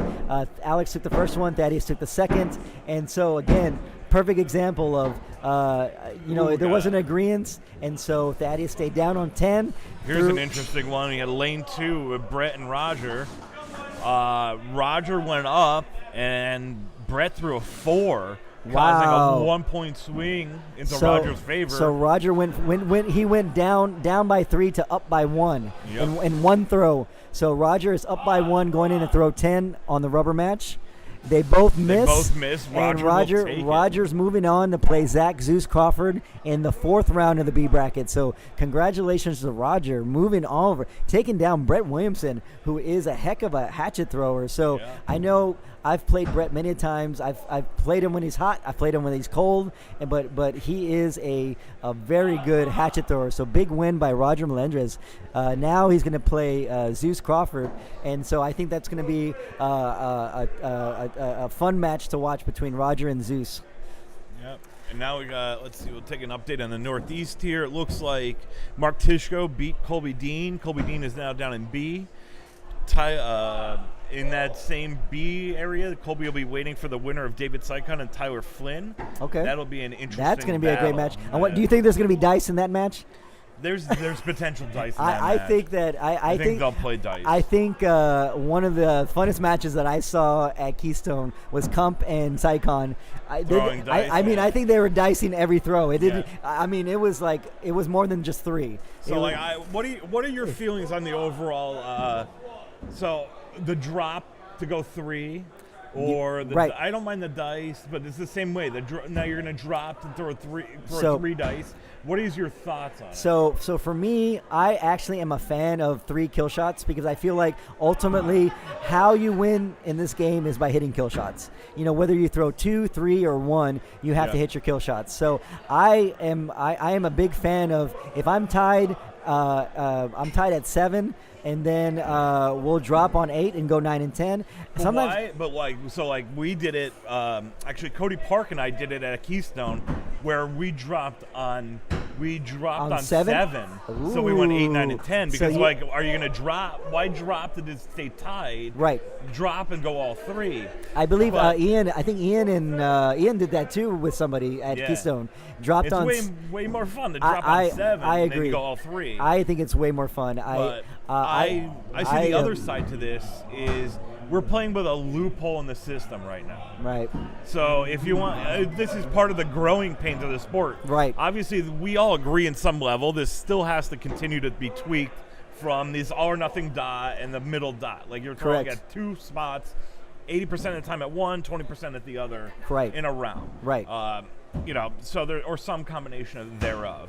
So But to me, it's just now we're playing with the loophole to allow the 3 kill shot. correct. But if you want the sport to grow, you can't play the loophole. Like that's Yeah. just then there's a flaw in the system, and now we're pointing it out. Right. Which hopefully WATL takes an account for. Right. But you continue to evolve and grow the rules as well as grow the sport. But I also just think that if you from an outside perspective, Yep. not being a thrower or following the game, Right.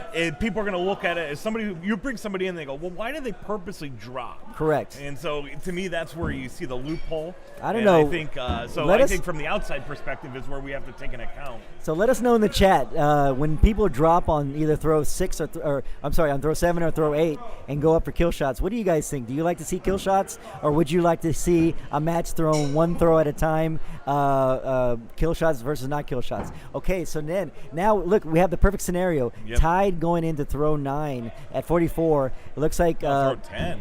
it looks like we had maybe an agreement to go up on 9 and 10 because they both missed on Yeah. 9, and looks like they both hit on 10. I think Alex It might be a little. out. It might be a little high. Might be a little high. So let's see. So this is a B bracket match. So so we'll see. So it looks like Alex Thaddeus takes Daddy it. is moving on. It was a rubber match. All right, good throwing for Alex Martin. That's going to send him home back to Breckenridge. Yeah. So way to go, great throwing. Thaddeus is moving on, and I believe Thaddeus actually made a pretty deep run at Keystone as well. It was him, He him, did. and Chet.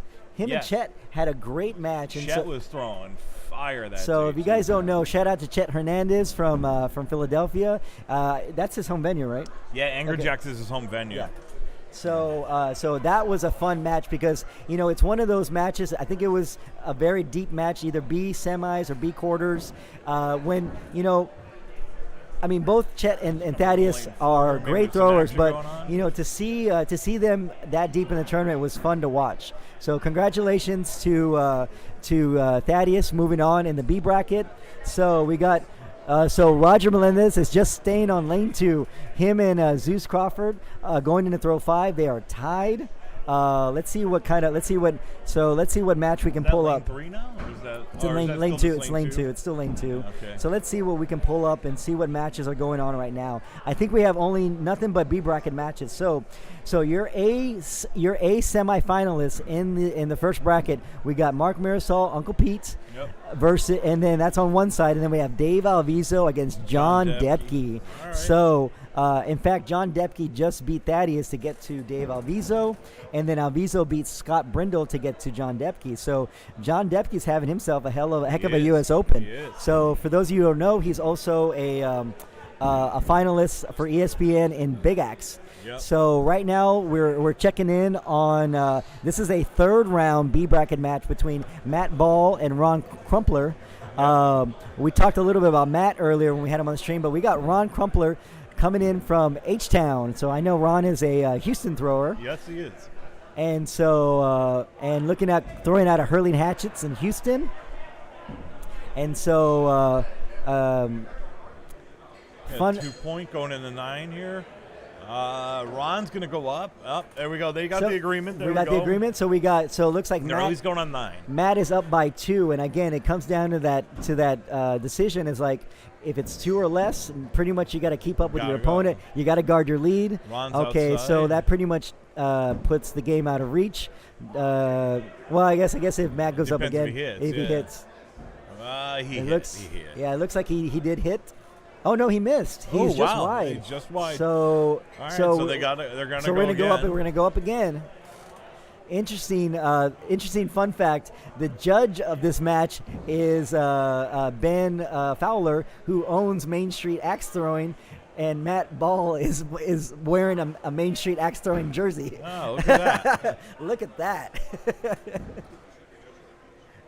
I think so. Yeah. So Ron hit, I think. yeah. So that's an interesting fun fact. We got some. And It looks like we got a hit and a hit. So it looks like Matt's going to take game 1. Yep. And great throwing. But again, this is a best 2 out of 3. Ron's going to take a sip of his beverage. He's going to recollect himself. Yep. He's going to go. He's going to go back, and they're going to do a practice. So again, this is a third round. this will beat be winner of this plays Mike Kump next. Oh yeah, so the winner of this gets the very animated Mike Kump.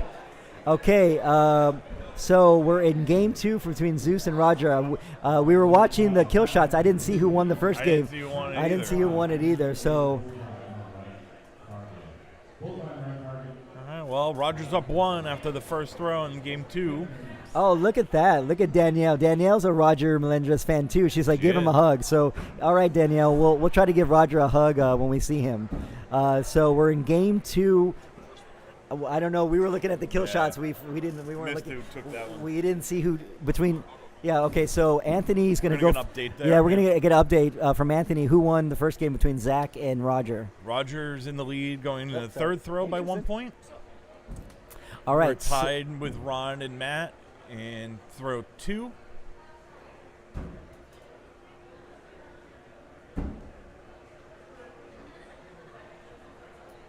Roger maintains his 1 point lead going in the throw 4. All right. So let's see. Ron may have tossed a 5 there. So yeah. So those guys were perfect going into 3.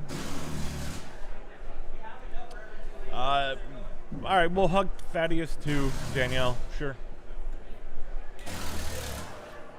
Oh, she was talking about Thaddeus. Yeah. Whoops.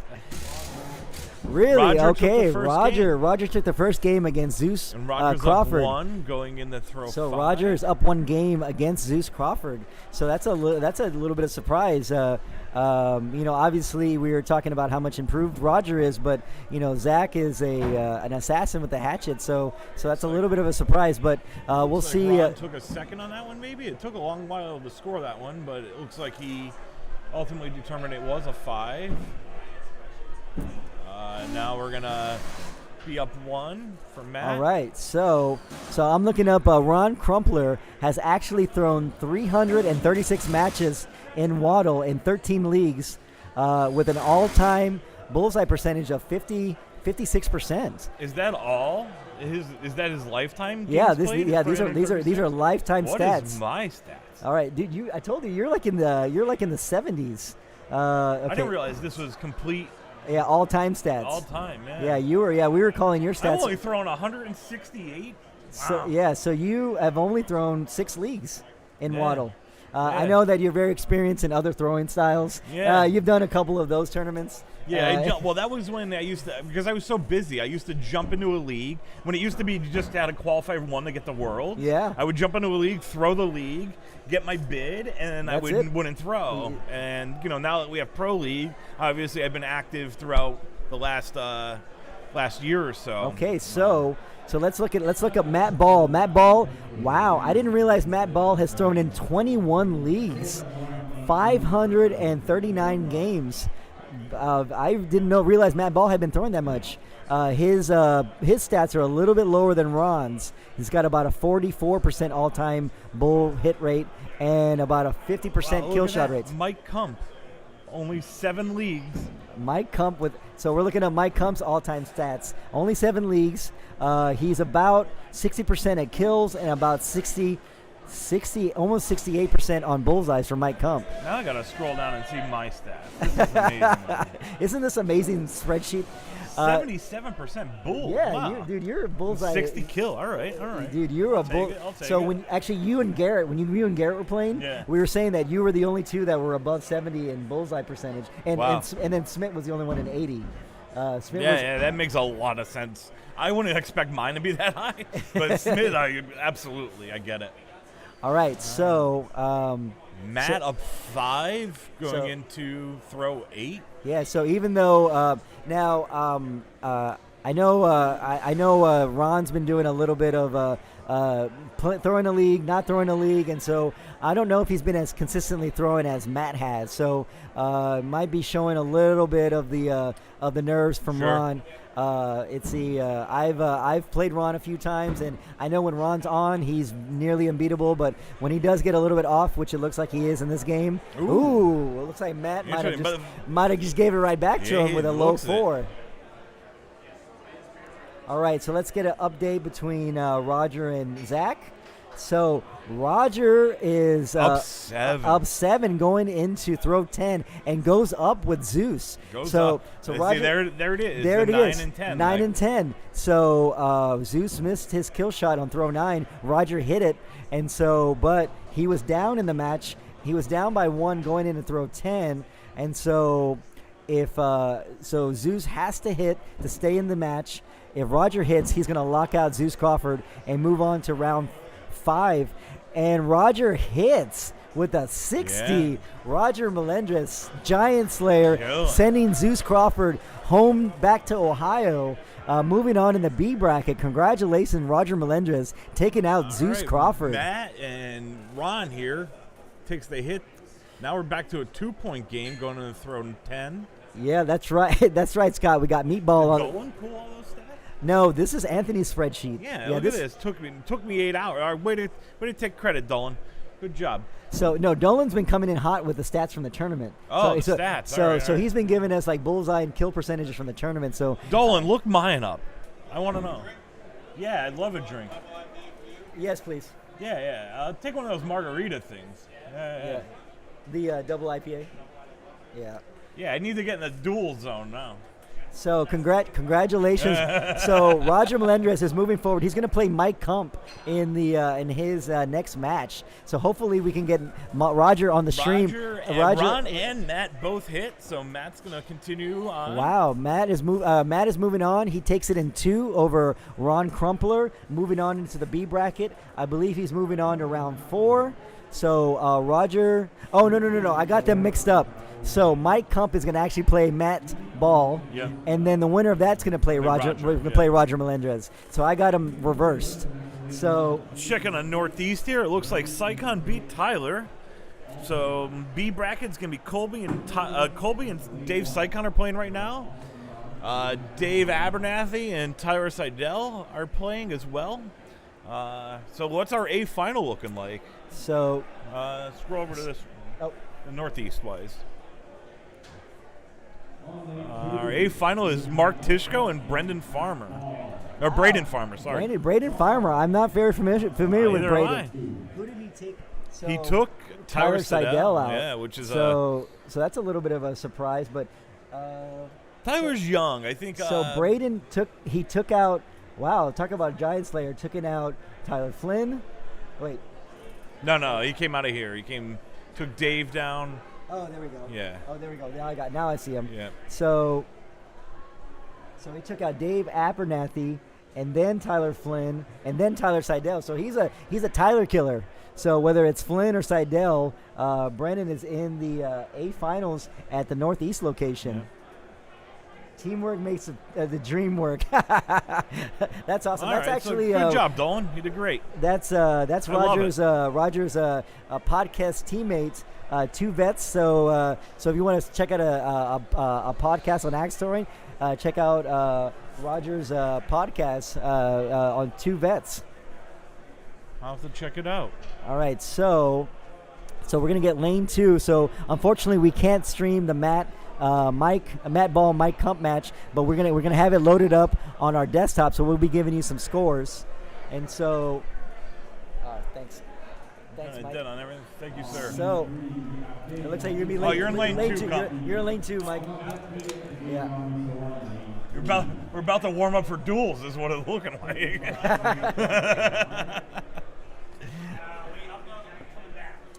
We love it. Although we feel like we streamed it. We streamed it because we wanted. Because Uncle Pete, the cartwheel broke the internet. He broke the internet. Yeah. He broke the internet. Uncle Pete breaking the internet with that cartwheel on Kump. So let's get a live match going here. Oh, so still dead there. So let's see what matches we can pull up. So we can pull up. Oh, actually, on lane 4, we're gonna get Mark Marisol and Uncle Pete. So There we go. That'll be a good one. That's gonna be an A bracket semifinal match. I know there's a lot of fans for Mark Marisol in the chat. We got the Lazy Axe crew coming in strong on the chat, so we're gonna get Mark Marisol on the stream. Oh, and Dave Alviso. So we're going to get both A bracket matches happening at the same time, both on the stream. So we're going to be flipping back and forth between lane 3 and lane 4.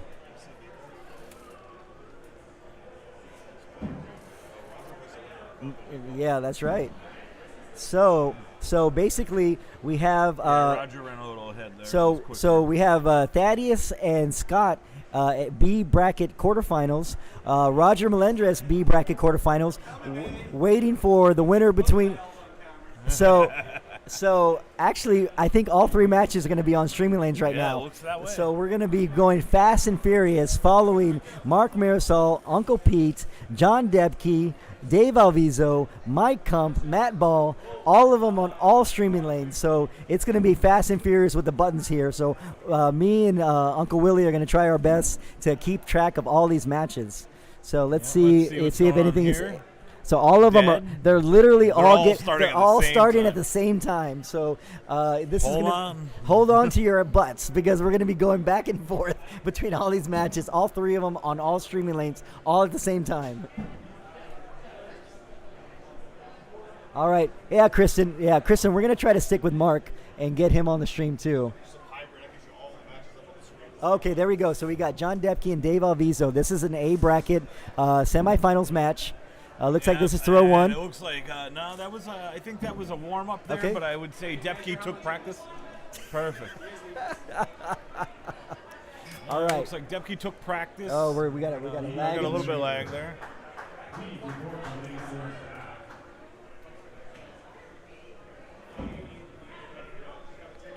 All right, we got a bull from Dave. And we got a bull from John. All right, we got a bull. Yep. Again, this is an A bracket semifinals match. Winner would go to the A finals. All right. Looks like the Mike Kump and Matt Ball match is kicking off right now. Bull. So they are in. Bull from Dave and John.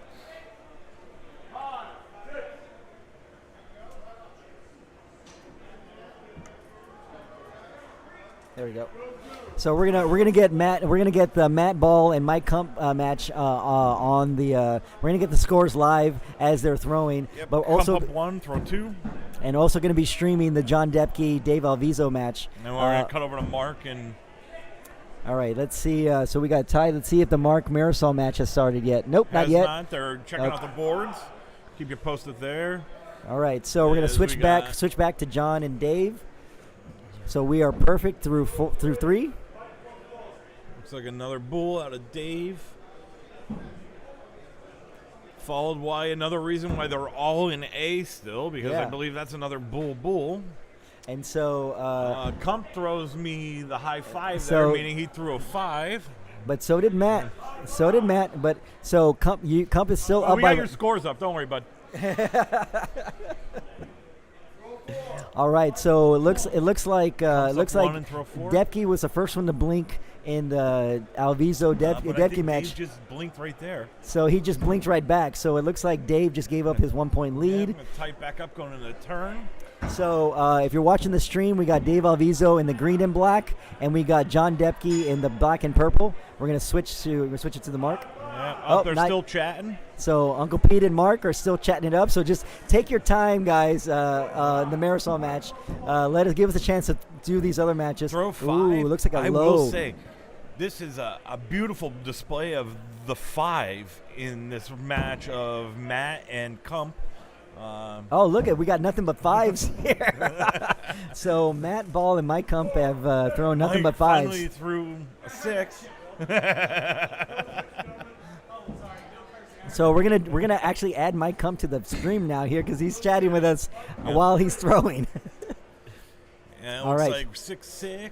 So it looks like we have a bull. We're tied going in to throw. So here's again that scenario that we're going in to throw 7. They could literally drop here and go kills 8, 9, and 10. I don't think we're going to see any shenanigans Yeah, like I don't that. think we'll see it there.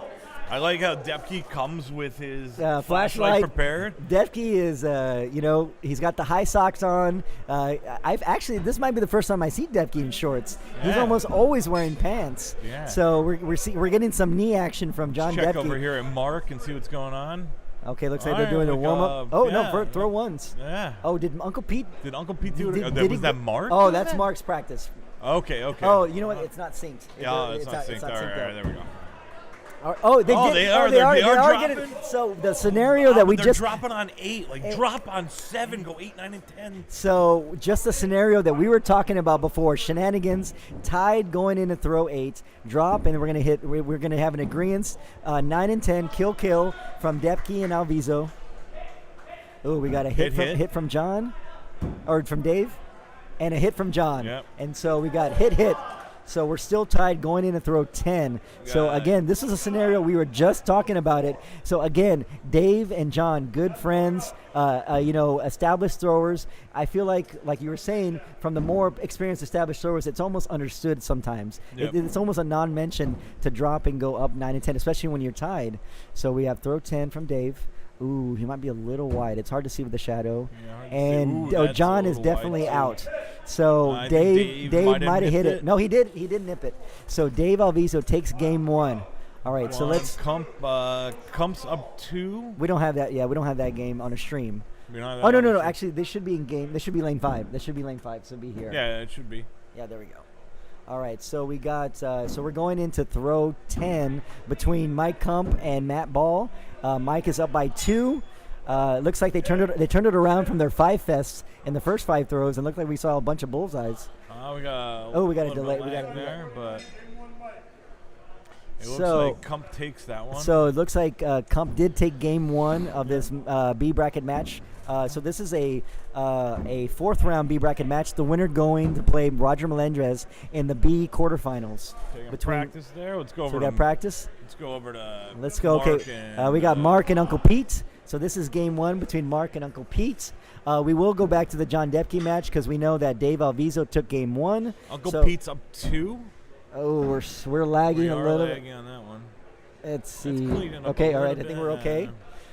Yeah, Uncle Pete up 2 going into the turn. All right, so we're going into throw number 6. So Uncle Pete is perfect through 5. Yep. So I can't tell if it's just taking a long time or if it's frozen. Nope, Yep. they're just taking a long time. So nope, sorry streamers, that's not a frozen screen. That's just how long Mark and Pete are taking. All right, they're tied and going in the 7. All right, so we got a 4 from Uncle Pete, right on the side. So gives the lead right back to Mark. Again, that's where I think, obviously he's keeping it tight with that dart style throw, but that's where I think the miss is when you come in here, because you have to come in off kilter to get your shoulder out of the way. Yeah. Because he comes on the inside of his shoulder, so I think he's going to throw across his body a little bit. It's funny. You can actually see jumping on the edge of the screen in the match, and so they're tied in. Looks like they're going tied into throw 2. So all right. So again, I wonder if we're going to see shenanigans. Look at Uncle Pete talking to Mark, seeing if they want to drop and go for kill shots. And so I don't think Mark is not about the shenanigans. And so Mark is just doing his thing, not going up with Uncle Pete. And Uncle Pete, I think we have a lag here. We have a little bit of a lag, and Mark throws a 4. Yeah. So let's see if we can get that match back in sync. All right, so it looks like at the turn, John's up by 3. John is up by 3, but down 1 game at the turn. And so we're going to try to see if we can get the winner of this game between Mark Marisol. Again, this is an A bracket semifinals match between Uncle Pete and Mark. Uncle Pete's up 1.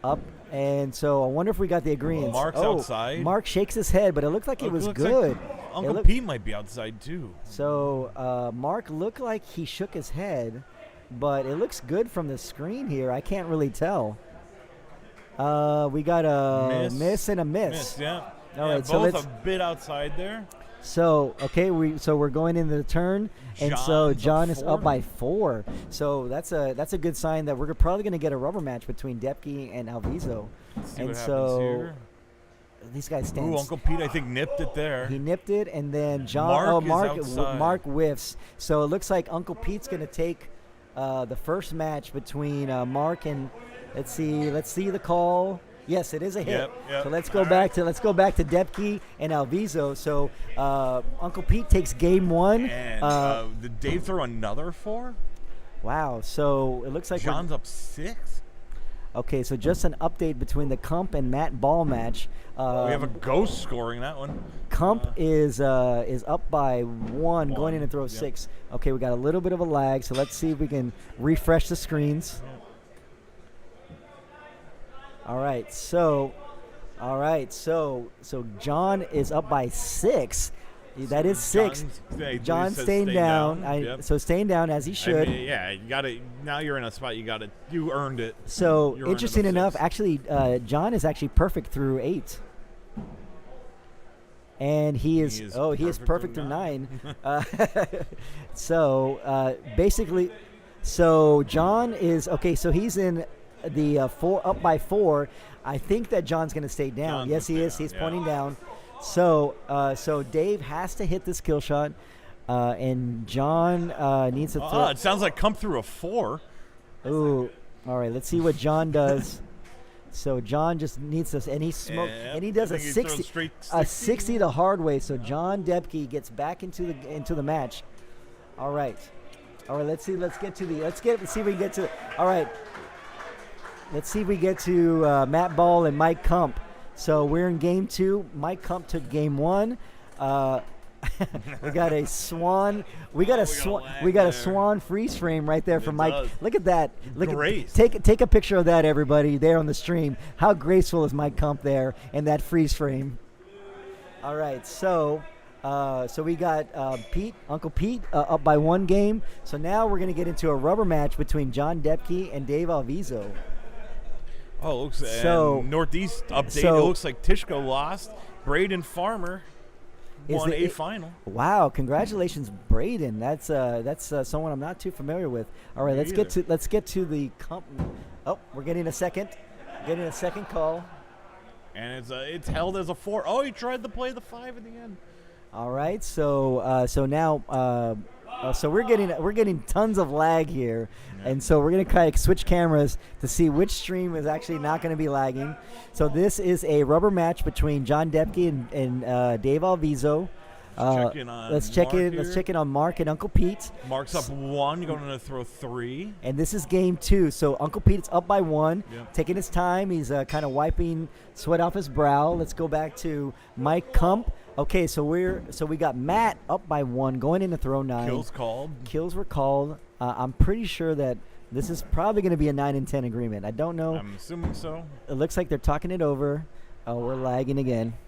No. All right, so let's see. And it looks like Kump hit. It looks and like Matt misses, but if we got the 9 and 10 agreement, we might get another They're set going. of calls. Yep, Yep, they're going. there we go. Gentleman's agreement. I would have been shocked if Mike would have stayed down on that throw 10. Mike Kump up by 7 going into throw 10. And he's also up a game. So Matt Ball has to hit this to stay in this match. Ooh, so Matt Kump, looks like Kump misses, and so does Matt. And congratulations, Mike Kump.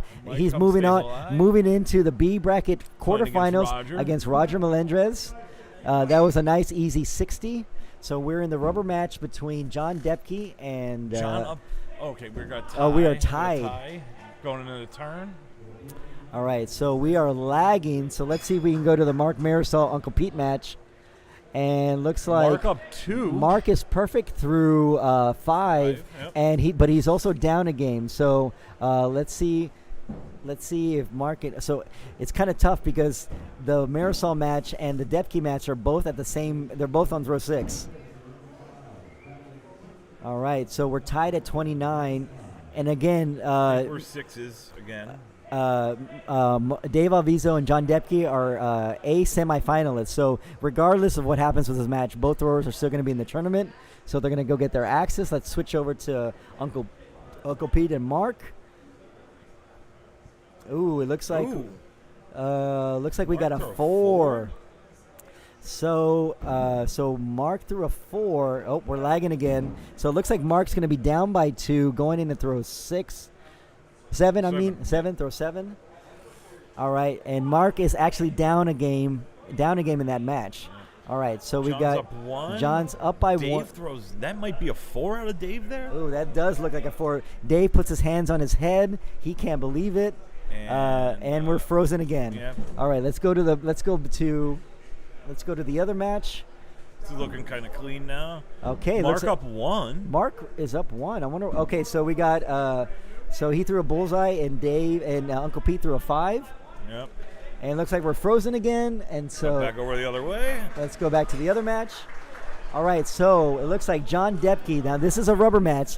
John Depkey One is calling up. okay. We're going in to throw. 9 and 10.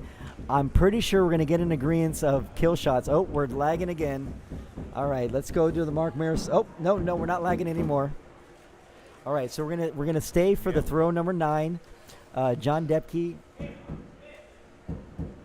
So it looks like we got a hit from Dave, and we got a miss. John misses very low. All right. So Throw 9. we're going throw to 10. We'll throw see. 10. Let's see Dave's what. up 7. So Dave's up by 7. Let's see what Dave's gonna call. So is he gonna go for the win? I'm feeling they're going up. Yes, yeah. we go. All right, there you go. Good man, Dave. Good man. Don't. So he is staying in agreement with a 9 and 10. I would have been very surprised if Dave would have stayed down on that match. Okay. So this is going to determine who's going to go to the A finals. Dave Alviso smash, and Don Depkey is low again. Yeah. So John's going to come down. Dave's going to be in A final. So we are going into a rubber match between Mark Marisol. It looks like Mark took game 2 of that match. So it looks like we're going to be able to stick to this match, and hopefully we can finish it out.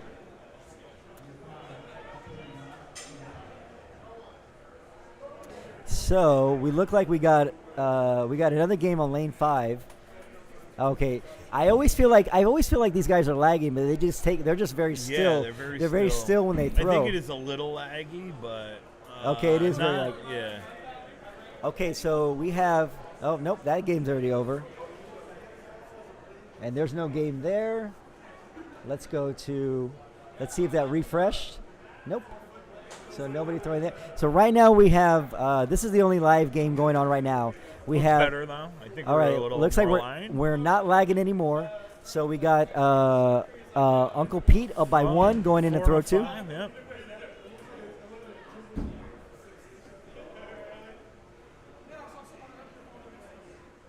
That's right, Kristen. We got Mark back on the stream. Ooh, looks like Uncle Pete with a 4. Yeah. And look, Mark comes right back with a bullseye. Oh, Mark actually threw the 4, the first. So, well, Mark's up by 1 going into throw 3. So this is a rubber match between Mark and Uncle Pete. Yes, Dave took out Depkey in A semi. Yep. Putting A. So John is dropping down to the B bracket. John is in the B semis, and Dave Alviso is one of the A finalists. So the other A finalist is going to be the winner of this match between Mark Marisol and Uncle Pete. Looks like Mark is up by 1 going into throw 4.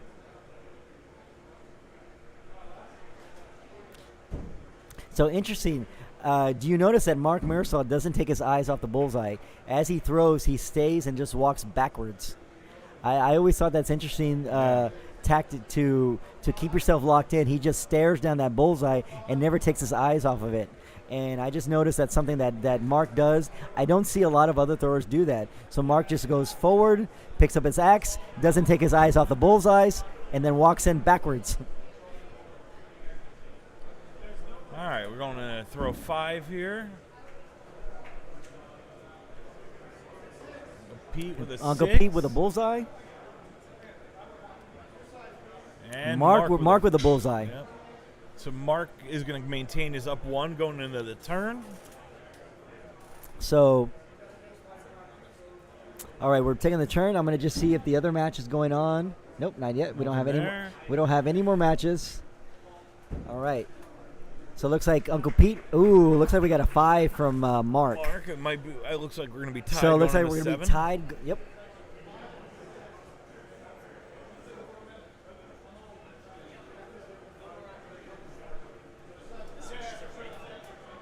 Now you're right foot forward now? Yeah, okay. Yeah? We were talking about that. We were talking about earlier about how you, Mike, myself, have that left foot forward. Yep, and that was the thing of like how you randomly asked me about that, because last week, or not last week, 2 weeks ago, Mike and I were at our practice space, and we both dabbled with right foot forward to see. And yeah, sometimes that's the idea of a field thrower right there, where something's not working, you make a quick change and see what it does. So we'll see if Kump comes into this next B bracket match with right foot forward still. So would you say that Mike Kump is more of a field thrower or more of a tactician, mechanical thrower? He's more feel, in my opinion. I think we spend a lot of time, all of us do, spend a lot of time tweaking and trying things. But to me, the field thrower is where you could completely break what you're doing and just go, okay, I'm going to go right foot forward and see if it works.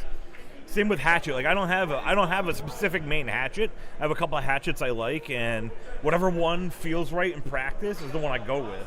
Yep. So that's to me is where more of the feel comes in, of like trusting yourself compared to everything has to hit the same way. All right, so we got we're going into throws 9 and 10. Uncle Pete up by 1.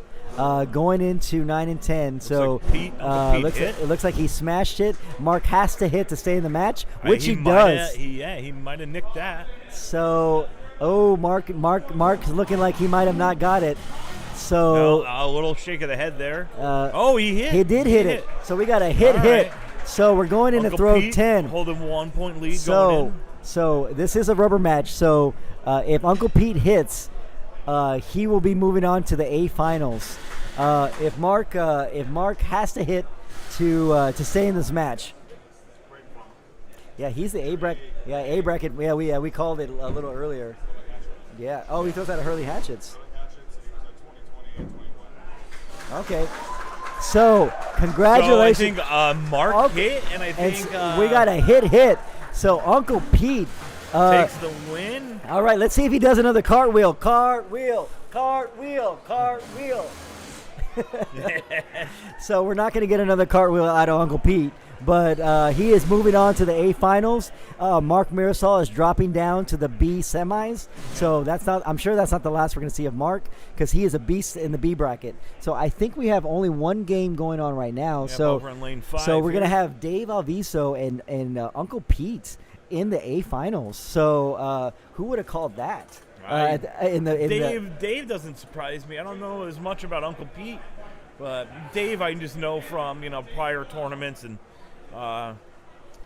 spends a lot of time axe throwing. Yeah, Alviso and Uncle Peter in the finals. So looks like we got a B bracket quarterfinal match between Thaddeus, who we had on the stream earlier, and Scott Brindle. Yep. This might be the first time we have Scott Brindle on the stream. So let's get some stats on Scott, because looks like he throws out of North. It looks like he throws out of I think Nebraska. I think that was a Nebraska jersey that I saw on his back. So it looks like we got a pair of bullseyes on throw one. Yeah.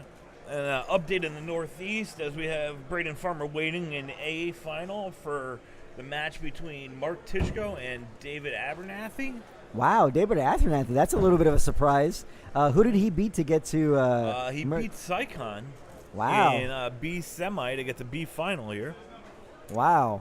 Yeah. And actually, before that, he came down in the B, immediately played Tyler Seidel into David Sycon, and then now he's playing Mark Tishko. All right, so let's do a little bit of a refresh, because our, hey, Anthony, the overlay's not, are they doing practice throws? Yeah. Oh, okay. Are they giving them more than one?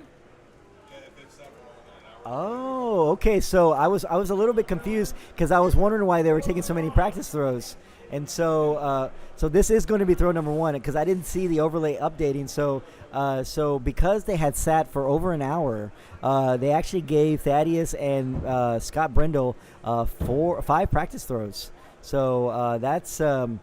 I think that's a good call, because I know when I'm sitting for a long time, when I only get that one throw, it just doesn't feel enough. I don't know how you feel about that, Will, but if I've been sitting a long time, I would, be very thankful of all those practice throws.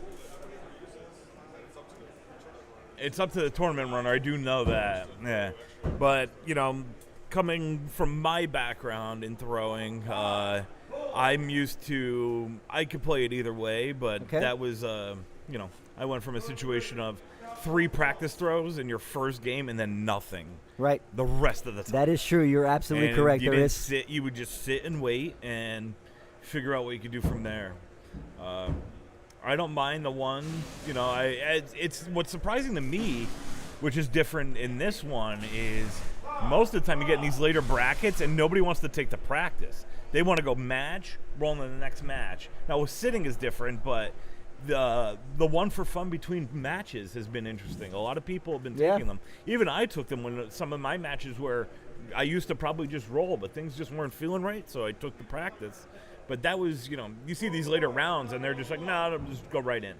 So we'll see what happens in A final. Yeah. So this is, that's out, because I know that Alviso and Uncle Pete are probably going to be sitting a while, because we're going to be throwing a bunch of B bracket matches. So this is like I said, this is a B bracket quarterfinal match. I was pulling up some stats on Scott Brindle, because this is the first time we've had Scott on the stream. So it looks like he's thrown in 11 leagues, which I'm a little surprised, because I considered him more of a newer thrower. I had never seen him in tournaments before. He's been throwing since this is actually just about 1 full year of him throwing. Really? And he's got, look at that, he's got 11 leagues under his belt. Yeah, he throws down in Craft Axe. Craft Axe. There we go. That's in North Carolina? Oh, it's North Carolina. Or is it? I thought it was Nebraska. I thought it was Nebraska. I don't know. It might be. Craft Axe? Or is it Tennessee? Yeah. Yeah, for Scott. It's North Carolina, right? Or is Tennessee? Okay. Oh, the South Carolina. Okay, so yeah. Because he lives in Asheville. I know that. Yep. So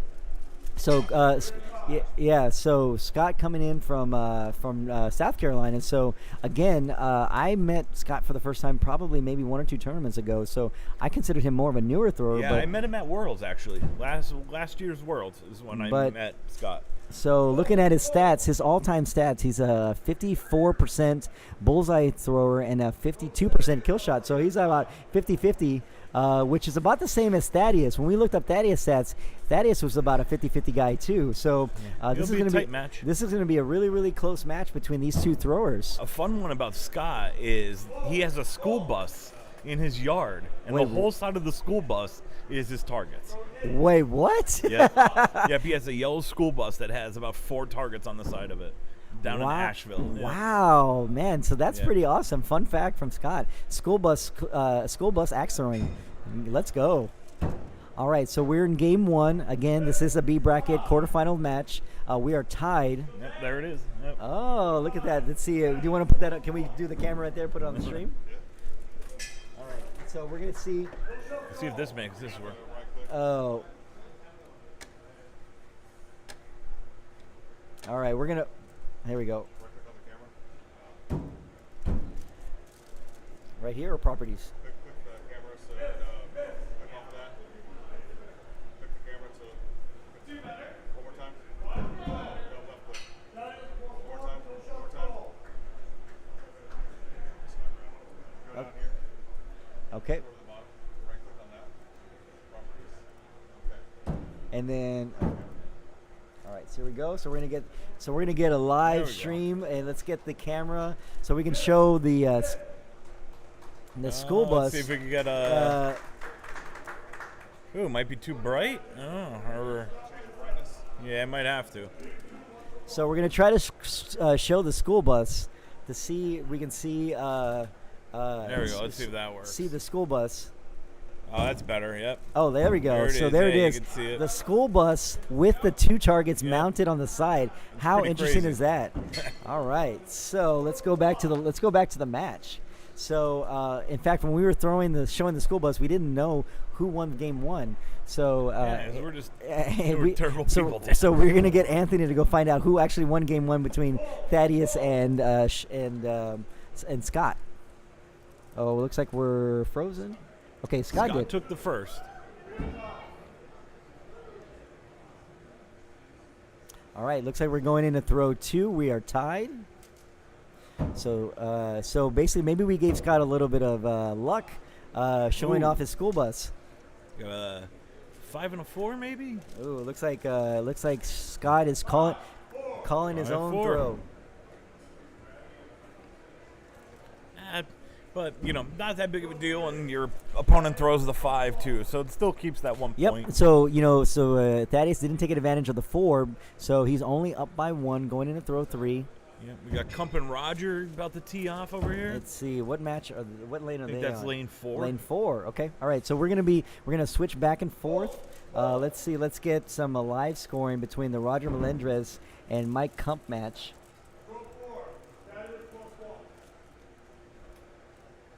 Ooh, so we're in game 1 between Mike Kump and Roger Melendrez. Looks like Mike is up by 4 going into throw 7. Into throw 7. Scott gives up another one there, I think. Yep. Thaddeus being up 2. All right, so right Going now on throw 5. the only 2 games that are going on right now are the Mike Kump, Roger Melendrez, and Thaddeus and Scott right now. So we'll be switching back and forth depending on what happens to the end of this second game. Scott is up 1 game over Thaddeus. And we think they both squeaked 5. Ooh, 5-6. All right, so All right. Scott takes 1 point back going in the turn. All right. So Thaddeus is still up by 1 at the turn. So just like an update on the Mike Kump Roger Melendrez match, looks like let's see, we're waiting for a score on Roger. So they're in game 1. So Roger Melendrez and Mike Kump are in game 1 right now. Pair of 5s on throw 6 on the turn. All right. So Go throw 7. all right. So Thaddeus is down a game. So hopefully he can hold this lead, and then we can get a rubber match between Thaddeus and Scott. Okay, looks like Mike Kump is up by 3 going into throw 8 in game 1 in his match against Roger Melendrez. Pair of 5s. So we're going to keep Thaddeus is going to stay up 1. Oh, we're going to get a second from Scott. All right, so Scott calls that second. We're going to switch we wait over. there, we'll We're see going to what's switch going on over here. with Mike Kump and Roger Melendrez. This is the other B bracket quarterfinal match. And so, all right, we got some high-fiving between Mike Kump and Sean Brindle. Are we?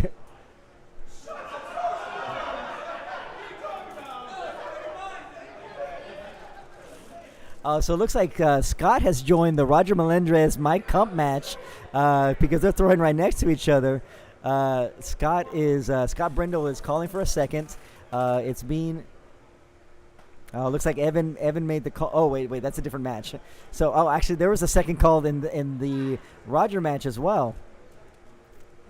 So Mike is up by 4, going into throw number 8. All right, let's jump back after this throw. Roger, looks like maybe a 4 from Kump. Oh, it's a 5. 5-6. Yeah, All right. Kump's sticking with his right foot forward now. He is going right foot forward. Whoops. All right, kill shots called. Scott, Thaddeus up by 1. All right. So, looks like we got a little bit. We're lagging. We got a little bit of a delay.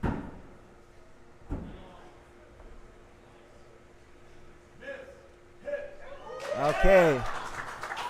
So looks like Scott hits, and this game might be he's up by 7, so it's not out of reach. Yeah. So Yeah, it should be out of reach. But Scott, I thought, missed. I think they have the scores They have reversed. the I think reverse. Scott missed. Scott missed and Thaddeus Thaddeus hit. Should be out of reach So, on 10. So it looks like we're going to go into a It's rubber rubber, match yeah. between Scott and Thaddeus. So let's go back to Mike Kump and Roger Melendrez. Roger trying to go for a kill shot to catch up. That game is also out of reach. So it looks like Mike Kump is going to take this first game and go up 1-0 on Roger Melendrez. Yeah, so Mike and Roger will play in the John Depkey, and Thaddeus and Scott will be playing in the Mark Marisol.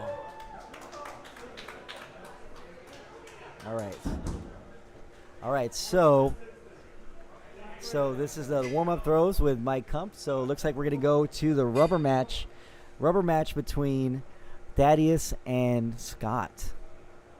So they've done their practice throws. This is throw number 1. This is game 3. So the winner of this match is going to play Mark Marisol, and then the winner of the Mike Kump Roger Melendrez match is going to play John Depkey. So Mike Kump is up 1 game on Roger Melendrez. They're in game 2. 5-5. 5-5 from Kump and Roger. So they're tied. Looks like we got a 5-6 on this match. Thaddeus goes up by 1.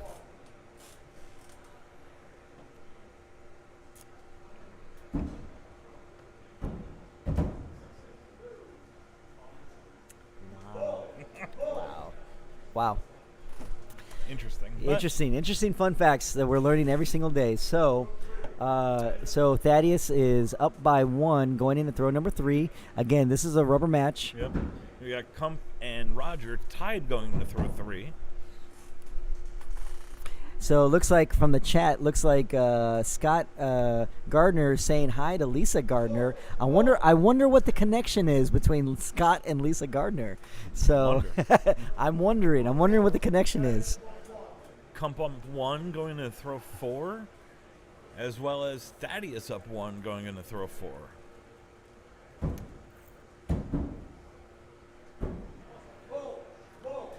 Maintain that up 1 going to throw 5. Looks like Scott with a bull. Looks like Thaddeus with a bull. We got bull. So right now, Thaddeus is he's locked in. Well, actually, both throwers are just locked in on bullseye. So this looks like it's going to be an exciting rubber match. Looks like Mike Kump is up by 2 going into throw number 5. He's up 1 game on Roger Melendrez. They're going to make the turn here in this final of set of 3 with Scott being down 2 against Thaddeus. So again, the winner of this match is going to play Mark Marisol.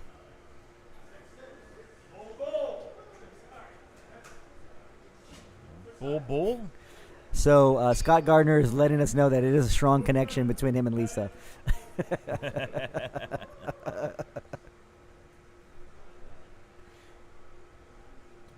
Throw 7.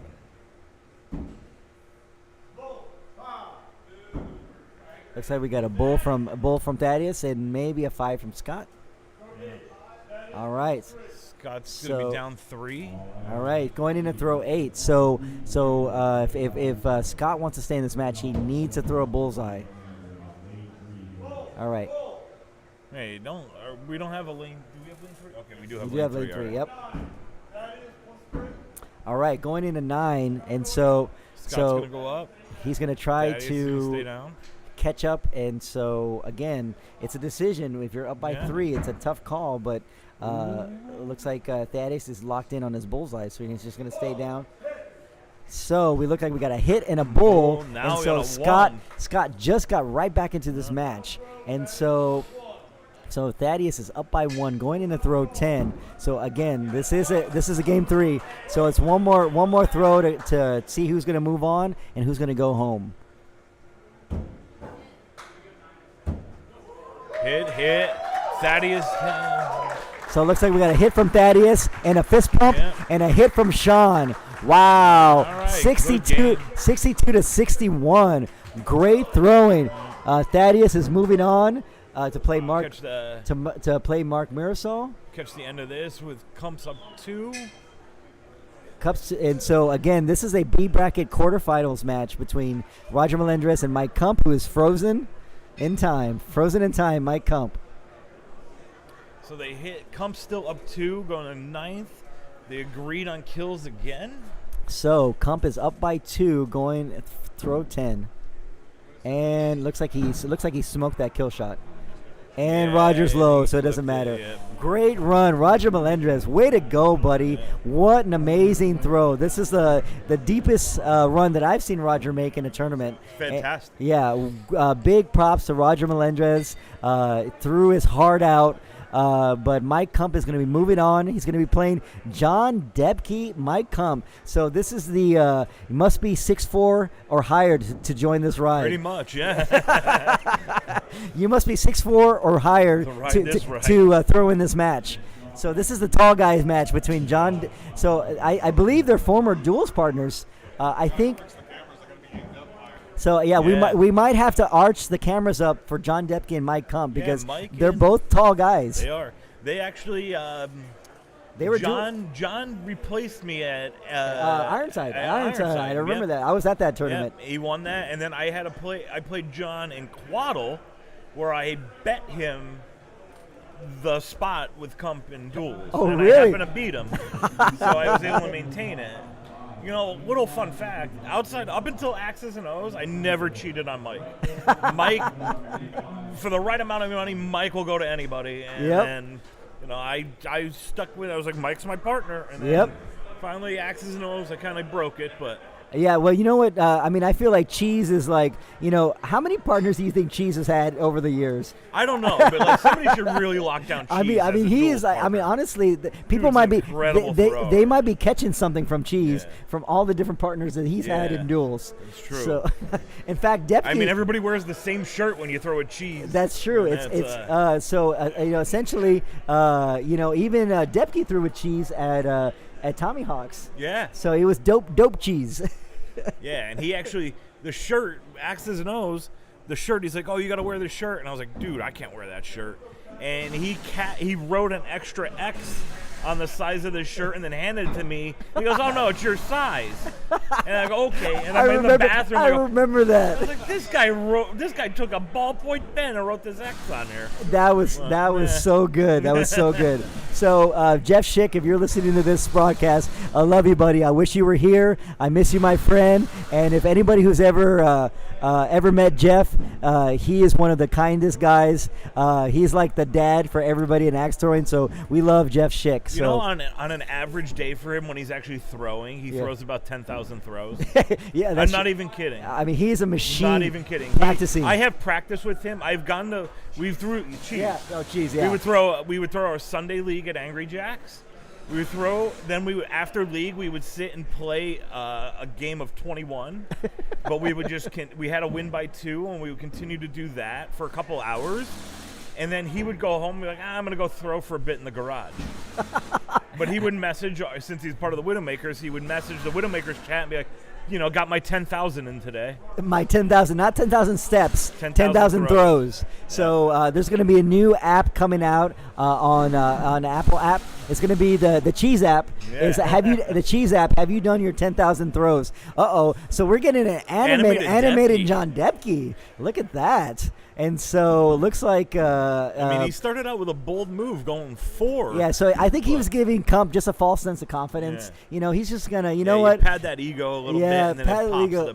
The better it pops, the louder the noise is. Sometimes I wish we had microphones on the throwers because this is one of those matches. I do have wireless. I should have brought it.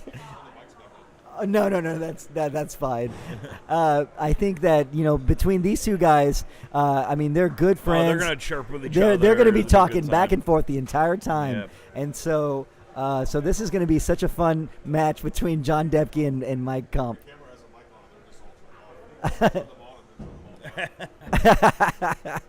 So Anthony, we can also check in A final is going on right now too. oh, is it okay? Yeah, we And got so lane 3, I believe. okay, so let's check out lane 3. All right, so we got the A finals that snuck up on us between Dave Alviso and Uncle Pete. We were Uncle Pete's only down 2. So we were so enamored between Kump and Depkey that we forgot there was another match going. Oh, actually, I think they're taking warm-up throws. Maybe I don't know. It looks like it. Oh, there it is. Oh, Dave's up 2. Sorry, it just didn't refresh initially. There it is. So it looks like Dave is up by 2 going into throw number 9, and it looks like we got a He's miss. out of reach there. Yeah. So Dave. It's gonna take round 1. So So this is the A finals between Uncle Pete and Dave Alviso. So winner is gonna go on to the finals, and loser's gonna drop down to the B finals. All right, let's go back to Depkey and Kump. We got tied and coming out into the turn here. Oh, Two so ghost players there. so it looks like we got a little bit of a lag right there. Nice tap on the turn. That's a very dramatic tap right there. All right, so Scott Gardner is letting us know that Tyler Flynn has been rubbing off on John Depkey, getting him more animated. It's nice to see. It is. Yeah, because have you guys seen the Flow Bros? The I have. Flow Bros throw? Yeah. So we're a little disappointed that John Depkey is not wearing the wig. We'd love to see the Flow Bros Flow Bro wig out from John Depkey.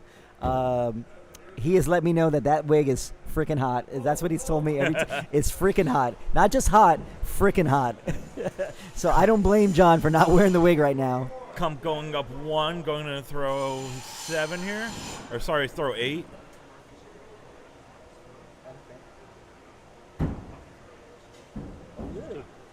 Okay. All right. So, it looks like we have another match going on now too. We actually have the Mark Marisol and Thaddeus. Thaddeus, So that match just started. So I was actually just notified that Mark called a missed call on himself. So he so he actually called a bullseye of 5 on himself. So shout out to Mark Marisol being Another sweetheart in the sport. Oh, for sure. I'm not surprised the fact that Mark would call himself. I think Kump wildly just a bit outside. Just a bit outside from Mike. So it looks like Depkey might have hit. Depkey might have caught the edge of it. Nope, it's a miss. It's a miss. So Kump is still up by 1 going into throw number 10. So actually, I had the same scenario with Sycon. I downgraded myself on Sycon at Worlds last year when the judge missed the call. And so I don't know if Sycon noticed that. There's just people you learn over time who you just trust, you respect them because they're going to make the right calls, and it's very easy to just kind of let that skate and not say anything. But Correct. And I would have felt bad. Look, we got a miss. Kump outside again. And Depkey outside again. Oh, it looks like wow. So look at that 4. Who would have thought these 2 throwers to miss 4 kill shots? Yeah. Wow. So Mike Kump takes the first match. So let's see. Let's go back to the let's go back to the A finals. Dave. Dave's up 1. Dave's up. He took the first game, right? Yes, Dave took the first one. So Uncle Pete needs to win this game to stay in this match. All right, so we're frozen. See what happens here. I'm assuming they're going kills. That's my guess. All right, so look at that. Wait. Did something had to be scored wrong there. So Dave. So it looks like Uncle Pete had to hit a kill shot to get back into the match. So he pulled within. He pulled early. He pulled into one shot of Alviso. So this is throw 10. Ooh, we got a bad. So Dave is gonna take the A finals. And so that's probably what the big cheer was. Yeah, that's what it was. Yeah, that's what it was. So Dave takes A final. So Dave takes A finals. And so look at that. Dave's a hatchet thrower, everybody. I know. So I had a conversation with Dave Alviso before we started today, and he just felt like his hatchet game just wasn't there. And that's when I knew that he was going to win the A finals. When he tells me that his hatchet game is just not there. So congratulations, Dave Alviso. You're A finalist. So we're going to see. Oh, we got dramatic. So let's see if we can get to Mark and Thaddeus. So I'm guessing Thaddeus took the first. Not totally sure. Anthony, who took the first game on this one? All right, so we're gonna find out who took the first game between Mark and Thaddeus. Yeah, all right. Like we know Mark called the bull 5 on himself. All right. So Anthony's gonna go find out who took that game. So Kump is calling a second on his second throw. So we're gonna jump on to the Mark Marisol Thaddeus B semifinals match. So the winner of this match is going to play the winner of the Kump Depkey match.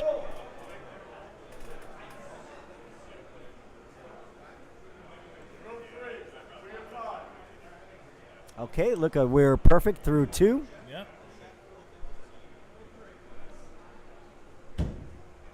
So just to keep tabs on the Depkey Kump match, there are tied going into throw 3. It's game 2, and John is down by 1 game. Kump's up 1 game. Looks like we got it. Another set of bulls between Mark and Thaddeus. Yeah. So we don't. Oh, somehow Mike Kump is joining the stream. Oh, there he is. Yep. So we got a Kump bunt cam right there.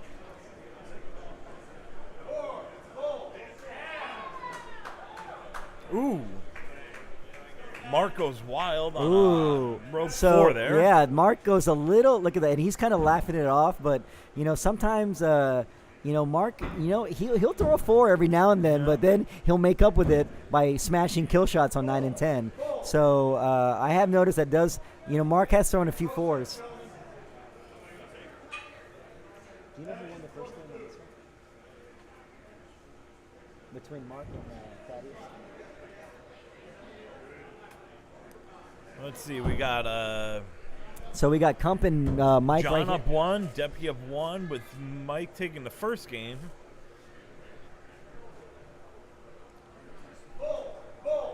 Looks like we got Bull from Mark and Thaddeus, and looks like Thaddeus is going to hold that 2-point lead. Okay, so we just found out that Thaddeus did take game 1. So 60-54. Okay, so Thaddeus did take game 1. So Mark needs to win this game 2 to stay in this tournament for Hatchet. Kump and Depkey making the turn, with Depkey being up 1. Wow, these matches are so close. Looks like Mark and Thaddeus are 1 throw ahead of Depkey and Kump. So we're gonna keep our eye up on the Depkey Kump match. Now, Mike Kump did take game 1, so but he's down in the second game. Ooh, we got a 5 from Thaddeus. Ooh, we got a bullseye from Mark. So it looks like Mark's gonna get a point back. Looks like he's pulling within 3. Oh no, so Thaddeus is actually perfect through 8. Yeah. Wow, so Thaddeus is not giving Mark any room to breathe. Wait, that's Oh. I think that score is backwards. Okay, I think they did mess Yeah, it up. they Okay, did. there we. Okay. I It thought should be it should have been a one-point game, yeah. I thought that Thaddeus threw a 5. So it was a mixed score from the judge. So David Lewis go. is fixing the And mistake. they're gonna go. All right, so we're going into throws 9 and 10. Thaddeus up by 1 point. Is he going to get the agreeance? They did. I think they did. So I think they're going to go 9 and 10. Okay, so we got a hit and we got a hit. So good job, Mark and Thaddeus. All right, we So got a tie in lane 4 with Kump and Depkey. Tied. Agreeing on 9 here, tied. So they're probably going to agree on 10. Wow, we got each match going down to the last throw. This is tough. So we're going to stick with Mark. So you guys hit. So we got a hit from Thaddeus. So Mark steps over, Oh, throws the kill. there and it hits. is. Let's go. Thaddeus moves on. Congratulations, 63-54. Way to go, Thaddeus, taking down Mark Marisol and sending him back to Albany. So we're gonna get the end of the Kump John Depkey match. Oh, we're frozen. We're frozen there. Let's say we got to be ahead of that throw. All right, so we got a miss from Mike Kump and a hit from John. So All right. so this match, is it out of reach? It's a 4-8. Kump's taking a closer look. Oh, Kump Is is he going taking to a, question it? He doesn't know. My guess when he does that, he's going to pull it and say whatever. They're going to go on 10. All right, so we're going to go up on 10 anyway. So John, the sportsman that he is, even though he's down a game, he's going to go up by 8. So we're going to see if we're going to go to overtime or if John hits it, we're going to go to a rubber match. Ooh, Kump is high, so John's gonna force a game 3, but he smokes the kill shot anyway. Yeah. So Just assert some dominance there. there we go. So was that a 64? Oh no. No, Was that no, 62? 62. 62. Okay. All right. So we're I think we going. could stay here because this is going to have to play in the Thaddeus. So this is the only match going on is the one we're on now. So Yep. finally we can just stay on one match. Yep. And so we got John and Mike. The winner of this match is going to play Thaddeus, who just knocked Mark Marisol out of the tournament.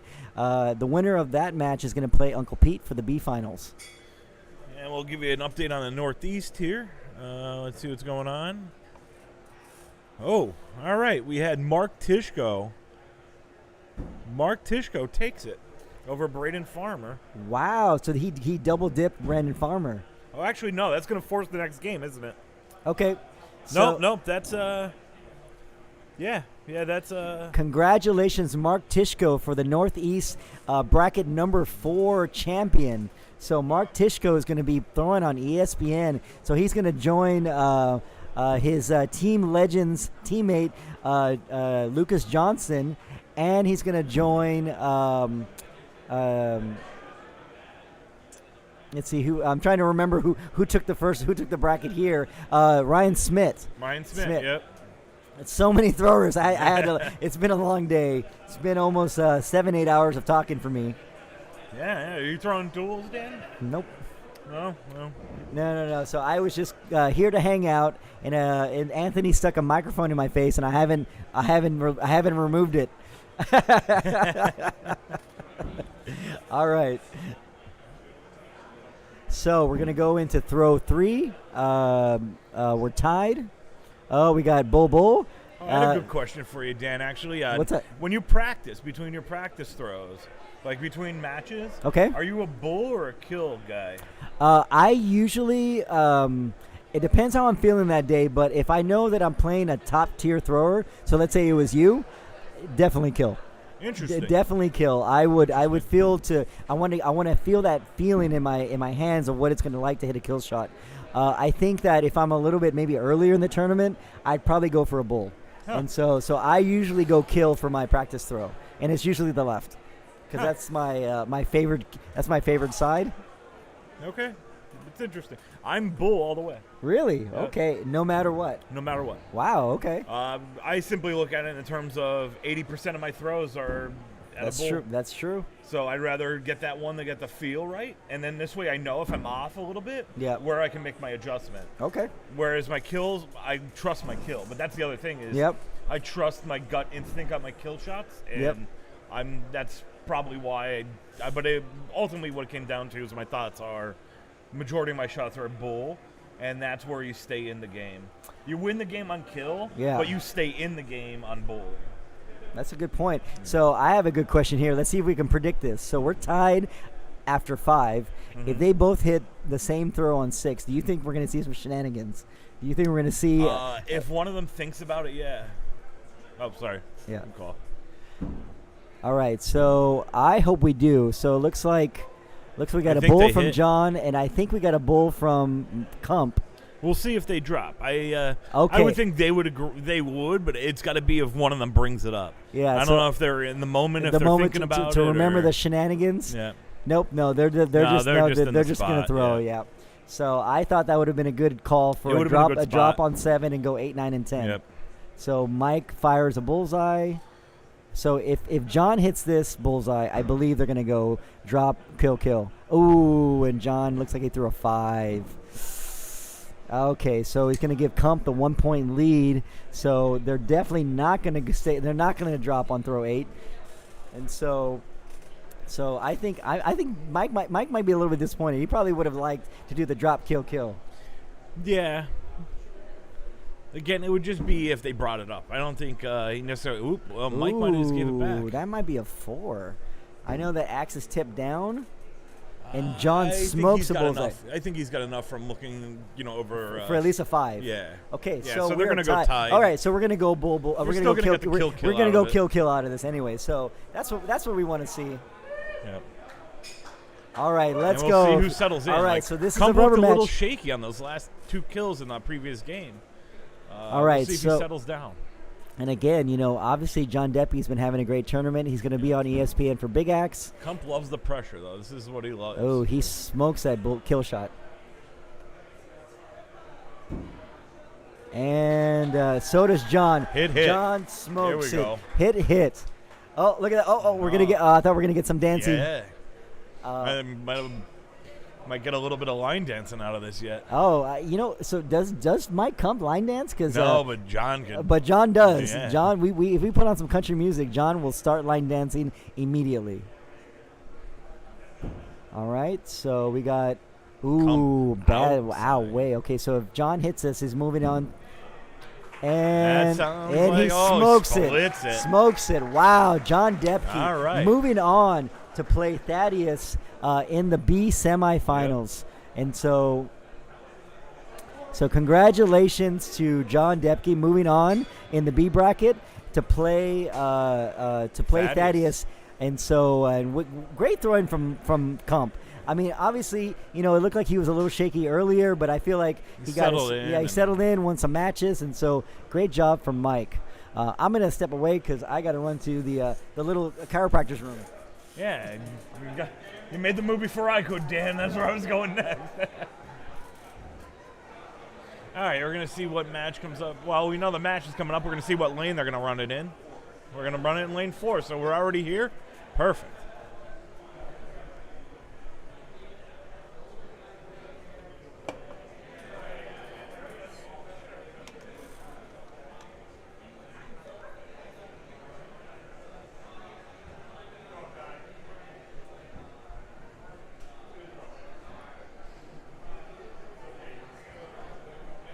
It's the last. Yeah, that's the one. Well, there's 2 more matches. Yep. And it should both be in 4. Well, there's 3 more matches. You got this one. Oh, you're right. And this, and then I got to go back Oh, up. yeah. Depkey, Thaddeus. Yeah, playing 4. Sorry.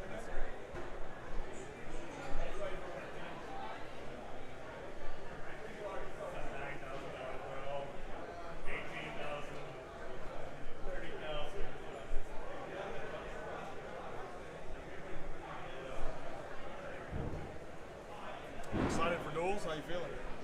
I don't know. Find out. Yeah, we'll find out. We haven't thrown it since Worlds, probably. Or no, sorry, since Angry Jacks. Oh wow. Yeah, that's the last time we threw duels. Together. Yeah. Oh, that's like, I mean, the last time we. Oh yeah, that's the last time we threw. Period. Either of us. Oh wow. Yeah. Yeah.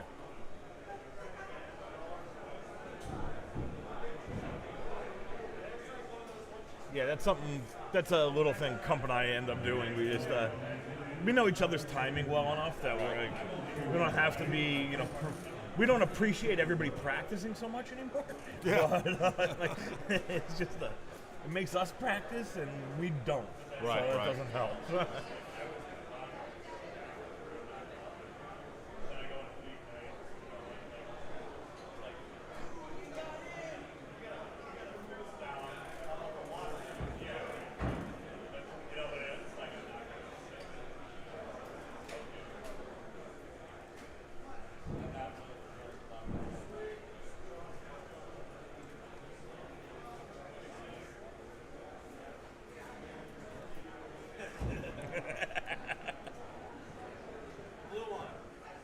Yeah. Yeah, it went right. Yeah. Whoopsie. You're good now. Yeah. You don't have to.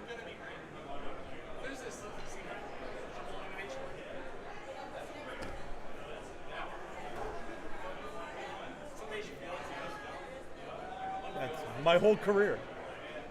Feel it for about 2 hours, and then the last 15 minutes is like, nah. However, I was holding in practice, the weight was coming dead over, and I was like, coming to the matches, just so good.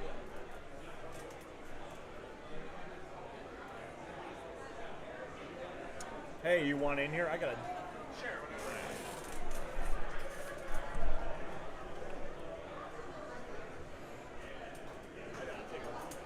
We're going to go on standby for a few moments. We will be right back.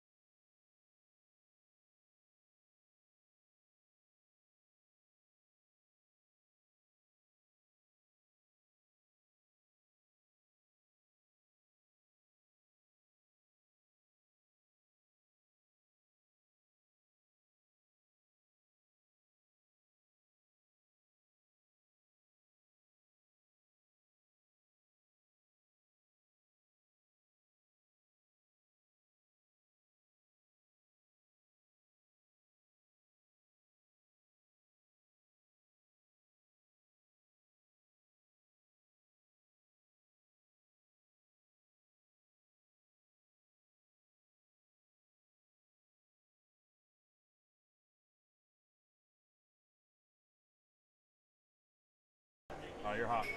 All right, so welcome back to the live stream. We're gonna be jumping into a B bracket semifinals match here in bracket number 2 at the 2022 Hatchet U.S. Open WATL World Championship.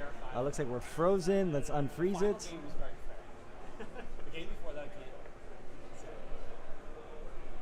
All right, we got John Depkey and Thaddeus Shipley. And so we're in game number 1. So the winner of this match is going to take on Uncle Pete in the B finals. So we only have 4 throwers left in the bracket. Congratulations, Dave Alviso, for winning the A bracket. So he's going to get one of these 3 guys to play for the finals to go on to ESPN. So again, congratulations to Dave Alviso for winning A bracket. All right, so we're in game number 1. We got John Depkey in the black and purple. We got Thaddeus in the blue and or black and blue. John Depkey throwing out of Blades and Boards in Wausau, Wisconsin. We got Thaddeus out of Primal Axe throwing out in Denver, Colorado. So I'm Dr. Dan. So if you're in the chat, if you've been hanging out, just say hi. Tell me where you're watching from. Let me know what your setup is. Are we doing it on the phone? Are we watching on your couch? Are you in a hot tub? Let me know how you're streaming. We got somebody sitting down on the microphone. We're in some axe throwing royalty, having a seat next to me. Who is so it? now I'm gonna. This morning. So I had the pleasure of talking with one half of the world champion duels team, Uncle Kump. We had the Uncle side of the team earlier, and now we got the Kump side of the team on. I'm here. So Mike Kump has taken a seat with me. He's going to be calling the match. He was just in the tournament, and so Mike, you were just in the tournament. How are you feeling right now, Mike? Well, so I was in it, and then I don't know if you guys streamed that match or not. We did. Oh, that's unfortunate. So you streamed both my losses. Okay. We so did. I lost to that guy that just won the round there, Depkey. Yeah, John, great thrower, former doubles partner of mine. That's right, Kumpke. Long time ago, we won the Ironside. Ironside, Open, that's right, doubles, Kumpke. yeah. I remember 20. That's got to be the 2020 Ironside. Yeah, and then we were gonna try to be doubles partners in Worlds.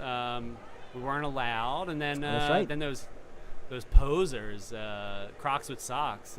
Crocs Lucas and Hayden, yeah, they they've done some stuff in duels. Yeah.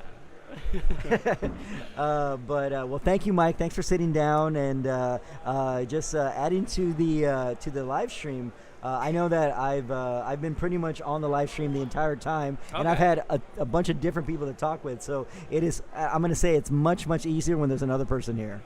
Yeah, and it feels good, and I guess I'm just glad to sit down and talk a little bit. Apparently, I'm going to get a chance to talk a lot tomorrow if I don't start throwing well. Go. It was like, hey, you'll be allowed to be on the YouTube stream, on Sunday if as long as you don't make it, but you might make it. And then I went out there and I proved that. You got pretty dang close. Did I? I don't know. Yeah. Sometimes it's good, sometimes it's not, and a couple matches there. All right. Well, we got Robert chiming in on the chat, watching from Denver, Colorado. So I'm sure he's cheering on his buddy Thaddeus, who also throws out of Denver, Colorado. We got somebody from Tucson. We got Eric from Vancouver Island. So thanks, guys, for jumping in on the chat and letting me know where you're throwing from. So again, this is a Hatchet number 2 bracket for the 2022 U.S. Open semifinal B bracket match. We're going into game number 2. John Depkey took game 1, and Thaddeus is down 1 game. So he's got to take this game to stay in this match. So, Mike, you just played John like not even 15 minutes ago. Yep. And so I kind of wish we could have mic'd you guys up because it looked like you guys were having a good time. We were having a good time. Yeah. So we've seen different versions of you in terms of a match. We've seen very serious Mike. We've seen very boisterous Mike. We've seen animated Mike. Which is when you come into a match, how do you play that out? Do you go in saying like, you know what, I'm going to be animated this time, or do we go in saying, you know what, I'm going to be serious this time? Dan, I'd like to tell you that I have strategy involved in that, but if we're being honest, just go with the flow. You know, try to go with the flow when the flow's going good, and when it's not going good, change it up. Change it up. You know, try to just have a good time and figure out my throw as that good time goes on. I mean, and also congratulations. I did watch you up in Toronto recently at a big tournament in Toronto, where you make it into the second day and ran into your buddy Dave. Who did some stuff up in Toronto too. He did okay. He did okay. Yeah, I'm not sure what tournament you're talking about. I don't know. I mean, I'm just. I watched it. They didn't have that tournament in 2021, so in 2022, it was good to have it back. That is fair. Yeah. Did we have a 4 by Thaddeus? Is that a? Yes. And so it looks like John is up by 2, Okay. going into throw number 6. There's a lot of daddies in the sport. That is, a lot of people with the nickname Daddy. There is another daddy. So. I would like a small. I mean, it's a small bracket, but I would like a battle of the daddies at some point. And there's uncles. We have Uncle Pete. Oh, that's right. You can have multiple uncles as long as they don't have the same name. That's true. If like Uncle Pete was Uncle Will, then we'd have to have them play each other. That's true. Battle of the nicknames. So yeah, unfortunately, I don't know if we could have the two daddies play each other since they throw different styles. Oh, there's many daddies. Oh, is there? Yeah, there's okay. more than 2. Yeah, there's more than 2. Okay. So many daddies out there. Nobody with the name Mommy yet. Dave's kind of So Scott Gardner's saying that Dave's kind of a big deal. I'm assuming you're talking about Dave Alviso, our A bracket winner, A bracket champion. So yes, Dave is kind of a big deal, and so. And I don't know if you heard, Tishko won the bracket in bracket 4. Did he now? So Not surprising. So Tishko is going off to ESPN. Him, Smith, and Lucas Johnson are going to be representing Hatchet. Wow. Yeah, so we're going to just figure out who's going to be the 4th Hatchet finalist on ESPN. So, and like I said, John Depkey, we mentioned it early on the stream, he's having himself a U.S. Open. So he already has his bid for Big Axe and working on another bid for Hatchet. So I was super happy for John because for those of you who know John or have met John, he is one of the kindest, most approachable throwers in the sport. He is a WATL ambassador, and he is such a great guy. It's hard not to cheer for John. Agreed. And when John and I were doubles partners, I mean, what a guy to carry me through the whole time. Sometimes literally. He told me about that, and his version of the story is a little bit different. All right, so I carried him through with confidence. He's going to be up 1 final throw. So Thaddeus actually had to hit a kill shot to tie John. Did John throw a 5? John drew a 5, so we are tied going into throw 10. So it looks like Thaddeus split it, I thought, but he doesn't look happy. It looks in. It looks like it's in from our camera angle. His reaction looks like it's a miss. And so, John is low. So John is a has-been. Like, you saw him in his match against me. He's like, oh, look, I'll hit the blue thing every time. Then he goes, this match doesn't hit the blue thing. So I can't tell what that is. It looks like he's a little high, but he is tipped down. So he is tilted down. So he might have caught the upper edge of the kill shot. It looks in from here. It does look in for you. But now I'm looking 5 feet away from a screen that's from 20 feet away. That is true. But, from our viewpoint, it looks great. I'm going to call second opinion no matter what they call. So Scott Gardner is saying that Sycon is kind of a big deal too. So I would agree. Wait, someone. So there's someone saying that Mike Mommy Cump. What is that a new nickname? I think it's rude. Okay, I'm not going to pick up the nickname Mommy. Unless So Eric, please elaborate. Oh, we have the second opinion called out. Okay. Wow. So overtime. Overtime. So we're gonna say who closest to the kill, who sucks less. Overtime number 1. So I always say every time we go into overtime, I'm like, all right, get your popcorn ready because who knows how many they're gonna hit. Because we've been in some tournaments where people are hitting 6, 7, 8 kill shots in a row. Obviously, as the father of hitting 20, what is it? 20? How many? 21. 21 in a row. I feel like you're the one that changed the sport. You and Dave changing the sport on the size of the kill shot because at the time it was what 2.5, 3 inches. It was 3 inches, but we were throwing from 30 feet away back then. It wasn't the same distance, right? All right, so we got a hit. So we're going into overtime throw number 2. So again, all right, everybody, get your popcorn ready.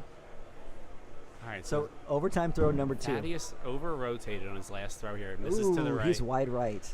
I'll say this as analysis. I wonder if that was in his head from the last time he came over. Ooh, and John splits it. John smokes it. So John takes game. Looks like he takes game 2 after taking game 1. So John Depkey is moving on. So maybe John's not quite washed up it yet. Well, he kind of probably heard me. He probably heard me say it, and he started to bring it back a little bit. I mean, look at him. His hat's backwards now. It's in sport mode. So apparently, from what John has told me, is that when he's in A bracket, he's got the hat forward. When he's in B bracket, he's got the hat backwards. Really? Yep. So that is John Depkey's strategy. So now we're going into the B finals. So we have Uncle Pete, who you're familiar with because we streamed you. Oh, I'm familiar with both of them. They both beat me. So that's great. So I'm going to be really excited. Now, Dan, I know the rules pretty good, but can both of them lose? I mean, there's always a first. So if they both lose, do they just take the last winner? Who would be you? Yeah, I think. Look, I'm not. I think it's a great idea. Yeah, that's all I'm gonna say. Just somehow it's just like, I don't know. If you hit a double kill, you got a 2-spin kill, you get immediately eliminated from the tournament. It sounds shorter, so I'm for it. That's about it. All right, so let's see. So we're going to wait for them to call Uncle Pete. Now, this is going to be the B final. This is the B John final. versus Pete. Yep. Winner plays Dave Alviso. In the finals. For the finals. And they have to come back and beat him twice. Correct. To make TV. So, yeah. So, Dave is in a pretty good seat. Just like Ryan Gustin. He was the A bracket winner from bracket number 1 and then got double dipped from Ryan Smith.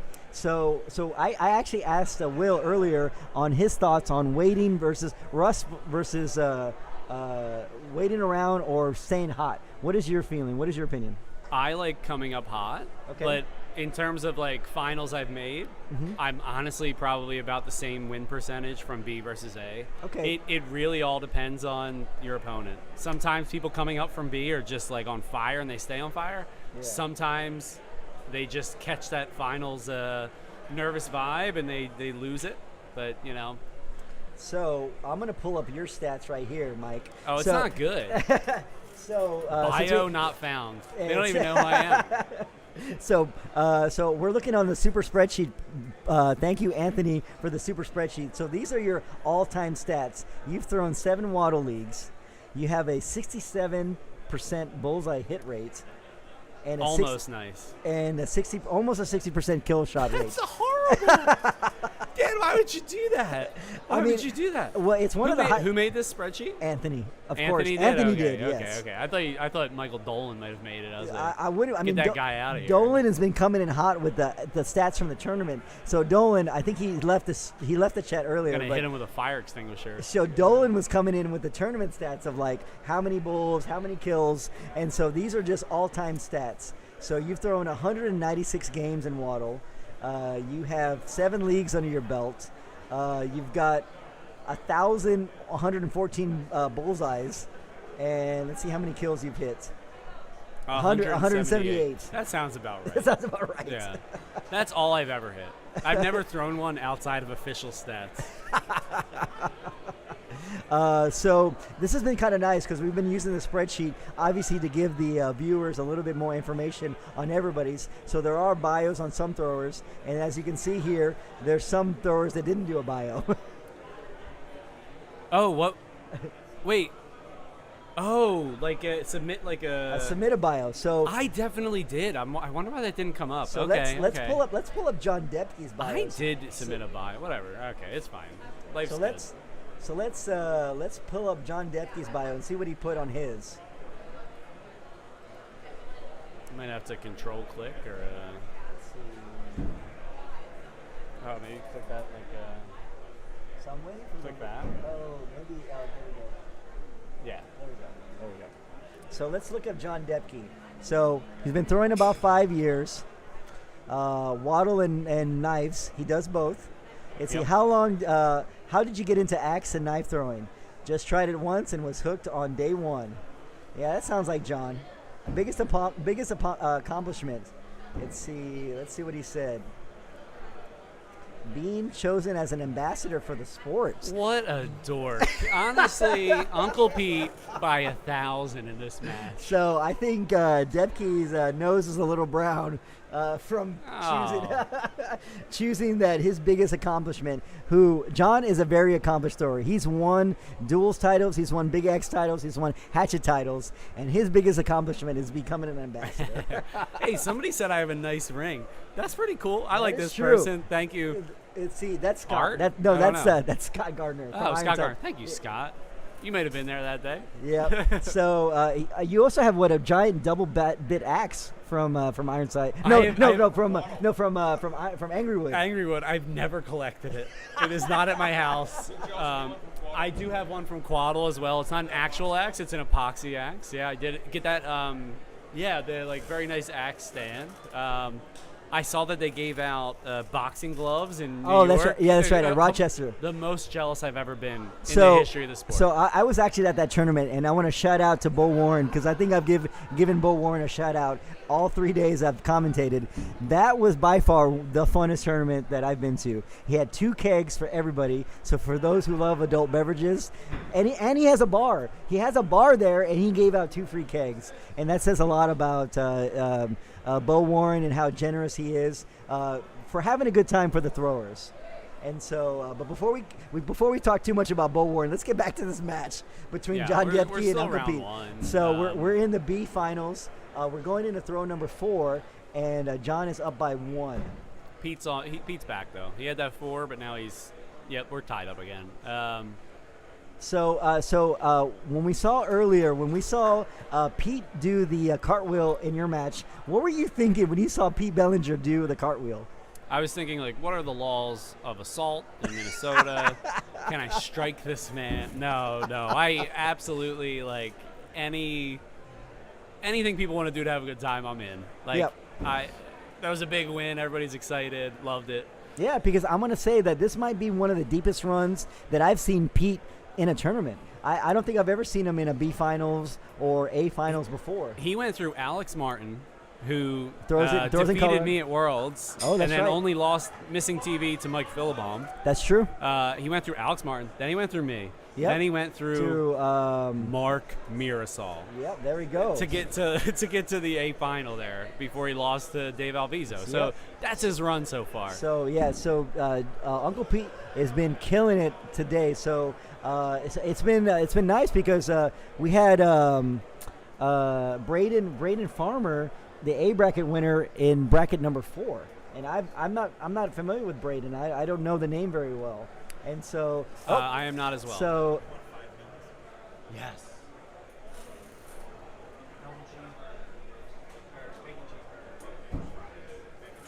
Yeah, plain. I apologize. Had to put in my order for food there. Yeah, there we this go. Is, now, Dan, I think this is very relevant commentary because in axe throwing, you have to have your mind straight and your axe straight. It's And true. the way to get your mind straight, if you're going to be hungry, you're going to be thinking about food, not You going to be can't- thinking about you can't axes. throw. You got to stay well fed. But to bring the commentary back here to the actual match, notice that Pete goes 6-4, 6-6, 4. Now he's going 5-5, but when Pete's missing, he's missing by a lot more. Yeah, you know what? So tell me, what do you think of Pete's throw? You know, because him and Matt Smith from Tommy Hawks are the only 2 throwers that I see have that kind of sideways dart throw. Yes. What do you think about that? Have you tried that before? Thank you for the question. Yes, I did. The very first league when Waddle changed the bull from the 3.5 to 1.5 to the 1.5 Yeah. bull. I tried to turn sideways and lean very far forward Yeah. with a 13-inch axe gang. Okay. And it kind of worked. Okay. But it kind of just was very tiring to do that over and To over reach again. over. So for those of you who don't know, Mike is actually stretching out while he's explaining this. Mike's got about a 13-foot wingspan. So I can imagine. Yeah, well, I wasn't able to get a full rotation. I Yeah, was there we touching go. the board That's as I right. leaned over. That was the problem there. Oh, did Pete turn out left? Ooh, so we No, got. I think Pete's in. I think. Oh, so it looks like we got. Oh, I don't know. John might be in too. Yeah, it's hard to tell. So. Let's see. Oh, he's got him in. He's got Pete so in. Pete is in, and let's look at John. Might have clipped it. It looks like it's right on the pin line. I'm gonna call it out. It's a 0. So this game is now out of reach. So wow. So But they may have agreed 9 and 10. Oh wait, it doesn't matter. It doesn't matter. It's out of reach. Oh my God, I didn't see. You know what? I apologize, viewers at home. I didn't see the 6-4 Pete to John. That totally flipped things around. Yeah, it did. So John. So we missed John throwing a 4 that that swung the match back into to Pete's favor. So again, this is game 1. John is not eliminated to say the least. So we're gonna go into a game 2. So. Sometimes those matches where the last throw's out of reach actually loosen you up. Okay. They almost feel better than a last throw loss. When you're just not even in the final throw, you're like, all right, we'll figure it out next round. I'm gonna try to reset and calibrate. So actually, that was a question that I asked Will on the stream too. We were watching you and we saw a couple of 4s in a row. It might have been. Oh, it was against Uncle Pete. It was Uncle Pete, yeah. And so we started. I think you got a little bit more animated. And I asked Will. I was like, is that what Mike does to kind of recenter himself? So is that true? Is that when you start getting a little more animated? Is that you trying to recenter yourself? Yes. Yeah. I don't want everyone else to be like awkward about how bad I am at axe throwing. So I turn around to them. I'm like, yeah, that was really bad. Like, don't worry, guys. I'm aware as well.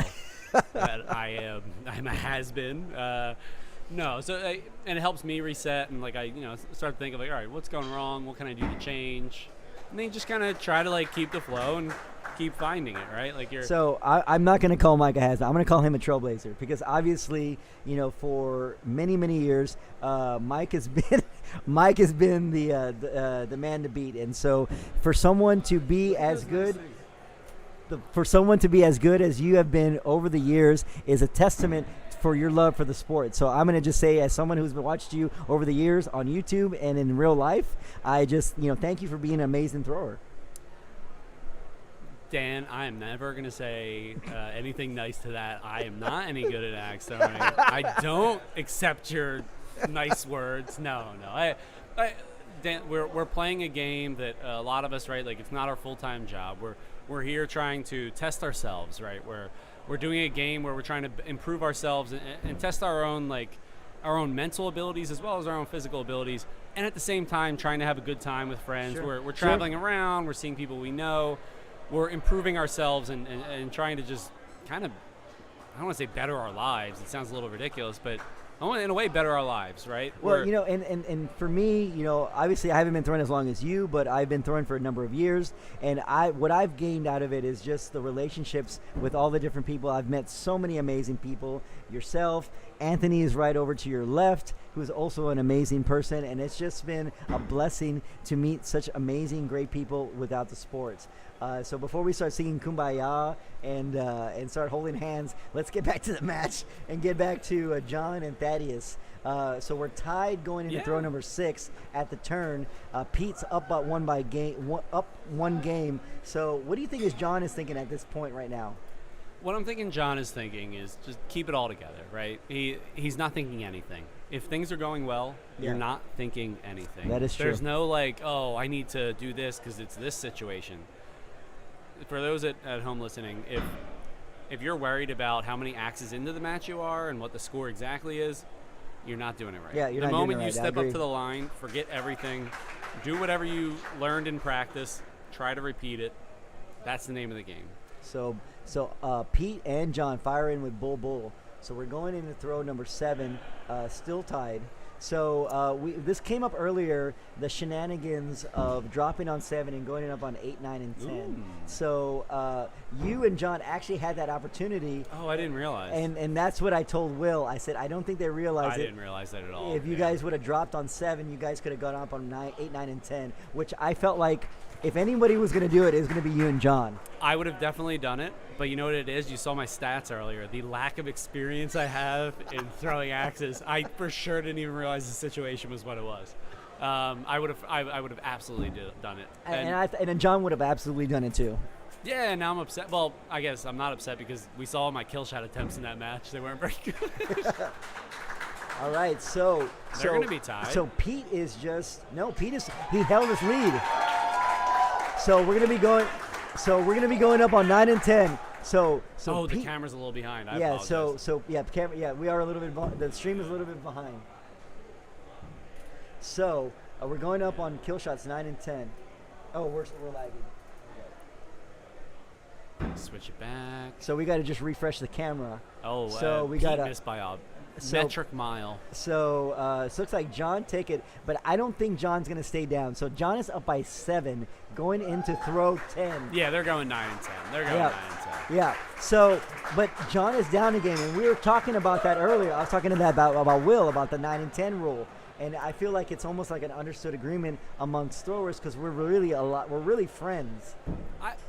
I would love to talk on this point. So to say this as clear as I can to everyone listening, when it is within a point or two, and you're like, I would like to go 9 and 10, what you do is you go back and you say very clearly to your opponent, 9 and 10, yes, and you say those words, and then if they say yes, 9 and 10, Yep. and you tap, we're good.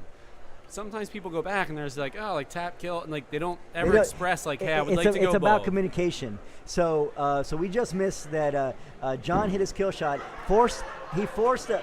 Wait, I don't even know what that was. That was their practice. I know that's right, but I don't know what John was doing.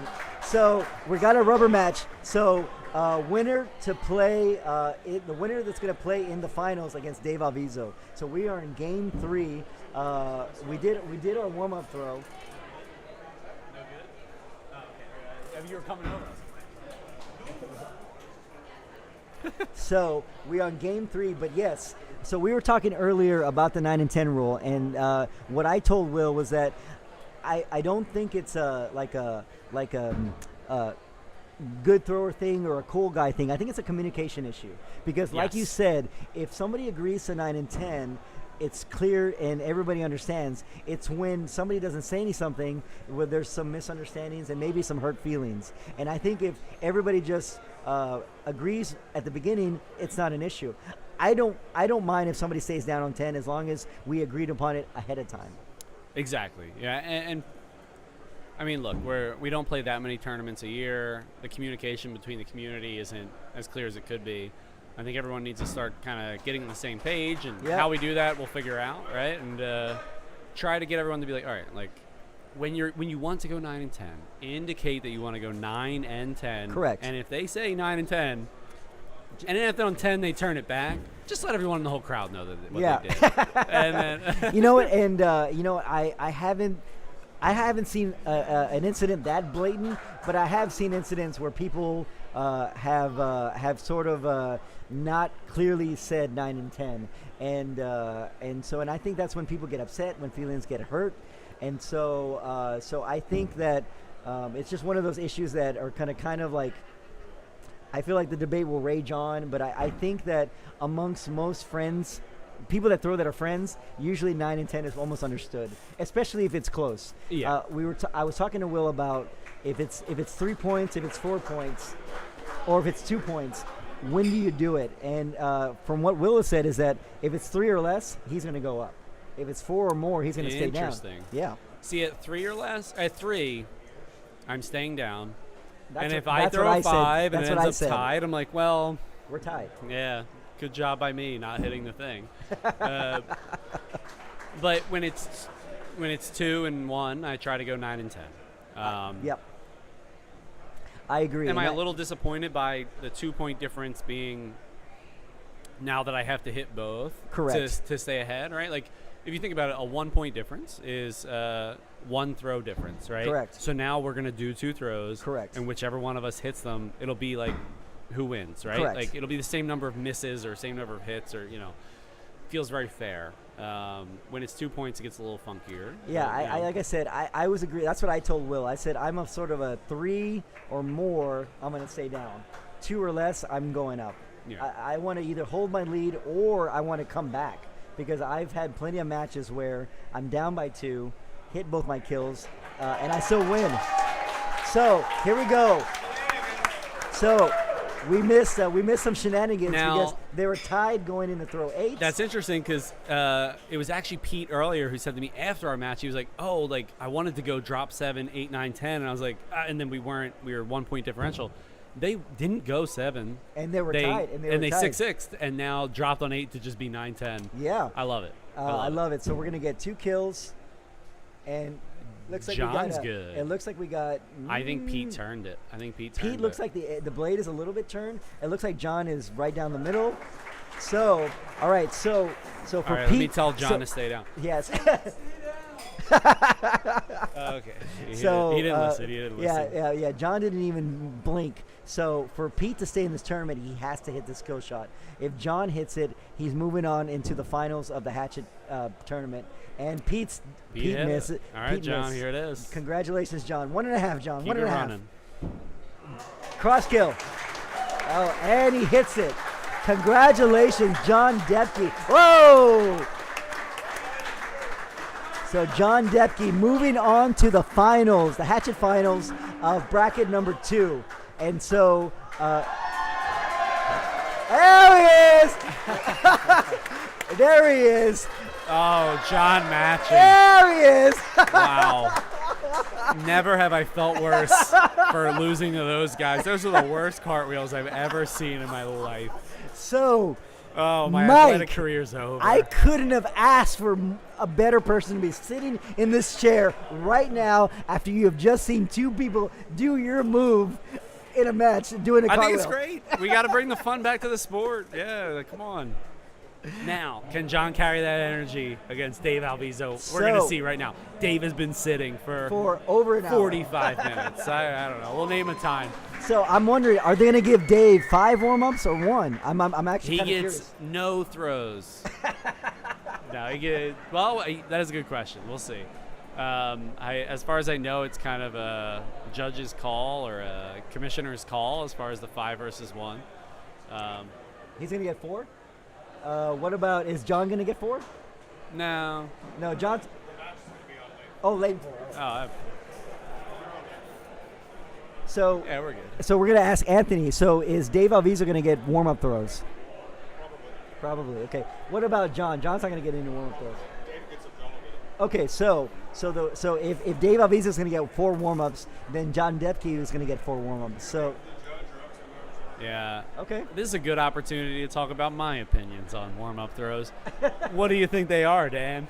Your warm-up throws? No warm-up throws. Oh, there we go. You're gonna go in colder than cold. So No, no. so you are actually the Tyler Flynn point of view, because I've had this argument with Tyler Flynn. Yeah. Because at Throw Ohio, were you at Throw Ohio last year?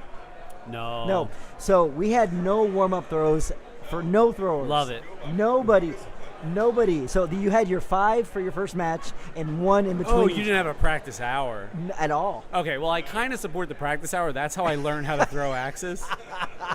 I kind of missed it today because I may or may not have been at my hotel. May or may not. Using the lavatories, and then was texted, "Hey, your bracket's warming up," and I was like, "Whoops, gotta come back." Better come over here. I Okay. ran back over, but I think of this: warm-up hour, I'm fine with.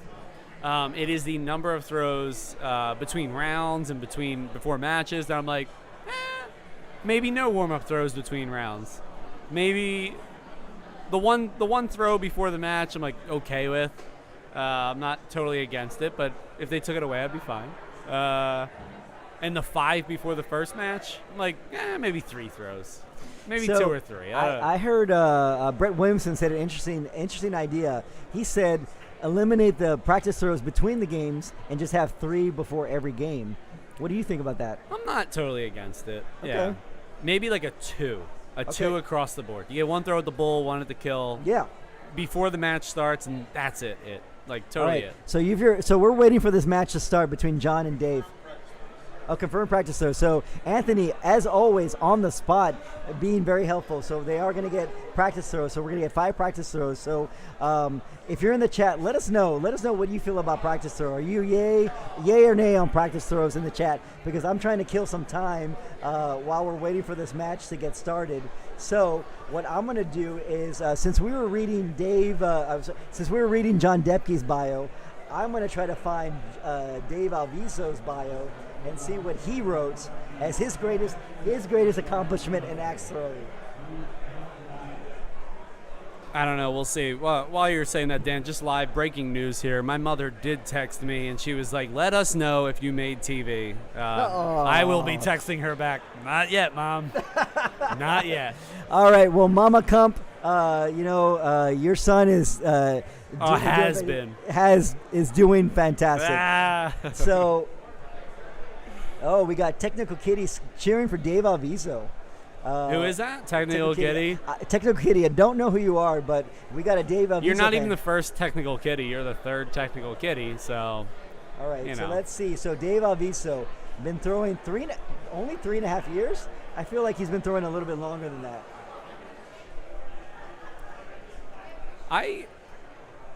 Dave Alviso, 37 years old, way over the hill. How did he get into the sport? So Dave a birthday Alviso, party. So Dave what a copycat. Biggest accomplishment in Dave Alviso's career. Proud of winning another U.S. Open championship in another throwing style. So he is a very accomplished thrower in many throwing styles. So that is Dave Alviso's biggest accomplishment. Yeah, he's pretty good. Yeah, he's I'm not pretty gonna good. lie, he's pretty good. So if I'm remembering right, I don't know if it was Worlds or the U.S. Open last year. He came in. He got to this match. That is true. He got to the match to make before TV. Yeah. They're gonna be able to hear us this whole match. Hi, Dave. They're gonna be able to hear. I'll try to talk quieter into the mics, just so I don't want to distract them and stuff. I don't want to be too big of an influence in the match, but. So now we have our judge in a beautiful fisherman's bucket hat. Wait, is that who is that? It almost looked like Mr. Morton, but I don't think it is. That is actually Michael Day. Michael Day out of Indianapolis. So he's a thrower. Okay. He was throwing earlier today in Hatchet. So that's who our judge is in the what is that? Fisherman's hat? Gilligan's Isle hat. And he's got the Crocs on. Blue Crocs. So Technical with Kitty socks. Threw with Dave in a marathon, and he's cheering for Dave. So all right, let us know in the chat. Are we Team Dave or are we Team John? Yeah, let us know. So Technical Kitty is claiming that Dave's a great guy. If you don't agree, come to the chat. Tell us what you think. Give your real opinion. Who's a better guy, John or Dave? No, just kidding. that is actually a very, very. I think on our scoring here, Dan, we gotta update our thingies. Yeah, we gotta we gotta fix the. Anthony's streaming setup, extremely fancy, by the way. Pretty dang cool. I have to say that you guys had a pretty good streaming setup at Keystone too. It would have been nice if both lanes worked when we were streaming it, but you know what? Sometimes it does, sometimes it doesn't.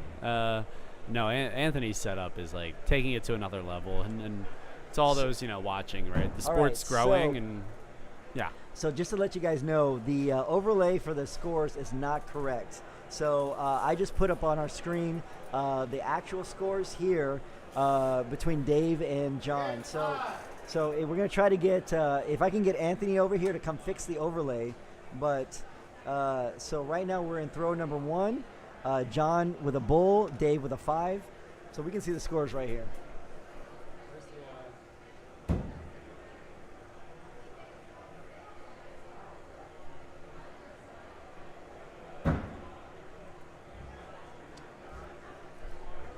All right, so we're going into throw. All right. So we're going into throw number 2. John is up by 1. Looks like John with a 5 and then Dave with a 6. So John gave that lead right back. So we're going into going into throw number 3.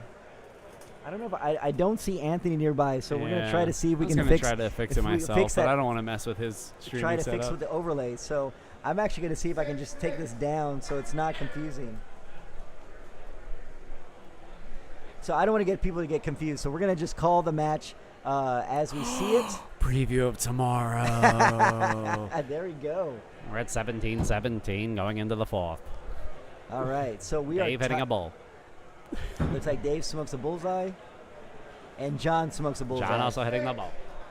We got a little bit of delay in our 2 different cameras. That Maybe see what happens here. All right. So again, this is the B finals. Oh, actually, this is the finals for the match to see who's going to go on to ESPN. So we got Dave Alviso, our A bracket champion, versus John Depkey, our B bracket champion. Can I just say this so far, Dan? Both throwers looking really good. All Way right, so- different than their previous matches. What's right that? now, they're both looking really, really good. As we come to the turn, this one's going to get hot. I'm going to tell you it right now. Ooh, we got a low. That might be a 4 from Dave. Is it? Is it that low? Ooh, just the angle. No, oh, it's a 5. It's a 5. Just the angle of the axe kind of made it look like it wasn't in the 5 ring. So it looks like we got John up by 1 going into throw number 7. Dave with a bull. And we got John with the bull. So Finer right in there. So John is maintaining his lead. 6-5. Ooh. Oh, that was a 5 from John. So we might be tied. We are tied. So we are tied, and I'm wondering if we're going to see shenanigans, and we're not. Because this is definitely the scenario that we were talking about. Yeah. Drop on 7, go up in 8, 9, and 10. But I don't know. I feel like Dave is not really a shenanigans guy. No, Dave isn't no shenanigans guy. We're gonna see Depkey definitely bull. Okay, we got. It looks like we got a Alviso bull. close. All Yep, and we're right, gonna be so we're tied still into tied. 9 and 10. All right, so it looks like we're gonna start seeing some kill shots.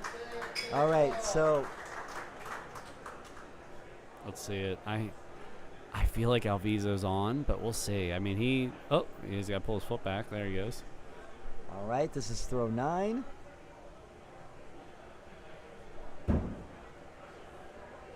Ooh, Dave smokes it. Dave with a hit, So does John. and John smokes it as well. And so we are still tied. So we're tied going into throw 10, 54-54. As soon as we can find Anthony, we'll try to fix the overlay. I don't see Anthony anywhere near our booth. He so, quit. He's so we're going to gone. just call it as the matches keep going on. So this is throw 10. We're tied.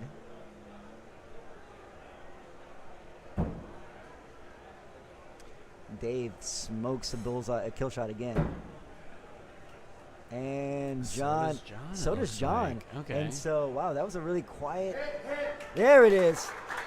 So maybe the crowd was being a little quiet because they weren't sure if Dave had hit. 62-62. So they're just making it look Not easy. too shabby. Pair of 62s going into overtime throws number 1. Oh, here comes Anthony. I can see Anthony now. He's coming to save us. He's going to come save our butts because the overlay is not correct on the stream. So we're going to let Anthony jump in here to fix it.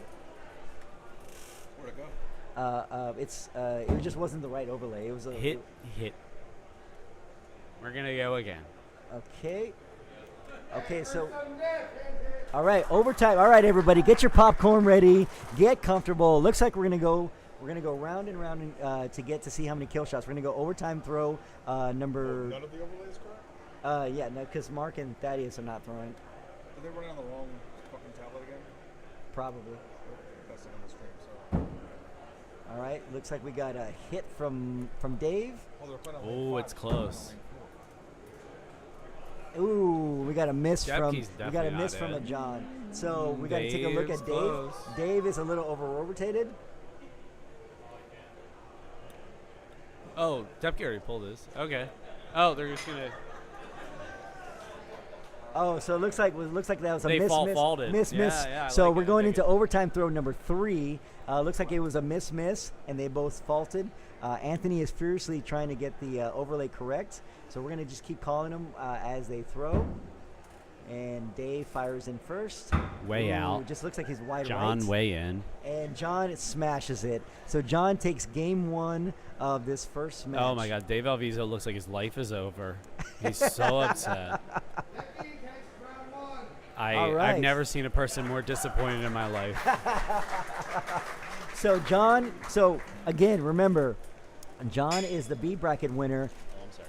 Dave is the A bracket winner, so John actually has to take the first best 2 out of 3 just to stay in the tournament. So we were talking about this earlier with Gustin and Smith. When Gustin had been sat for a long time, he got double dipped by Ryan. So I feel like the whole time that Gustin was throwing, he was kind of trying to find his throw. When Smith was just on fire, he just did not miss. Didn't give him a chance to breathe. Been there. Yeah, 2020 Worlds. Yeah. But we're not going to see that right now. Bull. All right, so I think we got the overlay fixed. Thank you, Anthony, again, with your expertise. So the overlay should be correct now. So we got a pair of bulls on the first throw. Okay, I'm going to hit the screen to see if we can get the timing correct again.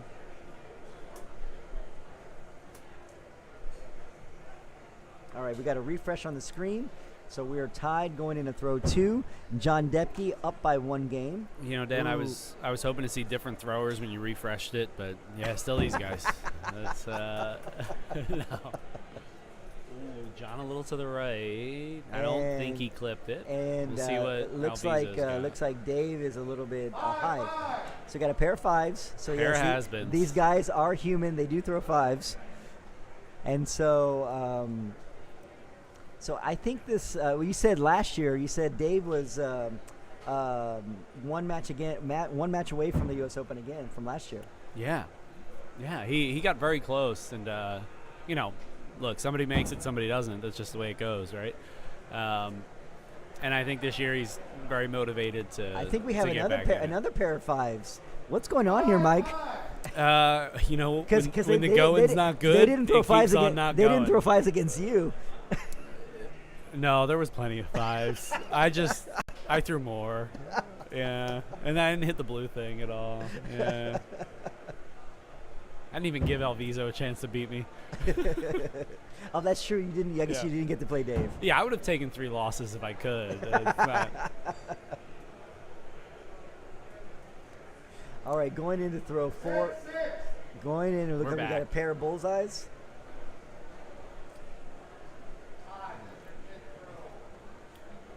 So, just to update everybody, we got Dave Alviso in the green and black, and we got John Depkey in the black and purple. Dave looks like he got another bullseye. And John smokes another bullseye. Dave Alviso accepting his receding hairline, shaving his head. Depkey in denial, wearing a hat. I think that is the analysis here from the booth. Shout out to male pattern baldness. yeah. Why don't you guys work on that, scientist? There we go. That's right. Male pattern baldness is the real winner of this match. Yeah. All right, going into throw number 6. Dave is up by 1, but he's also down a game in this match. He fell off to the right. Oh, he might have. He's slapping himself in the face. He's not happy about it. All right, Dave slapping himself. Newly fathered Dave. So again, Dave is a newly fathered Dave. Oh, as Kump gives Dave a little wave. Just to let you guys know who's watching the stream, we are directly behind the throwers. We're just to the right of Dave Alviso, so we can actually see them as we're commenting. So just to give a little insight, people will be like, oh my God, why would you ever interact with a thrower during the match? Okay. Most of the time when somebody does something like that, especially when I do it, it relaxes somebody. Like, I would bet my life he's going to throw a bull right now. Did he? Yeah, and looks and like it's a bull. Fired it right in there. Yeah, right in the bull. Because it's just like a resetting, like, all right, let's calm down, get back to the John's thing. fired another bullseye. So these guys are both locked in. Uh-oh. John is looking at Dave. I think we might see some shenanigans. Mm-hmm. Is Dave going to go for the shenanigans? So we're going to drop and go 7, 8. Yes! Shenanigans for the win. No, just 9 and 10. Just 9 and 10. Oh, is it 9 and 10? Yeah. Oh, it's just 9 and 10. Okay. I thought it was 8, 9, and 10 because I was going to get super excited. All right, so we're going into throws 9 and 10. Both kill shots have been called. Dave splits it, top Dave and bottom. Smashes it, dead center. The old hot mom right there. All right, let's see Depkey. And John, he might have. Okay. Hey, so, Dave, stay down. Somebody in the crowd calling for Dave to stay down. Really fucked Yeah, up. yeah. Who is Too that nice. guy calling Dave to stay down? All right, we're going into throw number 10. So if Dave hits this, we'll move on to a rubber match. If he misses, he'll give John a chance to tie. And, I don't think he hit it. Dave misses. Dave misses, and John takes advantage and smokes it. But it's not over yet. Overtime. We're going to go into overtime throws. Oh, it's a miss from John. Oh, wow. It looked good from the stream here. It looked like he hit it right on the bottom.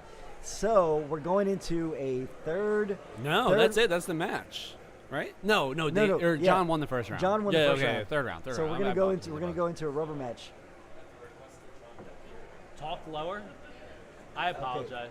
Okay. Oh, were you talking about your throwing? Yeah.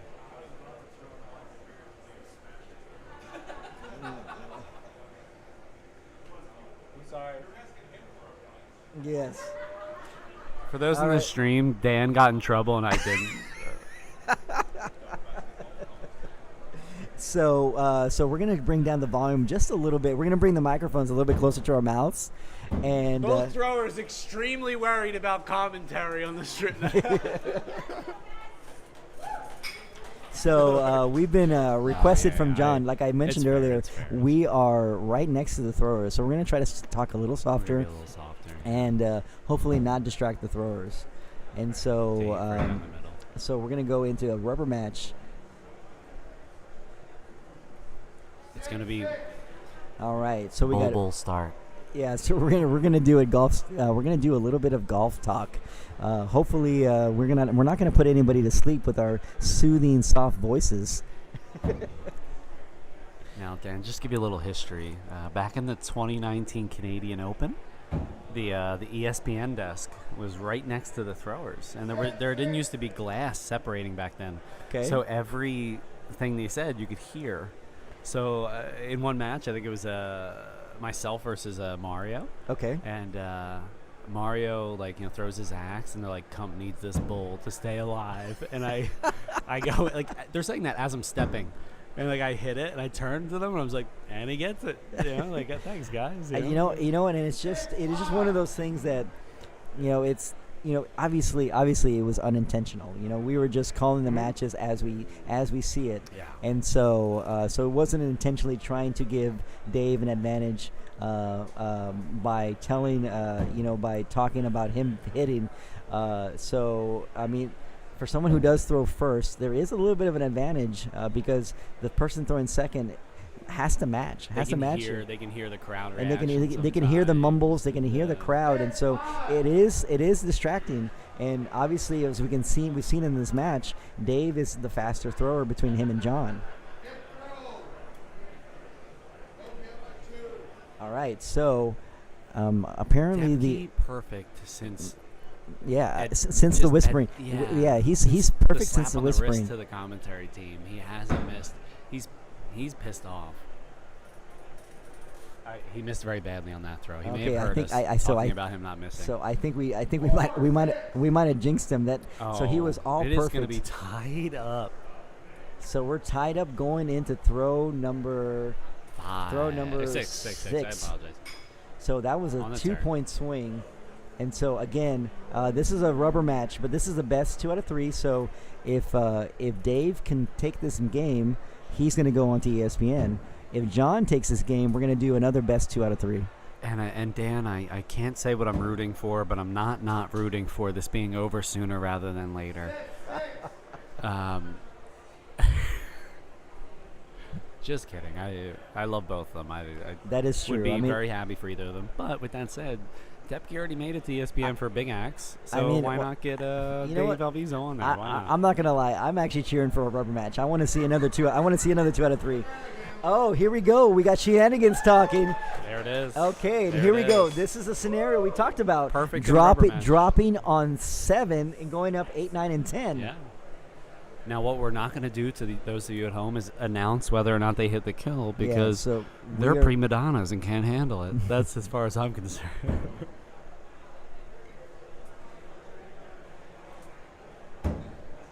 So it looks like we got a hit from Dave, and we look like we got a hit from John. So we got a hit on throw number 8. It looks like John is clearly in. There we go. All right. Wow. So we're gonna go into throw number 9, still tied. All right, number 9. But I love that we got the drop on 7, 8, 9, and 10 shenanigans. I like it. I do like it a lot.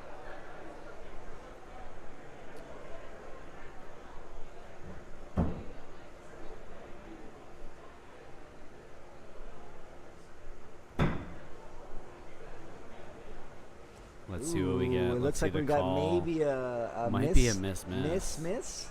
It's kind of hard to tell from the angle. We can't actually see from the booth. It is a miss. So we're still tied.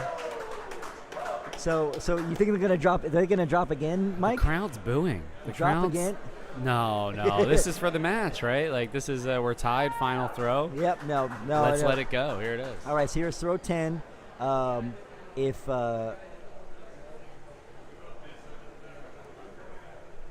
I agree, guys. All right, we're gonna go throw 10. Let's see what happens. Still tied at 42. We can see Depkey's kill shot from here. We can't see the other ones. Alviso hit. John hit Looks like too. we got a miss.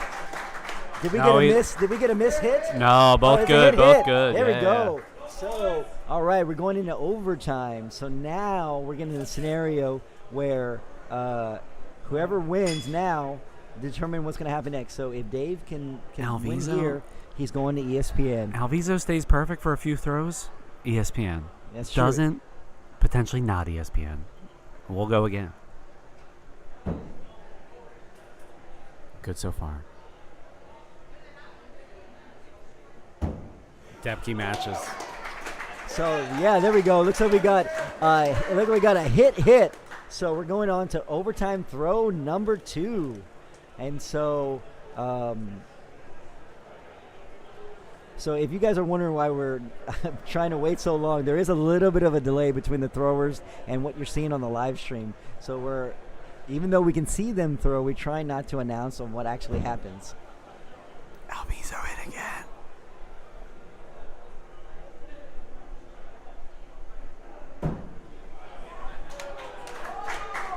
Oh, it looks like we got a hit from John. I don't know about Dave. They're both good. There we go. Hit again. Hit again. All right, guys. Hope you're sitting down with your popcorn. Going into overtime throw number 3. Again, this match is going to determine who's going to go on to ESPN.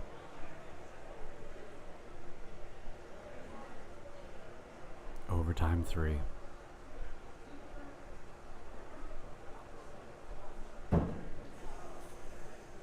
Alviso way outside. Depkey splits it. We're going to a second All right, round. Dave is We're a going little to second high, match. and Depkey. Wow. So Depkey, John stays alive, forcing another best 2 out of 3. So we're going into the final match. And so what a great turn. That was pretty awesome. I know I was feeling a little bit bad because I felt like we kind of messed up John. No, but he ended up winning. But he ended up winning, so it worked out. So we're gonna go to another best 2 out of 3. And you know what, Dan? I think I'm gonna leave to go eat my food. I'm gonna get ready for duels Okay. the best way I know how, and we're gonna pull somebody in that's better at commentary than me, and we'll let them call Mike, the match. so Somebody who's gonna piss off Depkey less, we'll do that. all right, Mike. Just for the record, he pointed out it was your fault, Dan. That's on his. I don't know. That's right. I'm kidding. All right, Mike. Thank you for hanging out. Thank you. Thank you. And like I said,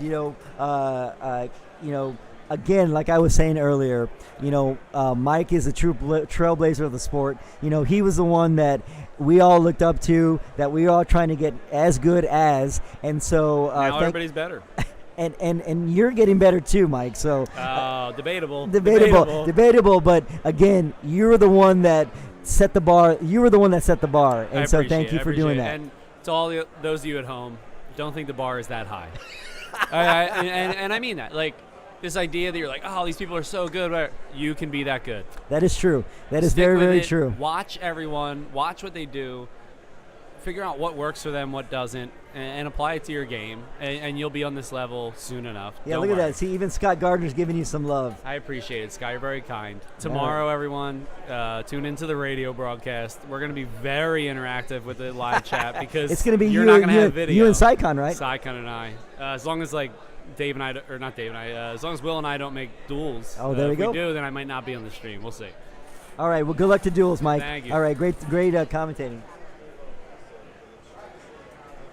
All right. So now we're getting into the final Hatchet match to determine who's going to go on to ESPN. Next, we're going to go the next 2 out of 3. Good job, Mike. So we're going to get into the best next 2 out of 3.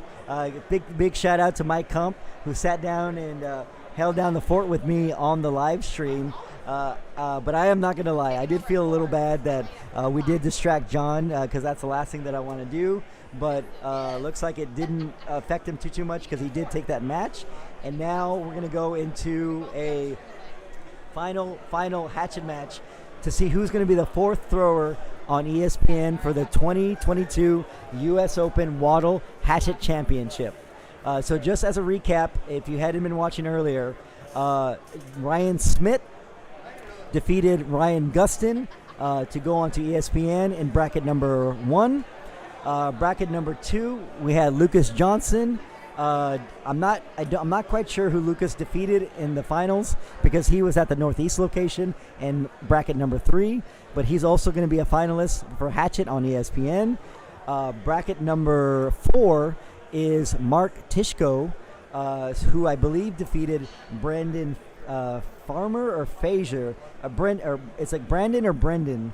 I'm not too familiar with Brendan, but shout out to Brendan because I hadn't seen his name in a A bracket finals. He actually won the A bracket for bracket number 4, and now we're gonna determine who's gonna be the 4th and final Hatchet thrower to go on to ESPN. And joining me in the live stream booth, if you heard a chair squeaking and screeching, I know, it's a very squeaky chair. it is a squeaky chair. We have the one and only lovely Tabitha Fisher. Hello. Hello, Tabitha Fisher. And so what I'm going to do is I'm going to turn my back and I'm going to make Tabitha smile to show her my jersey.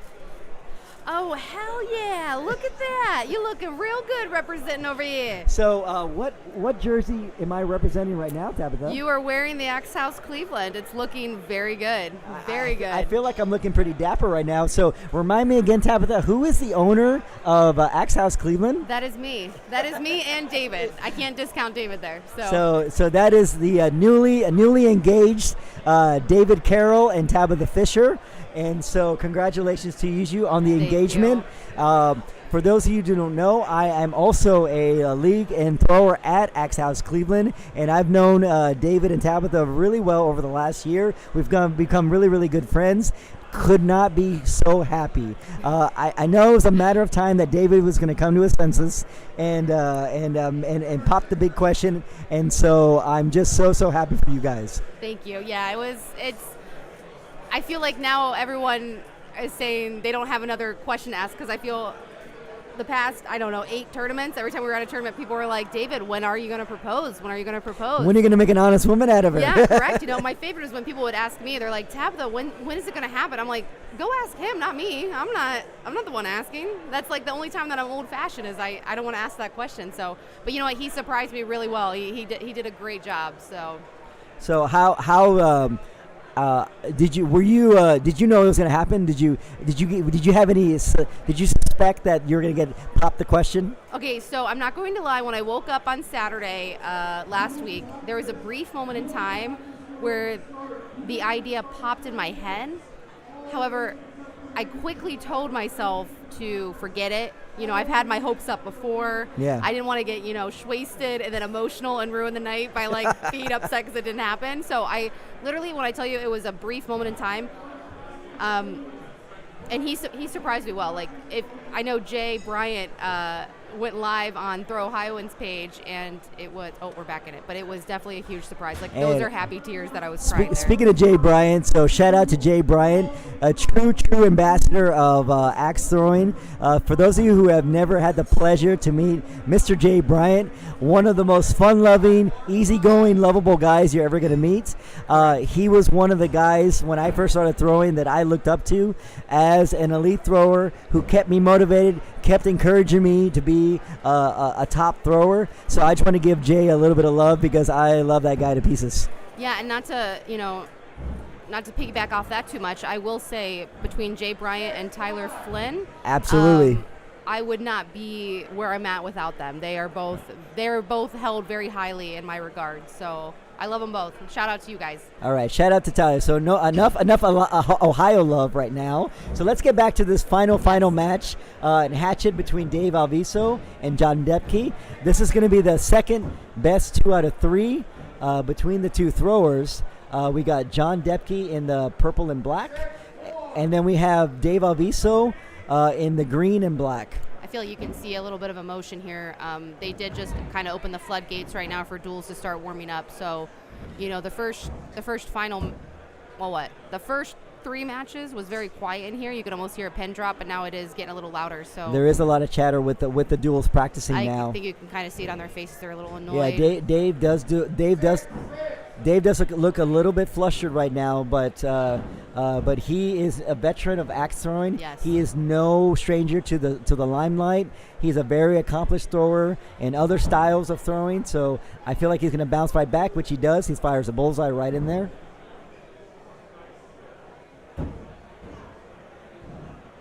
And so does John. John is not letting Dave breathe.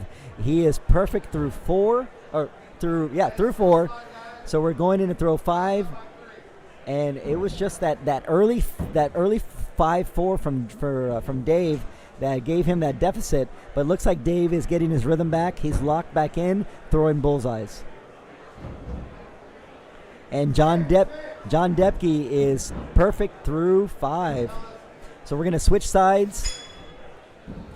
Going in to throw number 6. Again, this is the final best 2 out of 3. Dave Alviso was your A bracket winner, but John Depkey, who was the B bracket winner, gave him a loss. And I've mentioned this before, but John Depkey is having a hell of a U.S. Open. He is already a finalist in Big Axe, and he is 1 match away here from being a finalist in Hatchet. So amazing throwing from John Depkey. And again, continuing the bullseye streak. Already on throw 7. John's up by, is it 3? Tabitha, are you doing any other judging in the tournament today? Yes, you guys will see me on this streaming lane here at 4 o'clock for duels, as long as that starts on time. So my shift is supposed to be 4 to 7, so I will be on there. Look at that, another set of bullseyes. So these guys are just locked in. I mean, they're just making it so easy. And they're they've been throwing for a while. John's been battling back from the B bracket, so he has just been locked in and just throwing bullseye after bullseye after bullseye. And yet throws another bullseye. All right, so John is not letting Dave breathe at all. So John has not relinquished his 3-point lead. So John is going to stay down, up by 3. And so what would you do, Tabitha, if you were up by 3? Do you stay down or do you go? Yes. Do you go up with them? No, I stay down. Ooh, looks Honestly, like. I can't lie. I think it would just depend on where I'm at in the moment, because today, actually, my last match, we talked about going up on 10. But then I was thinking about it too much that I knew I wasn't going to hit it, so I chose to stay down. And so it has to be a brief of a moment. It has to be a quick response. And actually, staying down might have hurt John because he threw the first 5 of the match.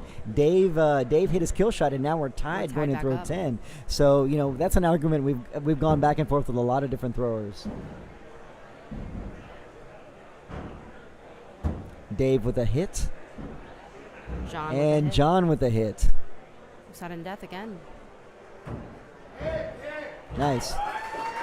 So, since they're so close, just be careful because they can't hear us, the throwers, and they're a little bit ahead of the stream, so just be really careful. All right, now we're going into sudden death.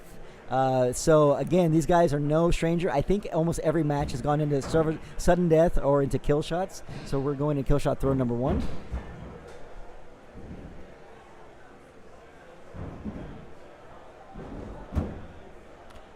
Looks like Dave a little low, and John might be a little wide. So it looks like we might have a miss. So I'm wondering if they're going to fault, or are they going to just go for a measurement? Oh, wow. So we are still tied going into overtime throw number 2. Both of those hits were very, very close. All right, overtime throw number 2. And this is where I leave you. They are calling judges, so I have to go be part of that pack. I'll see you a little bit. All right, thanks, Tabitha. Thanks for hanging out in the booth.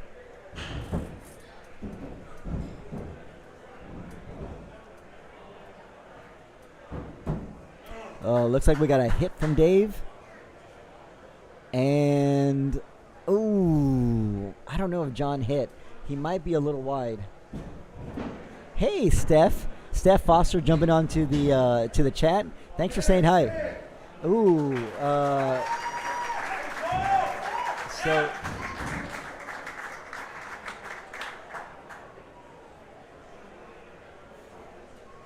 I'm trying to see who.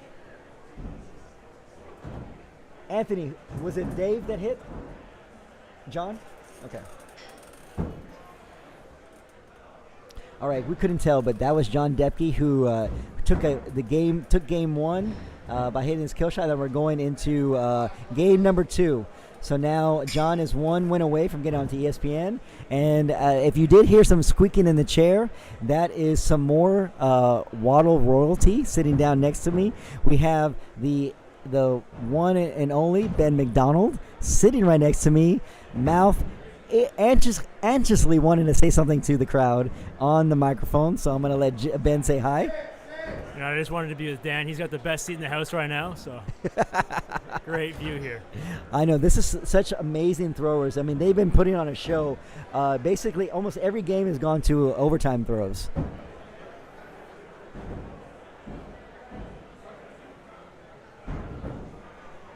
Ooh, looks like we got a low 5, maybe a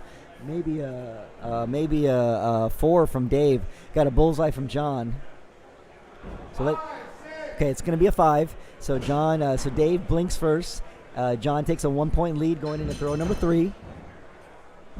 Now I don't know how well our viewers can see this, but when John's throwing, the focus on his face is incredible. So Ben, looks like Scott Gardner saying hi to you on the chat. Oh no way! Hey Scott, hope you're feeling better, bud. Exactly, Scott. Sending you positive vibes and hoping you're feeling better, Scott. Man, nothing but bullseyes. When John throws, just watch his mouth. His tongue comes out. The focus is incredible. Really? I haven't really noticed that. We had noticed about John that once he goes into B bracket, he turns his hat around. As opposed to an A bracket, he has his hat forward.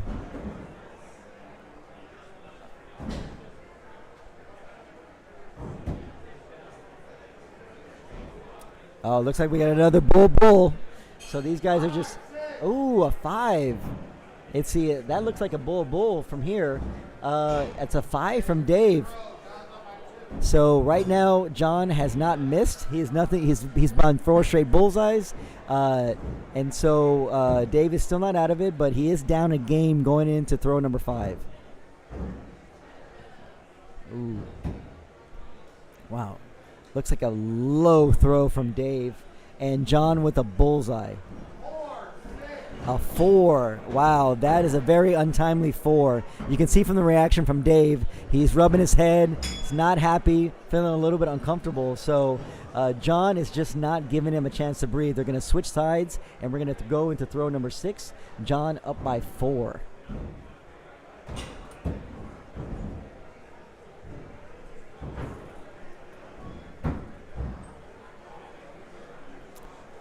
Dave going down to his knees. Looks like it might be a 5.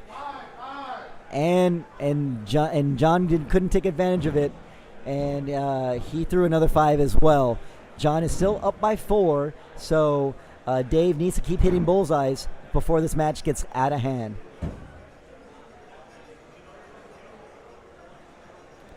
Throw number 7. Bullseye from Dave. And a bullseye, it looks like a bullseye from John. So there it is. John still up by 4, going in a throw number 7. Oh, 8, sorry. Throw number 8. So I'm wondering if Dave is going to want to call a kill shot. Nope, he is not. So he's going to stay down by 4, going in a throw number 8.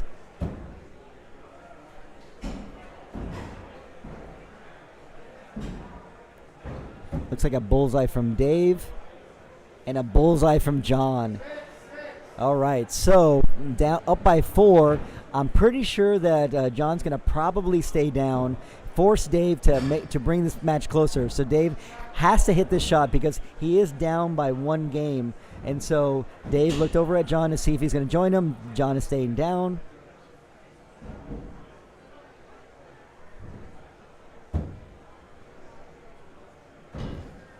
Oh.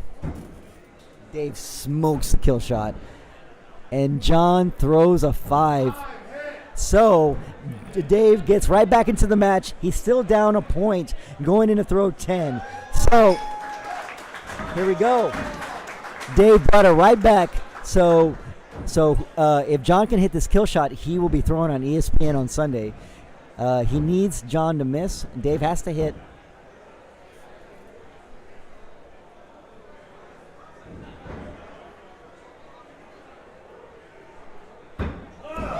And looks like we got a hit. John Depkey going back-to-back disciplines, back to ESPN. Congratulations, John Depkey, who's going to be throwing in Big Axe and in Hatchet. What an amazing display. John is having a hell of a U.S. Open. Big shout out to Dave Alviso. This is back-to-back U.S. Opens where he was 1 match away from going to ESPN. Way to go, John Depkey. I'm super happy for John. I love that guy so much. I also love Dave as well. I couldn't be more prouder for both these guys. They put on a hell of a show here in Hatchet. Congratulations, John. I'm gonna go over there, give John a hug myself because I'm super happy for him. And so, congratulations, John, who's gonna be throwing in Big Axe and in Hatchet. Thanks, Dr. Dan. That was a fantastic thing to watch in person. Hopefully it was equally as great on the live stream. All right, so I'm going to have to stop this live stream so I can redo the URLs to pull up the duels scores within the live stream. So we're going to stop this stream. I'm going to fix the graphics, and then I will start a new stream, and I will post those links all over Facebook for you guys to jump back on within the next 5 or 10 minutes. They are still running duels practice, so we have a little bit of time to take a break. I have to split the stream up after X amount of hours. YouTube will automatically kill the stream, so we're going to start a fresh one to reset that timer. Thanks for everyone who's watching, and be sure to keep an eye on Facebook for the updated link for the duels portion of the 2022 U.S. Open here in Minneapolis. Thanks, guys.